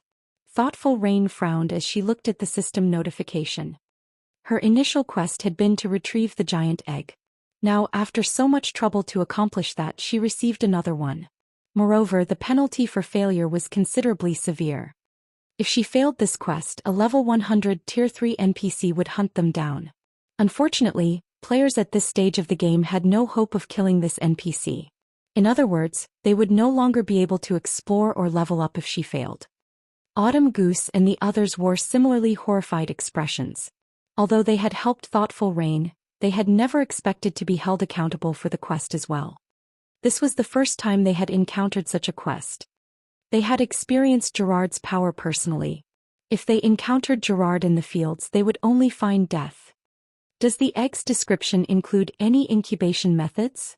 Shifeng asked Autumn Goose. He had long since grown accustomed to such sudden developments. Let me see. Autumn Goose hurriedly called up the giant egg's information. It says that we'll need a large amount of life force to incubate this egg, which can only be obtained by killing great lords that are level 40 or above. How many do we need to kill? Shifeng asked. 20. Autumn Goose said helplessly.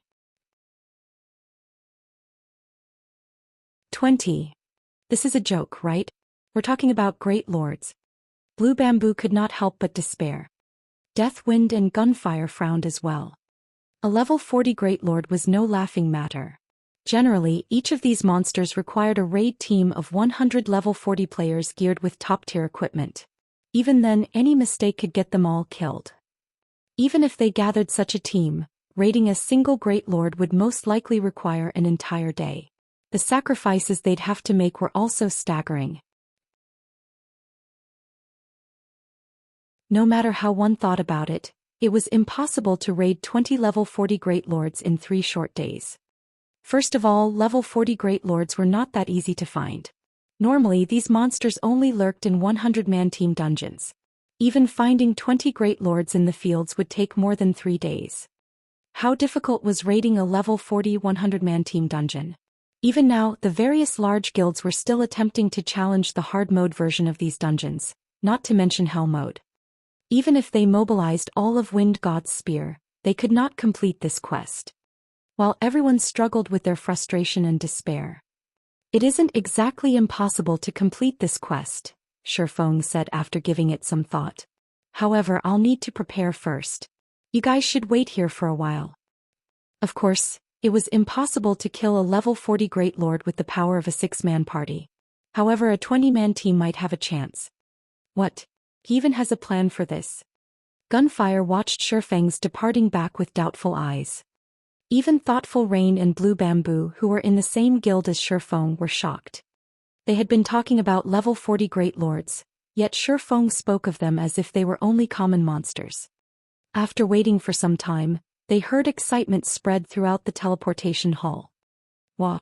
Isn't that Fire Dance from Zero Wing? Look, that's Zero Wing's vice leader Aqua Rose. The players inside the teleportation hall were stupefied when Fire Dance and the dozen or so Zero Wing core members entered the building. To ordinary players, these experts were basically legends. They lived in a completely different world. After the war in the Stoneclaw Mountains, players finally understood the power of a true expert. Zero Wing's core members had long since become idols in White River City. How could these players contain their excitement as they finally saw these stars? What? Blue Bamboo was dumbfounded when she saw Fire Dance and the others approach their party. These players were Zero Wing's upper echelons. Every one of them was a top-tier expert in Star Moon Kingdom, yet after a single call they had hurried over. Even Violet Cloud, whom she admired greatly, was here. She could not believe this was happening. Just who is Yifeng? Autumn Goose could not help but turn to look at Shifeng. Deathwind and Gunfire were similarly shocked. They had still felt disdain and disinterest towards guild experts. However, after seeing these experts from Zero Wing, they suddenly realized how little they knew. They could feel an intense pressure from each of these experts. Fire Dance, in particular, felt as if they stood before a humanoid lord-ranked monster. With a single glance from the assassin, they trembled with fear. Their instincts screamed for them to run as far as they could from the assassin. When these experts stood together, the combined pressure was overwhelming. The air in the teleportation hall was stifling. Even moving was a struggle. Moreover, they were not in combat. If they attempted to fight these Zero Wing experts, they were certain that they would never escape these people's grasp. All right, now that everyone has arrived, let's begin the quest, Shifeng said, chuckling.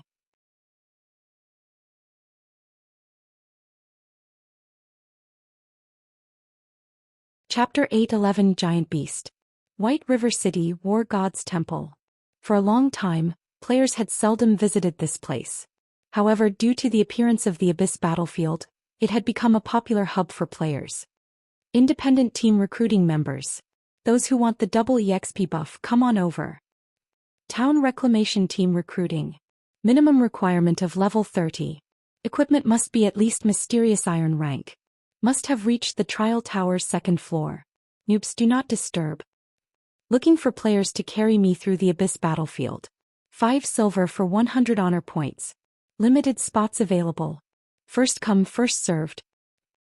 Shortly after the new expansion pack launched, everyone had adapted to the new changes. Many players had already gained some experience of the playstyle in the Abyss battlefield. Shifeng was very surprised when he arrived. He had not expected everyone to adapt to the Abyss battlefield so quickly. The Abyss battlefield was a paradise for experts, particularly solo experts. Due to the Abyss battlefield's appearance, many solo experts had been able to shine brilliantly in the past, creating countless legends in God's domain. The Abyss battlefield back then had also shortened the gap between independent players and guild players. One of the main reasons for this was the EXP gain. Guild members could accumulate the double EXP buff in their guild residences. Although the accumulated double EXP buff did not seem like much, ordinary players could not fight for long periods. All players needed a break at some point, whether it was to repair their weapons and equipment or to recover their concentration and stamina. Overall, a large part of a player's time in the game was spent resting. Hence, the difference the double EXP buff created became significant. However, it was extremely difficult for independent players to accumulate the double EXP buff. Aside from purchasing a house of their own in NPC cities, the only other option was to rest in a player-built city. This further highlighted the importance of the Abyss battlefield. Players would earn honor points corresponding to their performance on the battlefield. They could trade those honor points for the double EXP buff or potions. Powerful solo experts could easily earn a large number of honor points, and the double EXP buff they could purchase was far more than guild players. In addition, these solo experts were strong enough to kill monsters of a higher level. Overall, solo experts were able to level only slightly slower than guild experts. Aside from the EXP buff, honor points could also be traded for top-tier equipment. Although the equipment's attributes leaned more towards PvP, it was still valuable. The various large guilds also took advantage of the Abyss battlefield to grind for top-tier equipment. There were many bosses in the Abyss battlefield. Every town that monsters conquered would contain multiple bosses. The weakest among these bosses were lords, while most were great lords. Some towns were even protected by high lords or mythic monsters. Guilds didn't need to look far to find field bosses.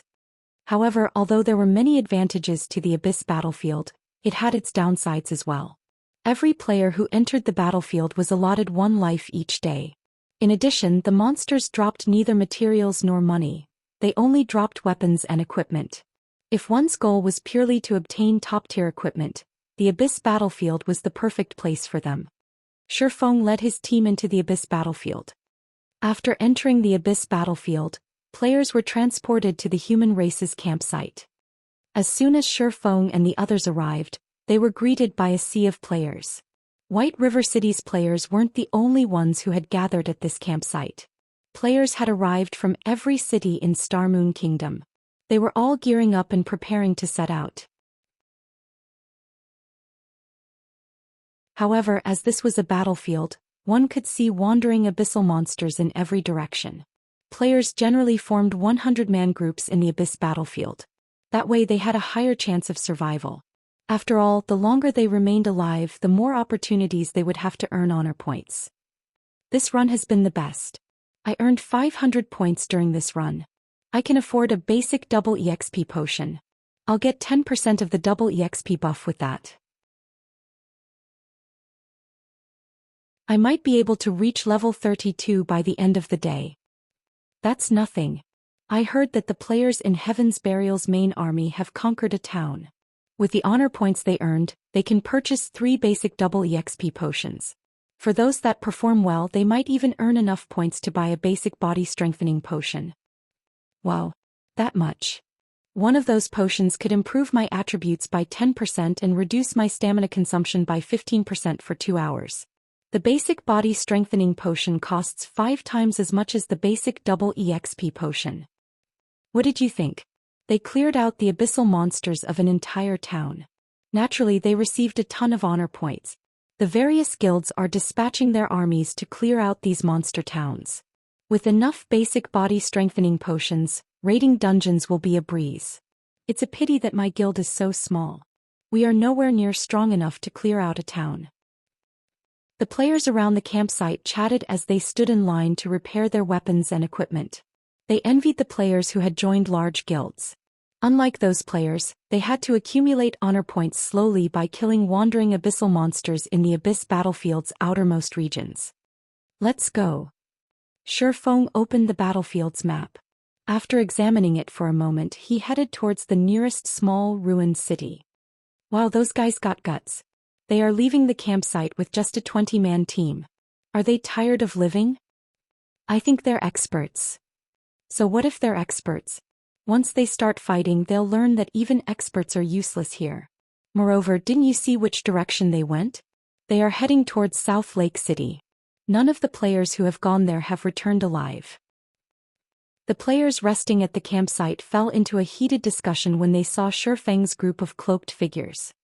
The abyss battlefield was comprised of various regions. Different regions had different threat levels. The outermost region was the safest. However, there were far fewer monsters here. Players could not earn many honor points with so few targets.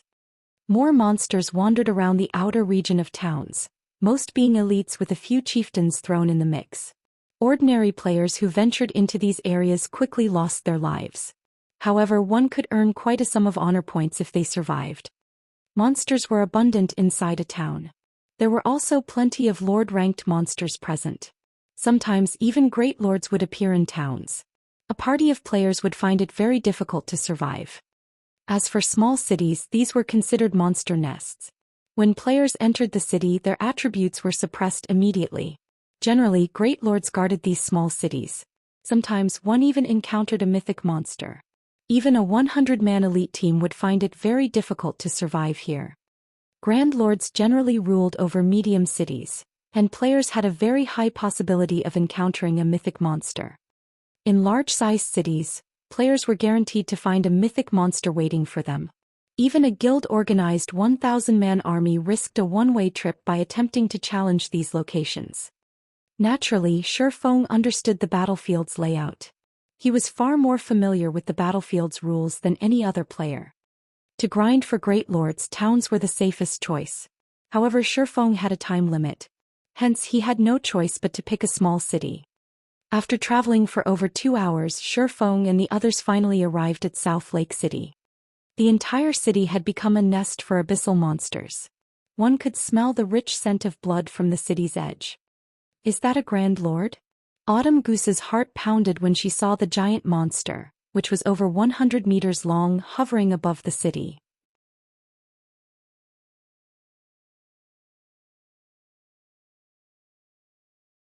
Chapter 8:12 Siege.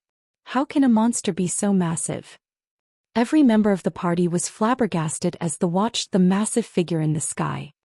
This was a bone dragon with a body that stretched over 100 meters and a wingspan that covered over 200 meters. As its name suggested, its entire body was made of bone. Its massive skeletal head loomed like a small mountain. Smoldering green fire danced in its hollow eye sockets. The bone dragon created storms with every flap of its skeletal wings. Frost Bone Dragon, Undead Grand Lord. Level 45. HP 64, 000, 000/64, 000/000. This was the first time Autumn Goose and her companions had ever seen a Grand Lord, and they stared, struggling to breathe. The Frost Bone Dragon had a staggering 64 million HP. However, this was not the Bone Dragon's biggest threat. At the rank of Grand Lord, a monster could inflict a powerful mental pressure, preventing players from exerting their full strength. That thing can probably instant kill me with its breath attack. Gunfire involuntarily gulped as he watched the bone dragon circle above the city. Are we really going to kill monsters here? There are too many. Blue Bamboo asked worriedly as she glanced at the sea of abyssal monsters within the city walls. Skeleton Soldier, Undead Elite. Level 42. HP 140, 000/140, 000. These skeleton soldiers bore a shield and weapon in each hand. They also stood together in large groups with over 100 other skeleton soldiers. If they fought one of those skeleton squads, it was highly likely that they would attract even more skeleton soldiers. Skeleton captains also roamed the city. Skeleton Captain, Undead Chieftain. Level 42. HP 1 300, 000/1 300, 000. If they fought here, an endless stream of monsters could easily surround them. Their chances of survival would plummet. Why don't we check somewhere else? Autumn Goose suggested. They could deal with these numbers if they were merely common monsters. However, the weakest monster in the city was an elite. Chieftains even called this city home. Even a 20-man team had little hope of surviving this place. Although they knew Shifeng and the others were quite strong, the skeleton captains were not isolated. From where they stood, they could spot as many as 6 captains. Who knew how many more would appear once they started fighting? It was simply too dangerous to fight here. Relax. You guys just need to watch from the sidelines. Shifeng laughed, not bothering to explain. After stabilizing their mental states, Fire Dance and the others burst into action. Ordinary experts might struggle against this sea of monsters. To Zero Wing's core members, however, this wasn't even a challenge. This was a paradise. Fire Dance and Flying Shadow charged into the crowd of skeleton soldiers, luring the elite monsters. Meanwhile, Minor Wind and the other ranged classes launched their bombardment from a distance. Immediately, they had attracted the attention of nearly 800 skeleton soldiers and 3 skeleton captains. Autumn Goose and her friends' anxiety mounted. The army of skeleton soldiers and the 3-meter-tall skeleton captains that wore black thorny armor seemed to have an unstoppable momentum as they charged to meet Zero Wing's group. Deathwind, who stood between his team and the monsters, felt a massive pressure weigh him down. Just as the skeleton soldiers were about to reach the team, Cola Yiwumian and Turtledove made their move. Justice Roar. Angry Howl. The 3 MTs tore the aggro from the small team and forced the monsters to focus on them. Take this. Cola raised his flaming divine blue fire shield and bashed it into the approaching crowd. Boom. With one hit, the MT sent the leading skeleton soldiers into a backward tumble. Cola then used Devotion, and a golden glow blossomed over an area of 15 by 15 yards, a damage of around -500 points appearing above the head of every skeleton soldier. As for Turtledove and Yiwumian, they also dominated over their opponents. With each crash, they knocked down a group of skeleton soldiers. When they used an AoE skill, they devoured hundreds of HP from several dozen soldiers. The 3 MTs stood like an iron wall as they blocked the undead's advance. The 3 skeleton captains had just as much trouble. Even against the chieftain's attacks, Cola and the others did not retreat by a single step.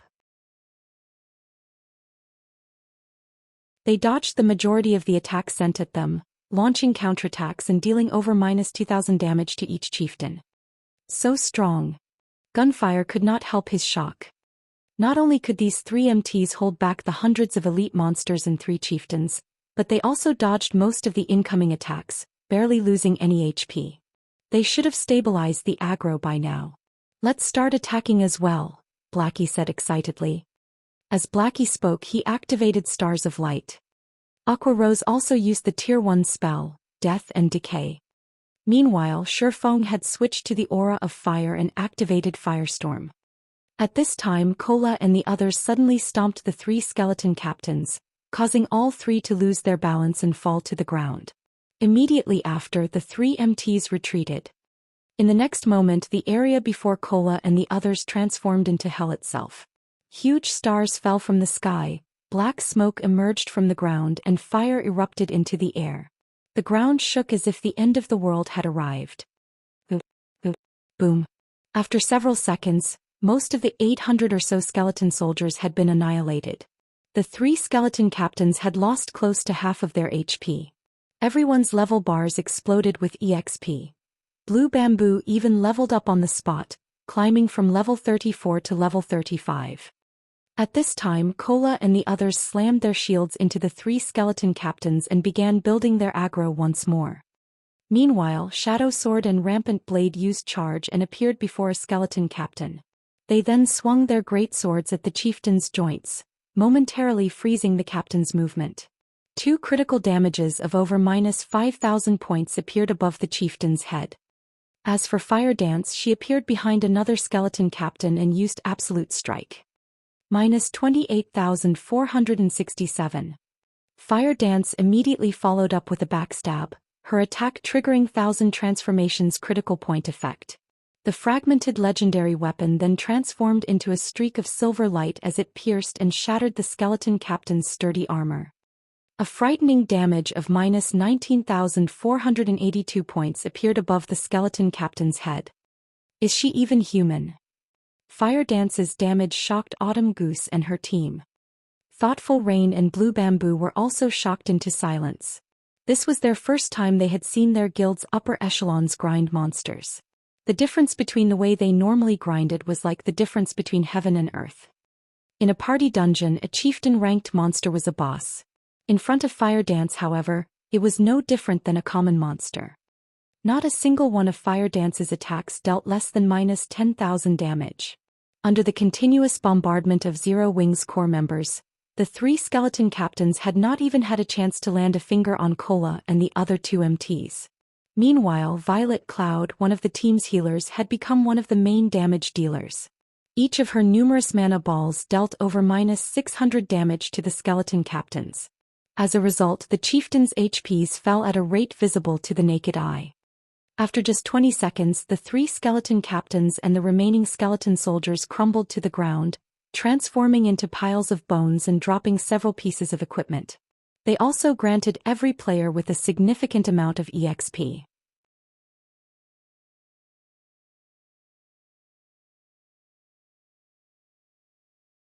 Chapter 8:13 Frightening Leveling Speed. Seeing the scattered bones and their rapidly rising experience bars, Autumn Goose and the others were at a loss for words. Facing hundreds of level 42 elites and 3 level 42 chieftains would be a challenge even for a 100-man team of level 40 elite players. Now, however, a dozen or so players had easily defeated these monsters. Although they had realized that there was a gap between them and Zero Wing's core members, this battle made it clear just how wide that gap was. This grinding and leveling speed is amazing. I wish we could level like this every day. Blue Bamboo sighed as she looked at her experience bar. She had gained more EXP in less than a minute than she usually obtained after 2 hours of grinding. They were leveling faster than a rocket. Moreover, the speed at which they were earning money was simply ridiculous.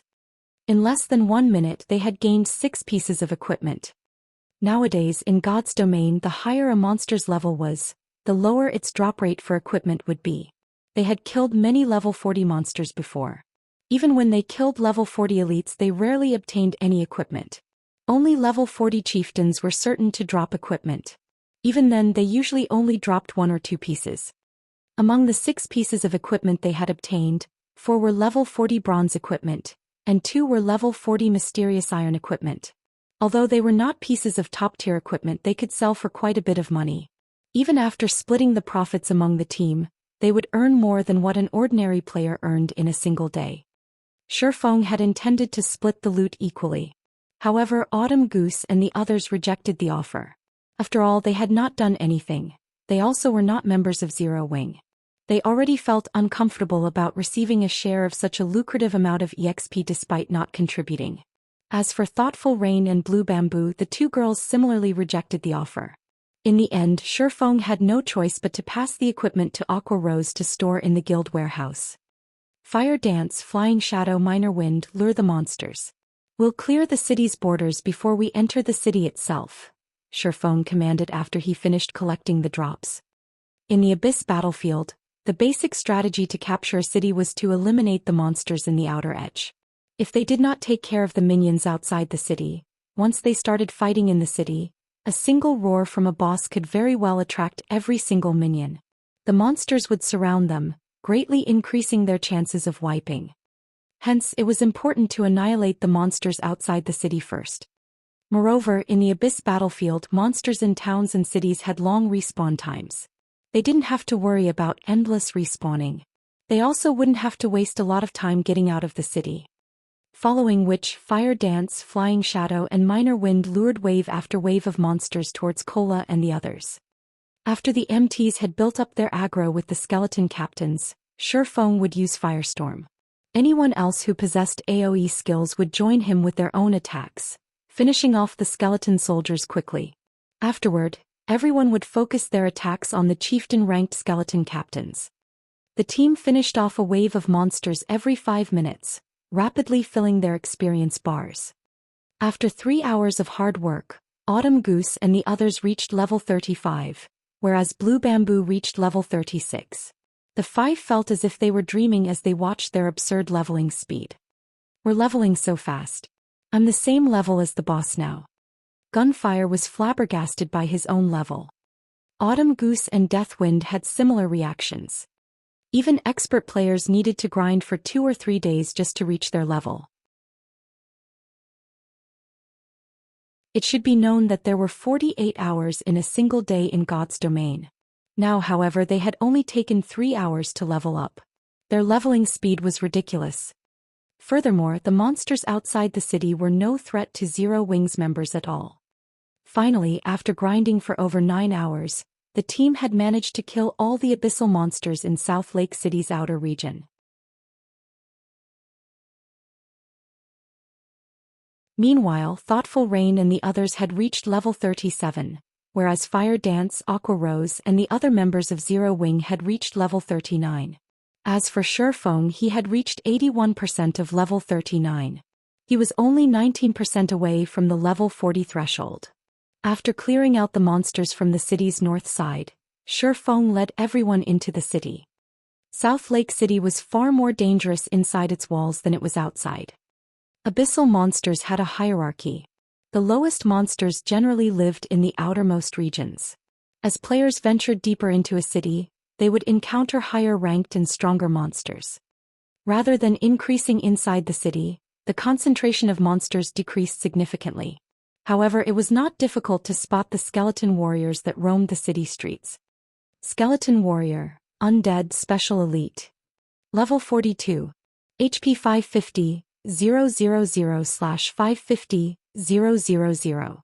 The city was also home to plenty of skeleton captains.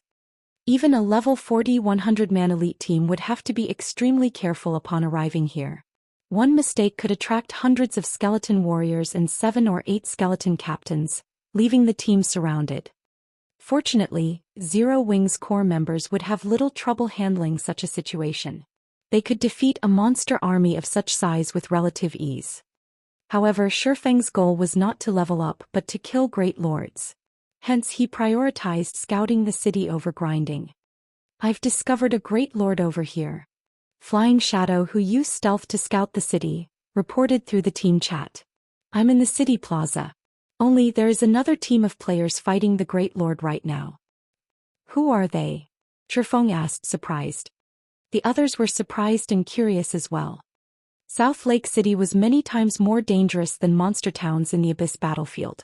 Even a level 40 100-man elite team had to be extremely careful here.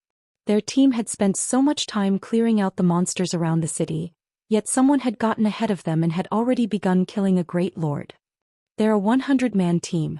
These people are wearing a guild emblem, so they should be the main force of some guild, Flying Shadow reported as he observed the situation. The lowest leveled player is level 34, while the commander is level 36. Currently, they've dropped the Great Lord's HP by 1/3 and have yet to suffer any losses. Field Great Lords were different from Dungeon Great Lords. They were a lot stronger. However, they did have a little less HP. The fact that the team had taken 1/3 of a level 40+ Great Lord's HP without losing a single member showed that the team was extraordinarily strong. Hold on, I'll send you their battle video. Flying Shadow then started recording a short video before sharing it with the team. I've never seen their guild emblem before. I don't think that it's a Star Moon Kingdom guild. However, the fact that they can handle a great lord this well shows that the guild is certainly not ordinary.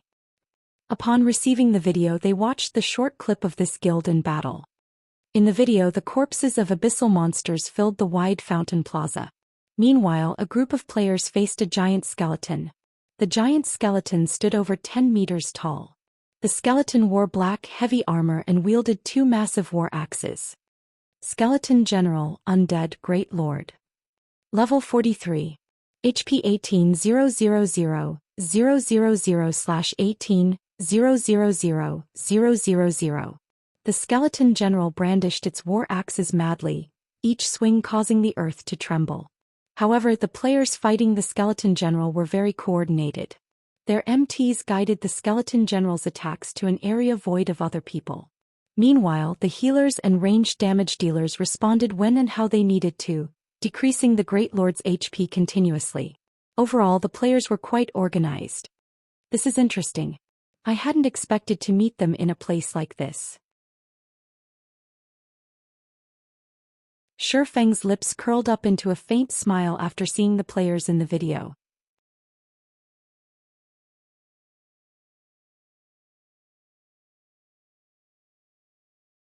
Chapter 8:14 Legendary Guild. These people have relatively good combat standards and equipment, but why haven't I heard of this guild before? Even after racking her mind, Aqua Rose could not figure out which guild these players were from.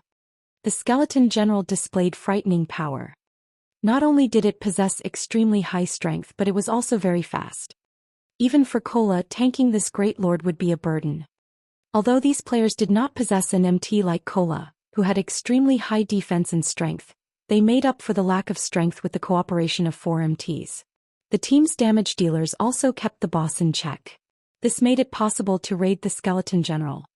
Moreover, the team's damage dealers and healers were very powerful. Almost all of them dealt over -1000 damage with each attack, causing the Skeleton General's HP to decrease slowly but steadily. It was only a matter of time before they defeated the Great Lord. No ordinary guild was capable of such a feat generally.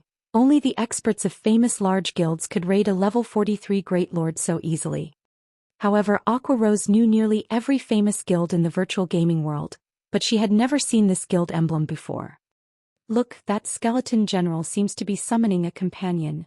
Cola shouted as he watched the surrounding monsters gather towards Skeleton General, who stood in the plaza's heart with a grim expression. The others were also shocked. They had not expected the boss inside the city to have such a move.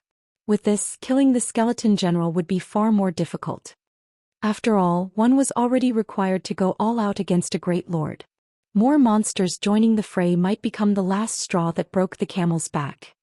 Everyone finally understood why Shifeng had them clear out the surrounding monsters while on their way, rather than avoiding confrontation. This boss is too overpowered. It has lured another Great Lord. Flying Shadow, who hid in the plaza, stated as he watched the blurry figure fly straight towards the skeleton warrior. Agonizing Banshee, Undead Great Lord. Level 40. HP 17-000/17-000-000. Although the Agonizing Banshee had less HP than the Skeleton General, it was a magical class monster. It posed more of a threat than the first undead. The instant the Agonizing Banshee arrived, she released a piercing screech, forcing over a dozen players into a confused state. These players lost all control over their bodies as they began behaving like raving lunatics. The sudden development was precarious for the team. "Let's head over and take a look," Shifeng said, laughing as he watched the Agonizing Banshee massacre the team of players.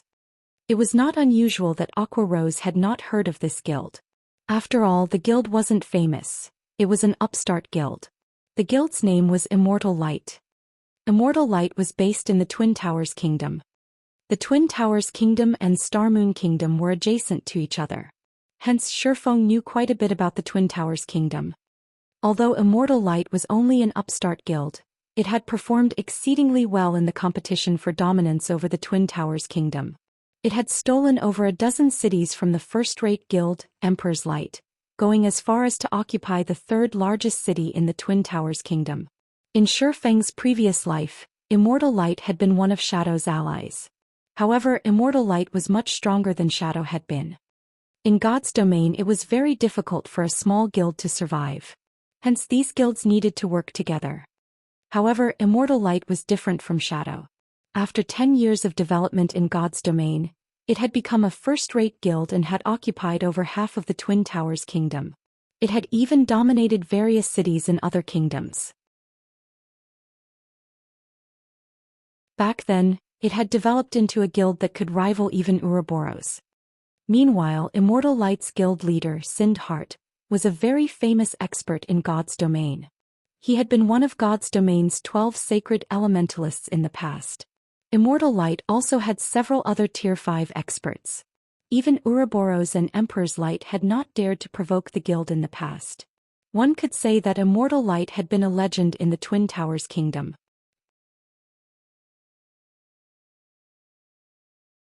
In just a few years, a no-name guild had gone from an organization without any background or backing to a huge existence in the virtual gaming world, which even first-rate guilds feared and respected. The difficulty of such a feat was unimaginable. Shifeng never imagined that he would actually encounter this guild so soon. "Do you know them?" Fire Dance asked curiously. She understood Shifeng quite well. He would not attack someone unless they attacked him first. In addition, his pride as an expert would not allow him to steal a boss from a stranger. Even if he wanted the boss, he would simply wait for the two great lords to annihilate the other team. However, since Shifeng chose to approach the battle, it was likely that he knew the guild. "Something like that," Shifeng replied vaguely, not knowing how to answer this question. In the past, he had been acquainted with this group from Immortal Light. In this life, however, they did not know him. Above the wide plaza, two great lords and dozens of skeleton warriors faced down the 100-man team. "Split up the bosses. Rangers, kite the minions," the team's leader, Sindhart, shouted. He would not let his confidence waver even though his team now had to fight two great lords simultaneously. On the contrary, he remained extraordinarily calm as he commanded the battle. "Guild leader, that agonizing Banshee's AoE spells are too powerful. We've already lost 8 people. Thousand Leisures, lead your group and follow me. We'll suppress the Banshee together. Everyone else, focus on the skeleton general." Even Sindhart was helpless against the Banshee's shadow sweep attack. He could only lead a contingent to distract the Great Lord. Immediately, with Sindhart at the lead, 10 players activated a barrier magic array around the agonizing Banshee, trapping the Great Lord behind a purple barrier. "Narrow the magic array's area," Sindhart shouted as he watched the Banshee resist. Quickly, the 10 players controlling the magic array shrank the magic array, sealing the agonizing Banshee inside a small, purple globe and preventing the Great Lord from moving. "Guild leader, someone's heading this way. How are there other people here?" At this moment, even Sindhart grew anxious. To surely kill the skeleton general, they had even used their most precious barrier magic array. They could not afford any more surprises. "This guild is quite impressive. They have an intermediate magic array as well," Aqua Rose stated when she saw the hovering purple ball. She could estimate the barrier's strength with a single glance. Currently, in God's domain, being able to obtain a basic magic array was quite a feat. One could probably count the number of intermediate magic arrays players had found on one hand. Yet now an unknown guild employed their own. The guild clearly had an extraordinary background.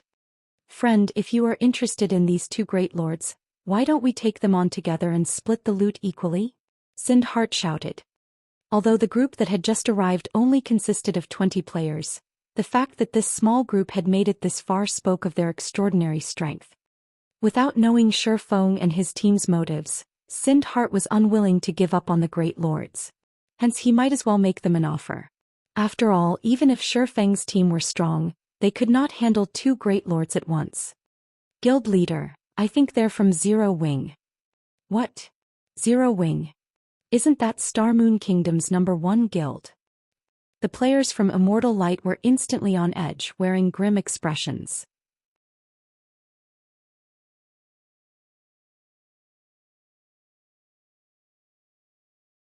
Chapter 8:15 Zero Wing takes action.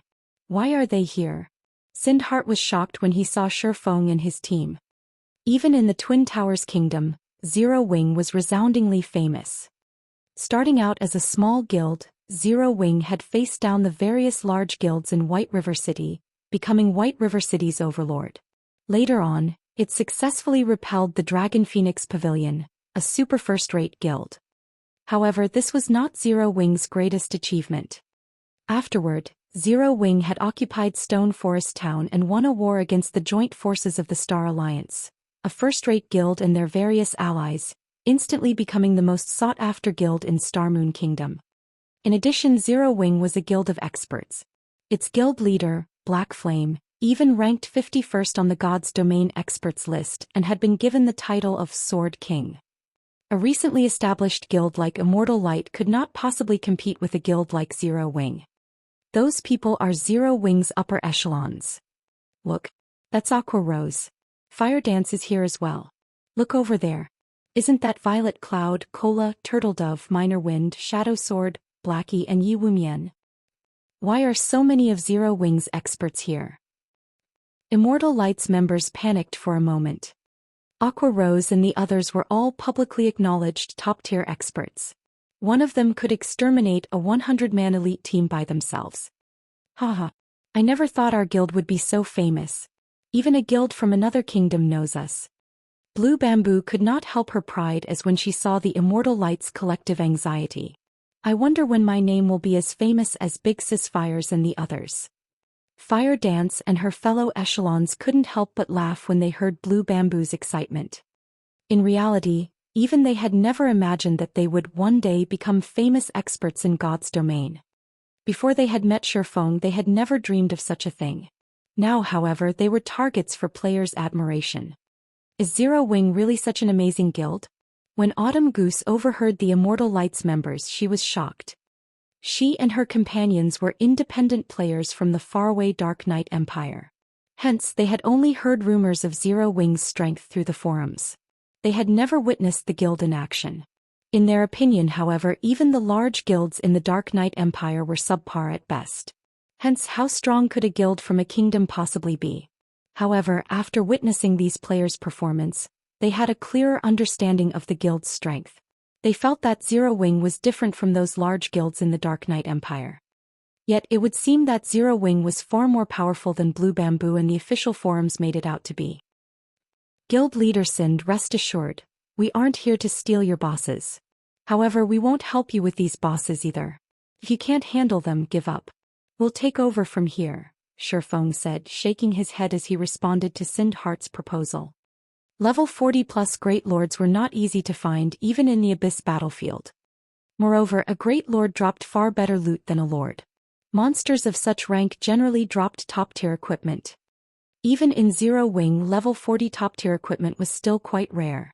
Hence he could not afford to split the drops. Hearing Shifeng's answer, a huge weight lifted from Sindhart's heart. Zero Wing was the #1 guild in Star Moon Kingdom. The guild's upper echelons would not break their word easily. Thank you, Sindhart said with heartfelt gratitude. Following which, Sindhart commanded his team to focus on the Skeleton General, which only had 60% of its HP remaining. The agonizing Banshee was still trapped inside the intermediate magic array, so it was possible to kill the Skeleton General.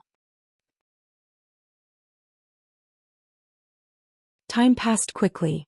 Finally, Immortal Light's members reduced the Skeleton General's HP to 30%. Be careful. The Skeleton General is about to go berserk. Sindhart hurriedly reminded his team. Immortal Light's MTs began to prepare, activating their life-saving skills. The healers at the rear also readied themselves. Humans, I will devour you, the Skeleton General shouted, its eyes releasing a bloody radiance. Suddenly, the Skeleton General split into 3 copies of itself. All 3 were identical, even down to their HP bars. Amazing, this Skeleton General actually knows a duplication skill. Aqua Rose exclaimed. Among the many bosses they had encountered, very few could duplicate themselves. Any bosses capable of such a feat were extremely difficult to fight. Suddenly dealing with 2 additional bosses could destroy a team's formation and rhythm. If not handled properly, it would not take long for the team to suffer annihilation. They're in trouble, Fire Dance stated as she glanced at the 3 Skeleton Generals. Each general radiated the same pressure. This meant that all 3 Skeleton Generals had the same combat power. It had taken almost everything the Immortal Light members had to deal with the one skeleton general. Now they had to take down 3 such monsters simultaneously. While Zero Wings members discussed the situation among themselves, several Immortal Light MTs were thrown into the air. Until now, the team had relied on the combined strength of 3 or 4 MTs to defend against the skeleton general's attacks. Now that they had to fight 3 Great Lords at the same time, their MTs had to split up. As a result, they didn't have enough strength to tank the bosses. In 10 short seconds, Immortal Light lost another 8 members. Guild leader, at this rate will most likely wipe. How did things come to this? Sind Heart balled his fists, frustration filling his heart. They had already lacked enough members to deal with the skeleton general. Furthermore, to deal with the agonizing Banshee, they had been forced to split their team and pull 10 members away from the main fight. Now that the general had split into 3, they didn't have nearly enough strength to face the boss. A single attack from one of the Great Lords could obliterate over 7,000 HP from one of their MTs. If the MTs did not block the attack with their shields, they might die instantly. Retreat. Sind Heart commanded, gnashing his teeth. If they wasted any more time, none of them would leave this place alive. If they retreated now, at the very least half of their numbers might survive. They can't hold on anymore, Blackie chuckled. Let's go then, Shifeng said. Hearing Shifeng's command, Zero Wings members exploded into action.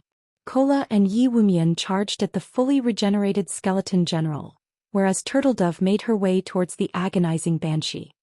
We're going in now? Autumn Goose and the others were momentarily stunned, thinking that they had heard wrong. Although Immortal Light's members had already left, there were still 2 Great Lords in the plaza. What could they possibly do with a team of 20 players? What are they trying to do? The members of Immortal Light who had escaped were even more flabbergasted. Zero Wings' team had far too few members. Furthermore, to deal with the 2 Great Lords, their team of 20 had to split itself. This was insane. Just as Autumn Goose, Thoughtful Rain, and the others struggled against their days, the battle against the 2 Great Lords had begun. Kola sent a shield of vengeance at the skeleton general, taking more than 2,000 of the Great Lord's HP. He then followed up with a hammer of sanctions, eliminating another 3,000 plus HP and focusing the Great Lord's aggro on himself. Facing the skeleton general's quick blow, Kola raised his shield and received the attack.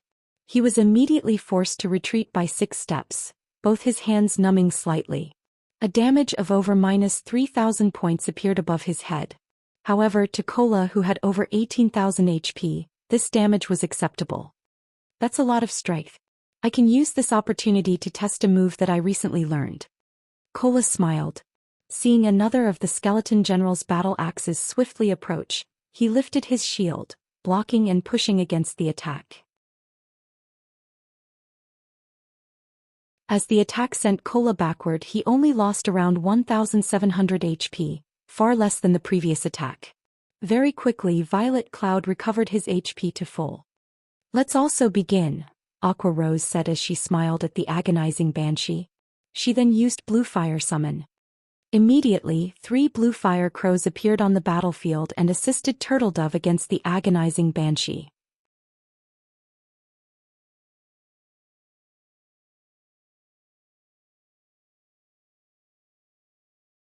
Chapter 816, Bullying a Great Lord. What a powerful summoning skill. Autumn Goose and the others were shocked when they saw Aqua Rose's 3 level 39 elite-ranked Blue Fire Crows. Generally, summoners could only summon 1 elite or a few common monsters. Aqua Rose, however, had summoned 3 elite monsters at one time. This was the equivalent of adding 3 powerful melee fighters to their team. Turtledove threw her shield at the agonizing Banshee, slamming it into the Banshee's head. Not only did this attack interrupt the Great Lord's Tier 2 spell casting, but it also achieved a critical hit, dealing nearly -5,000 damage. The agonizing Banshee was enraged. She pointed a finger at Turtledove. Immediately, 8 Black Fog Spears shot towards the Guardian Knight. These Black Fog Spears had significantly damaged the Immortal Light members when they had faced her. As the spears were incredibly powerful, even when the Immortal Light's MTs blocked the attack with their shields, they had lost nearly 4,000 HP. Worse yet, the Banshee had launched 8 of these spears. Even an MT would lose their life if they received 4 or 5 spears. That won't work against me, Turtledove declared. Rather than retreating, she charged towards the Black Fog spears. Just before the spears reached her, Turtledove raised her shield and leaped forward, smashing into one of the Black Fog spears. The remaining spears simply flew past Turtledove's body, missing her completely. Boom. Upon collision, Turtledove was forced back by 2 steps. She lost nearly 1,800 HP. In the next moment, however, a healing light touched the Guardian Knight, returning her HP to full status immediately. That is an MT from Zero Wing? Sindhart was astonished as he watched Turtledove handle the agonizing Banshee's attacks so gracefully. When their strongest MT blocked one of the Black Fog spears, he had lost over 3,400 HP instantly. In addition, due to the incredible speed of the spears, he hadn't been able to avoid the following attacks in time. Generally, he would receive roughly 3 spears, destroying more than half of his HP. On the other hand, Turtledove had neutralized the Black Fog spears with such ease. The other Immortal Light members were similarly stupefied when they saw Turtledove tank a Great Lord by herself. None of them could believe their eyes. Normally, they needed at least 4 or 5 MTs to rotate tanking a single Great Lord. Even so, there were times when they failed to hold the boss.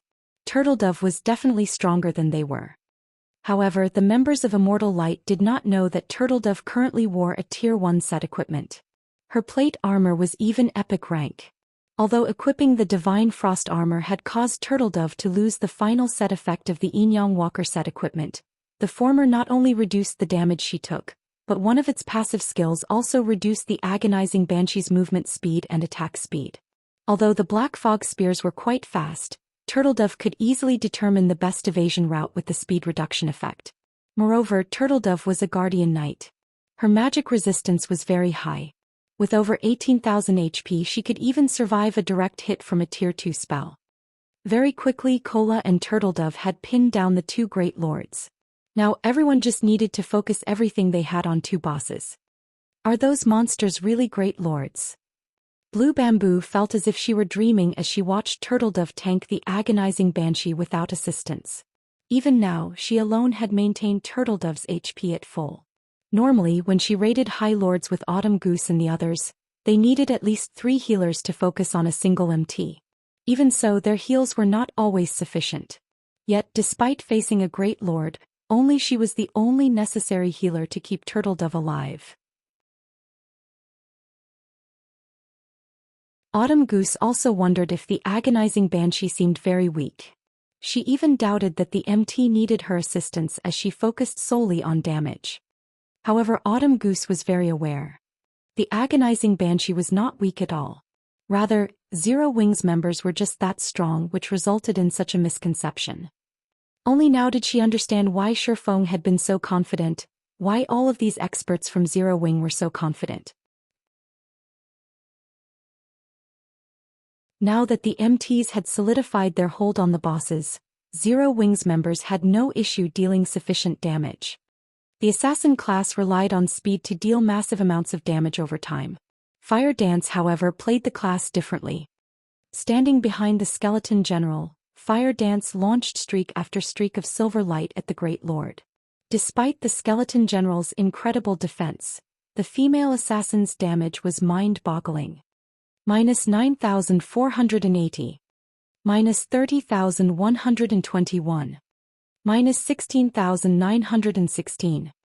Minus 20,518. Shifeng's damage was also impressive. None of his attacks dealt less than minus 6,000 damage.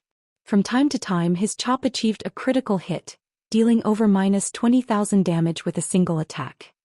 As for the other melee classes like Shadow Sword and Rampant Blade, they never dealt less than minus 3,000 damage. With their powers combined, these several players devoured the Skeleton General's HP of 18 million at a rate visible to the naked eye. Are they even human? The Immortal Light members were astonished. The total damage Shifeng, Fire Dance, Shadow Sword, Rampant Blade, Blackie, and a few other core members of Zero Wing dealt was higher than their 100-man team's total damage. Previously, their attacks had only dealt over minus 1,000 damage to the Great Lord. Even Sind Heart, the most powerful player on the team, had only dealt over -2,000 damage to the skeleton general. Shifeng and Fire Dance, however, easily managed tens of thousands of damage. From time to time they even dealt over -30,000 damage. Despite the skeleton general and agonizing Banshee being two daunting great lords, against Zero Wing, they were no different than helpless common monsters. The two bosses could only struggle against the small team of players. Even with its prided speed and strength, the skeleton general in particular rarely landed a hit on the Guardian Knight Cola due to Fire Dance and Shifeng's coordinated attacks. Even when the Great Lord used a Tier 2 skill, Cola easily took the hit with a life-saving skill. As for the team's healers, aside from the slight pressure they felt when the skeleton general used a powerful skill, they needed to do so little to keep their companions alive that they had time to join the attack on the Great Lords. In just 5 minutes, the skeleton general's HP fell to 30%. Wumian, pin one of them down and leave the other to me. Everyone else, focus on the skeleton general. Cola is tanking. Shifeng shouted after seeing the skeleton general begin to split itself into 3 clones. Although this move was quite powerful, all 3 copies shared the same HP. As long as they had enough players to tank the 3 skeleton generals, they could cope. As soon as the skeleton general had completed its cloning, Yi Wumian lured one away. As for Shifeng, he activated Heavenly Dragon's power. After all was said and done, a Great Lord was still a Great Lord. Unlike MT's, Shifeng did not possess any damage reduction skills or very high defense. He didn't have a shield either. If he wanted to withstand the boss's attacks, he had to rely on his own strength. Unfortunately, he could not contend with a level 43 Great Lord with his normal strength attribute. Only by activating a Berserk skill could he pin a skeleton general down by himself. Among the many Berserk skills Shifeng possessed, Heavenly Dragon's power had the shortest cooldown, which was 3 hours. The Power of Darkness had a 6-hour cooldown, whereas Blade Liberation had a 10-hour cooldown. The last one also had side effects he needed to worry about. Hence, Dragon's power was Shifeng's best option.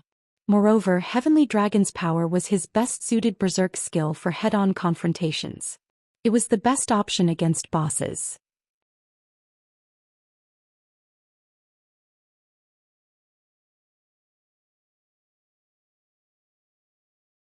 Chapter 817, Suffocatingly Explosive Power. What is he trying to do? Sind Heart and the others were confused as they watched Shifeng charge towards a skeleton general. No swordsman could solo a Great Lord.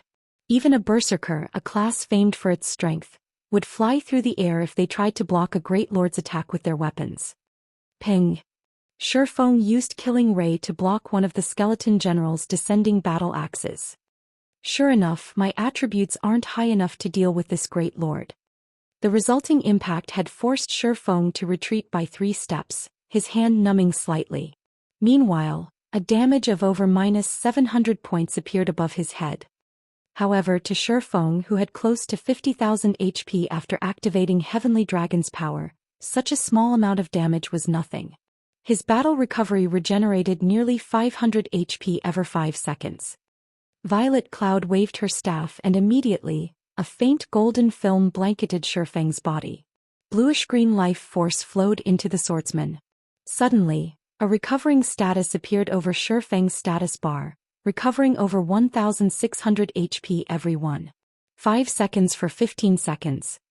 In the blink of an eye, Shifeng's HP was full. Seeing that its first attack had failed, the skeleton general swung its other battle axe at Shifeng violently. Having predicted the skeleton general's attacks, Shifeng sidestepped abruptly, using the abyssal blade to receive the descending battle axe while thrusting Killing Ray towards the skeleton general's armor. A streak of blue light flashed. Although Killing Ray could not compare to the fragmented legendary ranked 1000 transformations, after equipping a magic device, its sharpness was only slightly weaker than the 1000 transformations. As a result, it easily pierced the skeleton general's robust armor. A critical damage of -15,824 points appeared above the skeleton general's head. The Great Lord bellowed, angry with the damage it had received. Suddenly, its battle axes released a strange, smoldering green flame as it swung the weapons at the ground. The ground instantly shattered, flames surging into the sky and covering a radius of 15 yards. Feng had long since prepared for this moment. He jumped up and passed the skeleton general's head. He then used one of Killing Ray's skills, Summon Lightning. Arcs of blue lightning descended and struck the skeleton general's battle axes. The collision's impact was massive. Feng then utilized the force of the impact to avoid the smoldering flames. He then activated Silent Steps and appeared behind the skeleton general, the sacred sword in his hand releasing a dazzling flaming glow. Flame burst. 15 brilliant explosions discharged behind the skeleton general, one after another. -48,167. -117,954. -49,715. 15 damages appeared above the general's head, one after another. Killing Ray had a 50% critical rate. In the blink of an eye, the skeleton general lost over 1 million HP. For a time, Autumn Goose, Sind Heart, and the others were speechless. They sucked in a breath of cold air, not believing their eyes. Feng's damage was insane. He had dealt over 1 million HP. Even a level 40 chieftain only had so much HP. Feng had the power to instant kill a level 40 chieftain. This power was no longer that of a player. This was the power of a humanoid great lord. However, Feng did not think much of his attack. After all, his strength attribute was almost on par with a chieftain of the same level. After Heavenly Dragon's power doubled his strength, he surpassed ordinary lords of the same level. He had also used his sure kill skill, Flame Burst. Being capable of instant killing a chieftain of the same level was expected. Flame Burst was not called a sure kill skill for no reason. Feng's Flame Burst had heavily wounded the skeleton general. The swordsman had destroyed nearly half of its armor.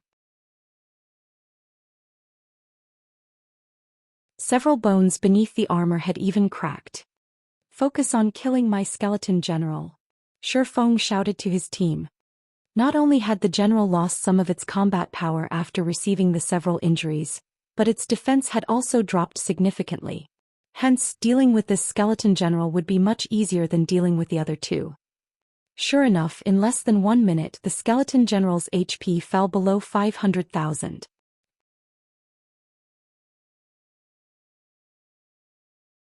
Just before the general died, Feng shouted once more, commanding, "Everyone switch to the Banshee. Turtle Dove, tank this skeleton general." "What is Big Brother Yifeng trying to do?" Blue Bamboo asked, confused. If they finished off the skeleton general, it would become much easier to deal with the agonizing Banshee, yet Feng decided not to kill the skeleton general. No matter how she looked at it, the decision was unwise. Blue Bamboo wasn't the only one who was confused. Experts like Thoughtful Rain and Autumn Goose didn't understand either. However, none of Zero Wing's members doubted Feng's command. Immediately they shifted their focus towards the agonizing Banshee. Turtle Dove swapped targets with Feng. However, the agonizing Banshee couldn't care less about the sudden change as it continued to attack Turtle Dove with black fog spears. "I am your opponent." Feng appeared behind Turtle Dove, the killing ray transforming into numerous streaks of blue light. Ping, ping, ping. Players usually suffered heavy injuries if the black fog spear struck them, yet Feng easily shattered each one. Is this an expert of Star Moon Kingdom's #1 guild? Sind Heart was astounded. He felt his chest tighten, struggling to breathe. Zero Wing was far more frightening than the rumors make the guild out to be. It was no wonder why even Emperor's Light, a first-rate guild in the Twin Towers Kingdom, feared Zero Wing, choosing to give up in Star Moon Kingdom entirely. After Feng shattered the black fog spears, he vanished, abruptly reappearing before the agonizing Banshee. Arcs of blue electricity circled his body. Tier 2 Taboo Skill Instant Strike. For 3 seconds, Feng's attack speed increased by 500%, and his damage increased by 400%. Before the agonizing Banshee could react, over a dozen streaks of blue light wrapped around her body. -21,046. -43,248. -42,987. In the blink of an eye, the agonizing Banshee's aggro shifted to Feng.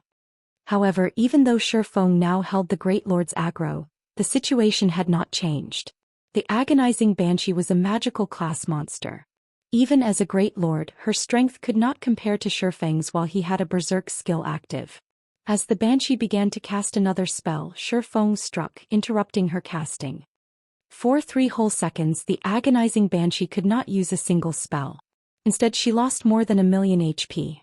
Suddenly, Fire Dance appeared behind the agonizing banshee, launching a sneak attack at the back of the Great Lord's head and forcing her into a fainted state for 2 seconds. She then used the Tier 1 skill 5-star burst.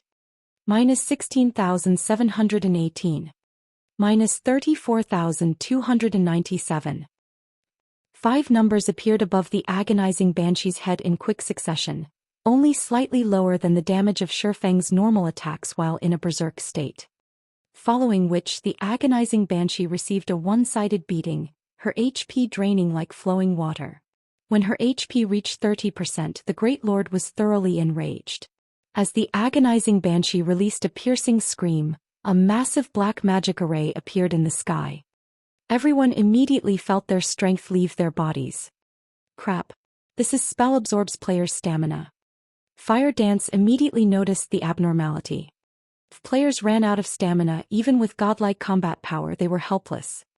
At this rate, they'd run out of stamina in 30 seconds. After that, they would be sheep for the slaughter. Not today. Shifeng, who had long since prepared for such a situation, switched to the aura of time and activated absolute time, freezing the mana fluctuations in the surrounding area. Although absolute time's duration on a Great Lord was less than 10 seconds, interrupting the agonizing banshee's mana channeling was enough. After losing its supply of mana, the gigantic magic array in the sky gradually dissipated. Seeing this, the members of Immortal Light finally understood how presumptuous they had been, thinking that they could raid South Lake City's Great Lords. Seconds flew by.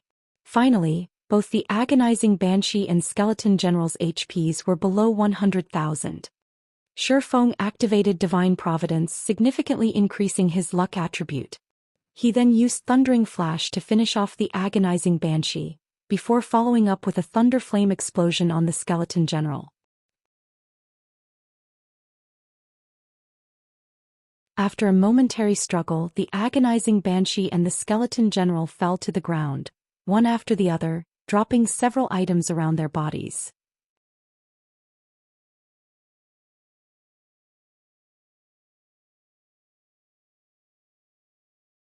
Chapter 8:18, Abyss Set. Chapter 8:18 Abyss Set. It's over. Autumn Goose wondered if she were dreaming as she stared at the 2 fallen Great Lords before her. In the current God's domain, Great Lords struck fear into every player's heart. Even a 100-man elite team, led by an expert, would find it extremely difficult to defeat one. They might even be annihilated. Yet now this team of 20 players had defeated 2 Great Lords simultaneously. Moreover, a few of the team members had held back. No matter how she looked at this situation, it simply could not be real. Looking at it now, Autumn Goose found that the Wind God's spear simply could not compare to Zero Wing in terms of strength. They lived in entirely different worlds. If not for Thoughtful Rain, they probably would never have met Shifeng and the other core members of Zero Wing. When she thought back to how they had tried to persuade Thoughtful Rain and Blue Bamboo to leave Zero Wing and join the Wind God's spear, she could not help her embarrassment. Rain, hurry up and collect their life force. If you do not collect them within 5 minutes after the Great Lords die, you will lose your chance, Shifeng hurriedly reminded his companion. Thoughtful Rain finally woke from her daze as she retrieved the giant pitch-black egg and collected the life force of the 2 Great Lords. While Thoughtful Rain collected the dissipating life force, Shifeng gathered the loot the 2 bosses had dropped. The 2 Great Lords had dropped a total of 7 pieces of equipment. Although this did not seem much in the Abyss battlefield, this was a considerable harvest. It was easier to find high-ranking monsters in the Abyss battlefield than it was elsewhere. Hence, the drop rate of the top-ranking monsters had been reduced. With the increase in levels, monsters' drop rate for weapons and equipment also decreased. The drops this time are fairly nice. Joy surfaced on Shifeng's face after he finished appraising the items with his omniscient eyes. Among the 7 pieces of equipment, 5 were level 40 fine gold equipment. They had even obtained a piece of level 40 dark gold weapon. Ice Spirit Staff, dark gold rank. Level 40. Attack power plus 1045. Strength plus 51, agility plus 47, intelligence plus 92, vitality plus 87, endurance plus 66. Casting speed increased by 15%. Magic damage increased by 20%. Casting range plus 5. When casting, 20% chance to obtain the power of frost, causing 220% frost damage and reducing target's movement speed by 30% for 5 seconds. Additional passive skill dash. Frost Blessing. Increases ice-type spell effects by 30%. Additional active skill dash. Waterfall. Causes 300% frost damage every second in a radius of 20 yards for 8 seconds, freezing everyone within range for 10 seconds. Effective radius increases by 10 yards every second. Cooldown 3 hours. Once Shifeng shared the Ice Spirit Staff's information in the team chat, everyone fell speechless. Although the staff's basic attributes are average at best, it increases all of them. Moreover, its active skill is insane. This is the first time I've seen a skill that can cover a radius of 100 yards. Even Stars of Light can't compare to this waterfall. If one uses waterfall on a battlefield, it will devastate the enemy forces. It's a pity though. It would be amazing if it were an epic-ranked staff. Large-scale destruction spells were priceless treasures to every guild in God's domain, not to mention waterfall, a spell with so much AoE range. On a battlefield, this spell could easily wipe out several thousands of players. In a battle of 10 or 20,000 players, this spell could decide the victor on its own. The active skill was worth more than an epic item. Shifeng chuckled as he watched everyone admire the Ice Spirit Staff's active skill. Among the 7 pieces of equipment and weapons, the Ice Spirit Staff's active skill was astonishing. However, rather than the Ice Spirit Staff, what surprised Shifeng was the dark gray breastplate. A faint, bloody glow surrounded the armor, giving the equipment a creepy feeling. Sure enough, divine providence is a godly skill. Shifeng could not help but sigh. He then shared the statistics of this item through the team chat. Upon seeing the breastplate's attributes, even the excellently geared core members gasped. Abyss Armor Breastplate. Level 40, Level 60. Equipment requirement. Strength 700. Defense plus 1240, Level 40. Magic resistance plus 10. Strength plus 42, endurance plus 40, agility plus 35. Abyss set equipment. Level 40, Level 60. Equipment requirement. Berserker. Set consists of 8 parts. Head, shoulders, chest, hands, wrists, waist, legs and feet. Set effect. 2-piece effect. Increases all attributes by 10%. 4-piece effect. All skill damage increased by 20%, attack speed increased by 20%, and movement speed increased by 15%. 6-piece effect. Obtain Abyss Rampage skill. Increases all attributes by 100% and gain immunity to all control effects for 1 minute. Cooldown, 5 hours. 8-piece effect. Obtain Blade of Abyss skill. Transforms equipped weapon into the Blade of Abyss. Increasing strength attribute by 300%, attack speed by 100%, and attack range by 10 yards for 15 seconds. Cooldown 3 hours.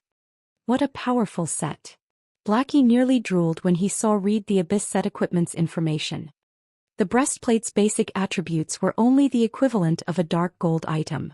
However, as one obtained more pieces of the set, their combat power would grow exponentially. If one gathered all 8 pieces, although the set's basic attributes might not compare to epic items, the boost it granted would only be slightly weaker than a set of epic equipment. Of course, it is strong. This set equipment is purely intended to increase violence. Even the Tier 1 set equipment for Berserkers cannot compare to the Abyss set. After reaching Tier 2 at level 50, no Tier 1 set equipment will be able to compete with the Abyss set, Shifeng explained. The Abyss set equipment was the battlefield's representative equipment. Moreover, it was not exclusively for Berserkers. All classes had their own Abyss sets, and their attributes were all specialized for violence. These sets were extremely well suited for PvP. However, the Abyss set's drop rates were extremely low. It was practically impossible to collect all 8 set pieces for a single class. If one could collect 6 pieces of a set, they could increase their prowess in combat far more than with a Tier 1 set equipment. After all, the Tier 1 set equipment only consisted of 5 pieces. If one gathered all 8 pieces of an Abyss set, they would be practically invincible in PvP fights. I wonder if we'll gather a complete set. Aqua Rose was eager to find out. If they gathered all 8 pieces and let either Rampant Blade or Shadow Sword equip the set, the Berserker's abilities would soar, becoming one of the guild's top fighters. Most likely, aside from Shifeng and Fire Dance, nobody in the guild would be able to match them. Alright, rest up. We're going to look for the next Great Lord soon, Shifeng commanded as he stored the equipment. Meanwhile, Immortal Light's members who had watched from a distance had not recovered from their shock after watching Zero Wing easily defeat the 2 Great Lords. Their team of 100 had failed to defeat even 1 Great Lord, yet Zero Wing had taken 2 down at once with a team of 20. The difference between their guilds was like the difference between heaven and earth. Sindheart suddenly said, "Follow me."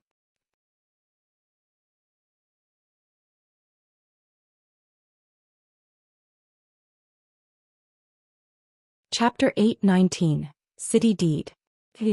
Chapter 8:19, City Deed. Why are they heading our way? Aqua Rose asked when she saw the members of Immortal Light approach their team. Jokingly, she said, "Are they going to try to plunder our loot? If they try to rob us, I won't mind giving them a final send-off." Fire Dance laughed as she unsheathed her 1,000 transformations that hung from her waist. Although the Immortal Light players were relatively strong, she was more than enough to annihilate their team. Moreover, she looked forward to the day someone tried to rob them. Previously, she had found plenty of inspiration during her time in the Dark Arena. This was the perfect opportunity to test some of her ideas. They shouldn't be that stupid. They should be able to tell the difference between our strength and theirs. Shifeng laughed as he watched his teammates prepare for a fight. Sindheart would be one of the 12 sacred elementalists of God's domain in the future. If he lacked the necessary insight to tell the difference in strength between their teams, he would never have been able to make Immortal Light a famous, first-rate guild in the Twin Towers Kingdom. Thank you for your help. If not for you guys holding off those 2 Great Lords, none of us would be alive right now. Sindheart immediately expressed his gratitude upon arriving before Zero Wing's team, his tone containing a hint of respect. Sindheart's expert companions also stared at Zero Wing's members with reverence. The heavy pressure Fire Dance emitted in particular made them breathless. If these teams fought each other, they would most likely die in an instant. It's nothing. Shifeng shrugged. If you guys are looking for Great Lords, we can help, Sindheart offered. On our way here we encountered quite a number of Great Lords. Only these Great Lords resided in concentrated areas. It's highly likely that you'll attract a second Great Lord while dealing with the first. Saying so, Sindheart sent Shifeng the coordinates of those several Great Lords. Thanks. Shifeng rejoiced when he received the coordinates. Sindheart had given him the coordinates for 7 Great Lords. This would save them a lot of time searching for these bosses. Glad to be of help. Sindheart smiled. I don't believe that you came over here just to give me these Great Lords' locations. What's on your mind? Shifeng asked. He could not help but laugh when he saw Sindheart's hesitation. In the past, even he had looked up to Sindheart. Countless small guilds had tried to gain Immortal Light's favor, yet now, watching this man struggle with his desire to ask for help, Shifeng could not help but sigh. Hearing Shifeng saying so, Sindheart released his tension with a sigh of his own and said, "In truth, aside from thanking you for the help, I wanted to ask something of Zero Wing. Although this may be sudden, I don't have any better options right now." Guild leader, are you really going to ask? One of the guild's upper echelons asked with surprise. If they refuse and news of this leaks, we'll be in big trouble. Do you think we have any other choice? Sindheart grumbled, a deep sense of powerlessness touching his expression. He did not want to do this either. However, he could not think of a better plan. Only after encountering Zero Wing and seeing how powerful the guild was did he find hope. This might very well be their last opportunity to escape their dire situation. The other upper echelons fell silent. Although they wanted to argue their guild leader's decision, they could not bring themselves to do so. However, this had certainly captured Shifeng's interest. He could understand if Sindhart simply wanted to form a connection with Zero Wing. However, for a prideful person like Sindhart to place all his hopes in a stranger, the situation must be severe. Moreover, Shifeng was familiar with Sindhart's personality. He was not someone who would simply bow out of a challenge. Even when Immortal Light had fought a first-rate guild, Sindhart had refused to lower his head. He prioritized bonds and friendship over personal benefits. Otherwise, he would not have risked Immortal Light's extinction just to help an allied guild resist a first-rate guild. God's domain was only a game. Shifeng could not imagine what could cause someone like Sindhart to despair. I wish to sell several plots of land in the Twin Towers Kingdom. I will sell these lands at 90% market price. I'd like to offer them to Zero Wing in exchange for coins or top-tier equipment of the same value, Sindhart finally said after a long moment of silence. Sell land. Shifeng was curious. Since when had Sindhart become a land broker? If they're rubbish lands, Zero Wing is not interested. Please rest assured. The lands are in Snowfield City and have a lot of potential, Sindhart said as he took out several Snowfield City deeds. These are close to the underground arena, the Adventurers Association, the auction house and the War God's Temple. Have you lost your minds? You're actually selling these. Blackie could not help his shock after seeing the deeds. Currently, most of the lands in major NPC cities with potential had been purchased already. It was extremely difficult to buy these lands even if one could afford them. With God's Domain's blazing popularity, more people would join the game in the future. The value of these lands would soar. In less than half a year, these lands would be worth several times their current value. It was especially true for the lands in Twin Towers Kingdom's third-ranking city, Snowfield City. Yet Immortal Light wanted to sell away these lands at 90% market price no less. This was simply inconceivable. They are indeed good plots of land. However, why are you trying to sell them to Zero Wing? Shifeng asked. The Twin Towers Kingdom and Star Moon Kingdom shared many aspects. Both were medium-sized kingdoms. Although Snowfield City was no match for White River City in terms of status, it was its kingdom's third-ranking city. Many organizations would offer a high price for these lands. Sindhart fell silent for a moment. Shortly after, he sighed and said, "It's not that I don't want to sell them, but nobody is willing to buy them." Why? The value of these lands will only increase in the future. Why doesn't anyone want to purchase them? Aquarose asked, slightly surprised. Even the lands in the 20th ranking city in the Twin Towers Kingdom would be highly sought after, much less the valuable lands in the third ranking city. Aquarose had personally ventured to other kingdoms to purchase several plots of land for the Candlelight trading firm, so she understood how popular these lands were. Because none of them wished to earn the ire of the Super Guild King's return, Sindhart said helplessly. When Zero Wing's members heard Sindhart's words, they were dumbfounded. King's Return was a veteran super guild. Even a super first-rate guild like the Dragon Phoenix Pavilion was nothing in comparison. Moreover, the King's Return's headquarters was in the Glory Empire, an empire located only a short distance away from Star Moon Kingdom and the Twin Towers Kingdom. Shifeng was similarly shocked by this revelation. A small guild like Immortal Light had actually provoked a super guild like King's Return. No matter how he thought about it, this shouldn't be possible. Moreover, it would be child's play for King's Return to wipe Immortal Light out of existence. Immortal Light was no threat to the Super Guild at all. Gnashing his teeth, Sindhart stated, "I don't want much for these 5 plots of lands. I only ask for 13,000 gold. You're tuning in to the Zhou Xian's Legacy YouTube channel. Don't forget to subscribe and join us on this journey to catch the most captivating stories.